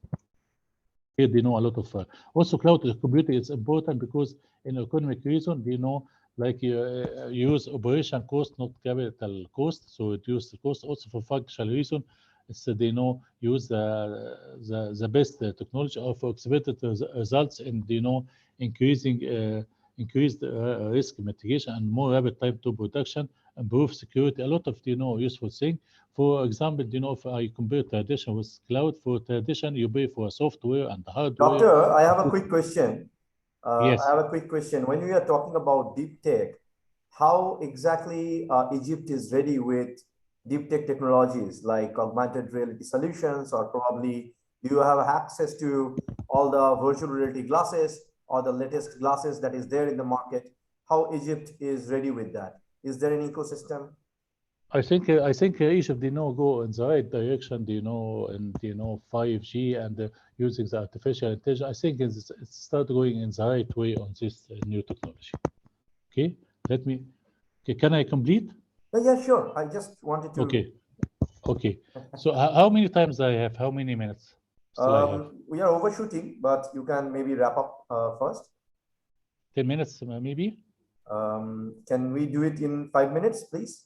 Okay, okay. So for here, for tradition, you pay for infrastructure, for server, for software, for disaster recovery, but for cloud computing, you pay only for the license and number of users. So you can, for ERB, you can, like save like $100,000.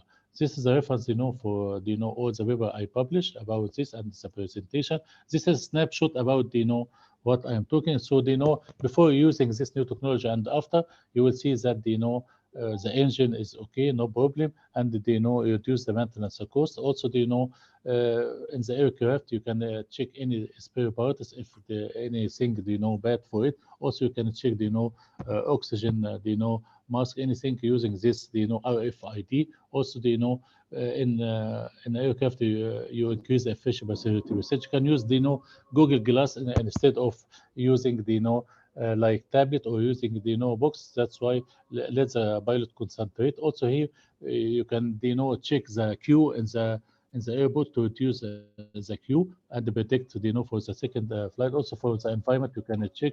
You can also for the airplane turn range you can reduce the time. Also for predicting the number of passengers.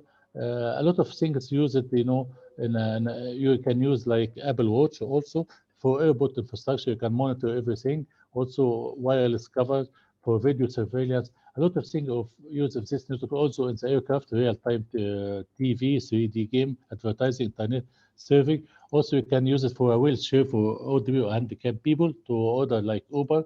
You can use it also for the for predicting the wait time for queue. A lot of use of this new technology in the aircraft. Also for the for aircraft maintenance to reduce the cost and increase performance. For intelligence services, a lot of use of this new technology for safer flight, because there's a debris or something bad in the ramp that may make something bad. Also for lie detector coach, using for to detect if passenger is guilty or terrorist, you can detect him. Also you can any passenger in a bad mood or something like that. A lot of use of this new technology. And also you can use it for terminal without any stuff. You can use it also for here, for example, in Shanghai station 5G. Also you can use it in there. There's a robot that could replace pilot one day, but the problem, we need it without any change in software of the aircraft. You can use this robotic as a co-pilot. But if you compare the autopilot with the human is better in normal condition, stormy condition.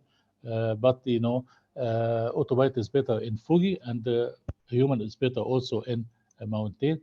The drones make something good for the aircraft, and well soon we are going to control it by iPhone. Also we can use it in a risk or something like fire or something like that for training to make sure that human is safe. This accident happened in the aircraft, so you can use it for training. Thank you so much. I'm sorry for late. Thank you so much. It was a beautiful presentation, Thank Doctor. you so much. Very, very honest. Thank you so much. My pleasure to be with you. Thank you so much. It is actually a great presentation. So I have another quick question for you, probably the last question before we hop into our next speaker, Victor. Yeah. My pleasure. How exactly you feel that we can help your ecosystem to grow in terms of giving technological solution and probably a little bit of mentoring and funding support for your local startups? Yeah. First, do you know, I would like, my point is that I would like, I'm looking for universal adoption of this new technology in all the world, not in like in USA, China, America, India, but also in Africa and our country, because, if we succeeded for universal adoption of this new technology in all the world, it will help a lot, in climate change and fighting COVID-19. And, so we can, hand over the world in a better way, to the next generation. My point of view that it needs a budget, but we can get the budget. I said before, in African media, if we can, like spread peace in all the world, because war, costs a lot, people, can spend a lot, on war, or to prepare for also, corruption. Corruption also, if we succeed to, to end or reduce corruption, we'll get a lot of money. So I think, we can, if we can handle, the money that, sent to corruption, or money, sent to war, something like that, or spread peace between, all people on all the world, like spread peace and, tolerance, and, fighting, injustice, and, because people, sometimes, fight because of, religion, because of color, because, of the, diversity. That's why we have, to change the, the culture, of people, and, for digital literacy, of people. Thank you so much. Thank you so much. So now I think it's the right time to introduce our next speaker. Victor, are you there with us? Can you please turn on your camera and your microphone? Thank you so much. Pleasure, doctor. Brilliant, Mr. Arijit. Good afternoon. I'm here. Can you settle down in a place so that we can have your face? Yes, sure. I'm trying to do that right away. Yes, so I'm fine now. Super. So Victor Obiama is, first of all, my good friend. Second, he is ambassador for Nigeria, our member committee on entrepreneurship into our WLS ecosystem. And he's an ex-Nokia and ex-Samsung in 2 divisions in CE and CVC. Platform is yours, my friend. Please enlighten us. Thank you so much, Mr. Arijit, for this opportunity. MSMEs as growth drivers of economies is the topic I find very interesting to speak about, because in Nigeria, for instance, at the moment, parades 208 million persons as our population, and then 41 million enterprises existing currently, out of which 96% are MSMEs. So ideally, it's safe to say that, trade, commerce, daily cash flow and transactions happen across clusters like auto mechanics, like, petty sales and all, happens alongside this sector, this cluster called MSMEs, basically. So at the moment, sometime in Q1 2021, this year, of course, the federal government recorded 3 billion USD transactions out of point of sales, basically. And of course, yes, you can tell that the people who are driving these transactions or this transaction flow on a day-by-day basis are small and medium enterprises, basically. So therefore, in my opinion, this is the sector that if Africa needs to become great, if Africa needs to grow, if Africa needs to become the giant that we are, this is actually the sector that governments need to pay focus and pay attention to. How do I mean? Because this is the sector that is driving daily sales, driving trade, driving commerce, driving transaction flow, driving economic support, driving economic development, driving the basic plugins that help economies grow, like employment. Of course, yes, at the moment, our MSMEs contribute somewhere around 86% to our employment ratio, and that's massive. So meaning that of the total number of employments that go out, or the total number of engagements that happen on a day-by-day basis, MSMEs are the key drivers or the key cluster contributors to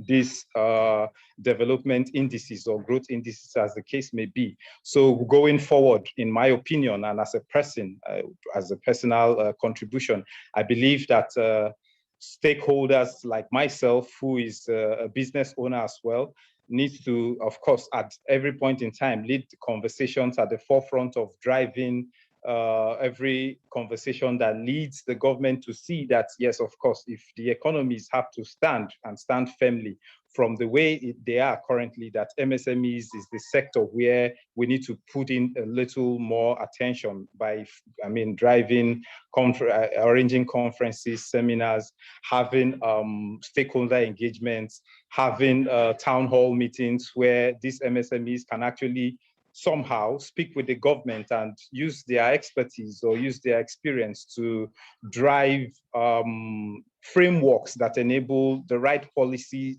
that enables draft of the right policies that supports the clusters as the case may be. So MSMEs as growth drivers, in my opinion, or as I always like to say, are the key, is the key cluster, is the key sector that is responsible for the big news that we hear in the media today, basically. And they are the critical sector that the government needs to pay attention to if we need to, hold the right conversations that would drive the kind of policies that enable our economies move or shift from this, the sector, the cadre, or the position where it is currently to the position where it should be.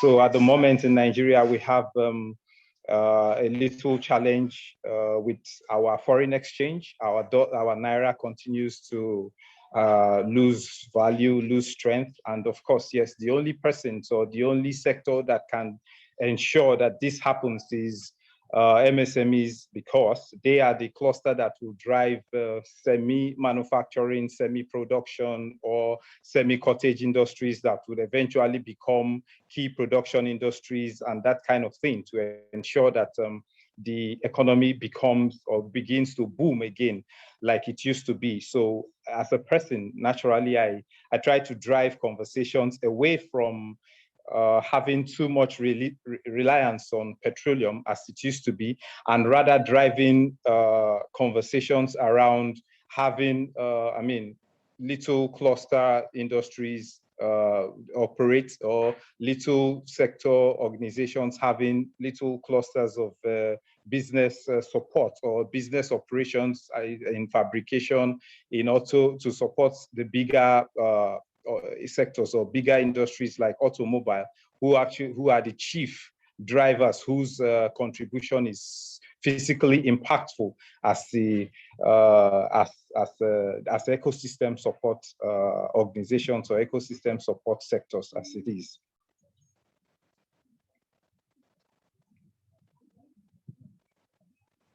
Are you there? Can you hear me? I'm always there for you. Well, it was a beautiful presentation. I have a small understanding to make. It's not a question, to be very honest. We are actually working with trade, innovation, and of course, raising funds very closely with a couple of startups. I'll give you a live example. If you don't know, we have started our own business acceleration program, which is basically co-innovation. That's why it's named as Co-Innovation Ventures.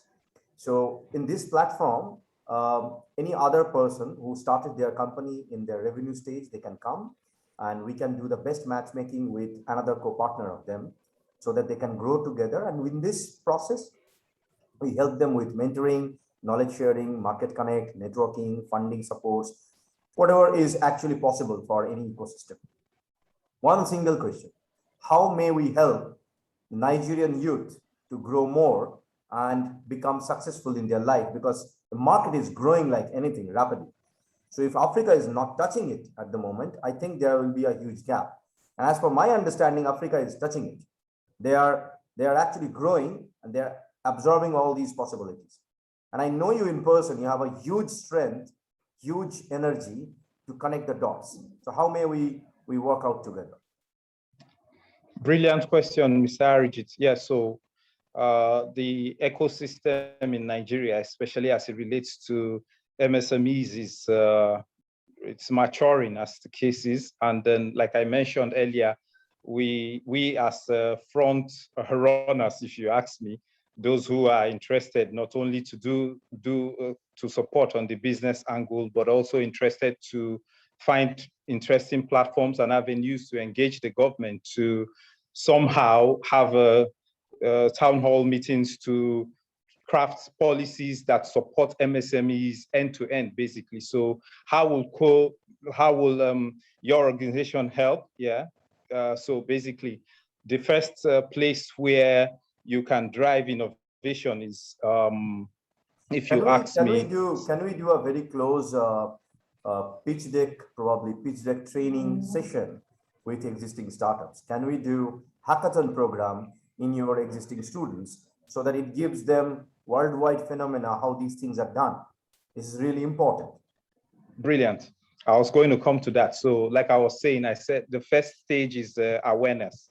So many times what I found is that, so for instance, the growth board of the Nigeria Stock Exchange has it that only 1%, that's 9 out of 41 million MSMEs are actually tracked on the stock exchange. So what it means is that there are billions of businesses doing so much, but not so many people are aware of their existence. Somehow, because of maybe brand visibility, if you ask me, inability to actually flow with the trend, that inability to actually be intentional with their growth, and a lot of this kind of factors. Yes. So back to your question. Yes. How can we support? Of course, the first place to start is communication, creating awareness. And how do you create awareness? Have seminars, have symposiums where people get to gather and understand what the trend is in the market currently.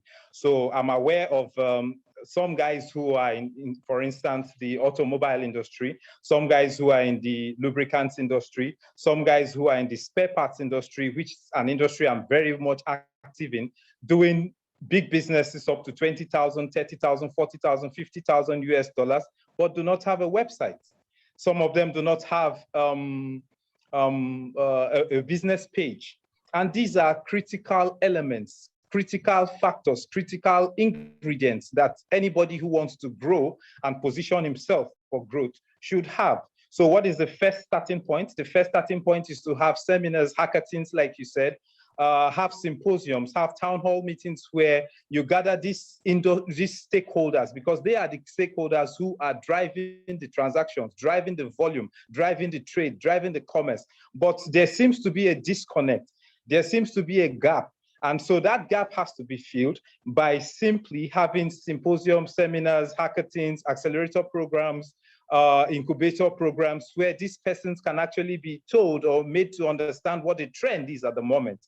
And then that way they are aware. And then without awareness, I mean, without communication or without the right knowledge, you find that people suffer or people struggle to achieve in 5 years what would have taken 1 year or 2 years, as the case may be. So I mean, having trainings on pitch decks, having trainings on business plans, having trainings on drafting basic simple agreements, or having legal teams or structures for businesses are the first foundations, if you ask me, to drive conversations that will enable even the ecosystem become more matured or move from the level where it is to the next level, as the case may be.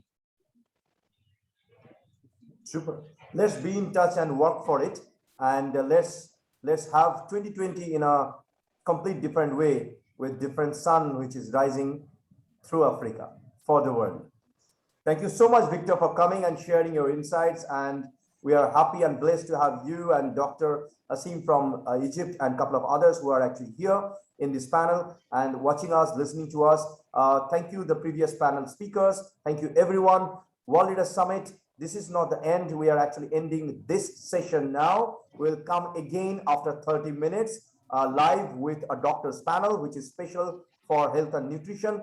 Feel free to connect and communicate with each other. We'll be more than happy to communicate and create a special interest group for people, those who want to work with us very closely, and we'll be more than happy to support the entire ecosystem in whatever small and big capacity that we have. Thank you so much for joining us. Thank you for all the support. Thank you all the partners. Thank you all the speakers. Thank you all panelists for all the amazing support and all the knowledge that flowed in last 5 days. 138 speakers from 95 plus countries. Oh my God, can you imagine how much knowledge floated into the ecosystem itself? Thank you so much. Keep in touch, keep blessing us. Stay tuned. Thank you.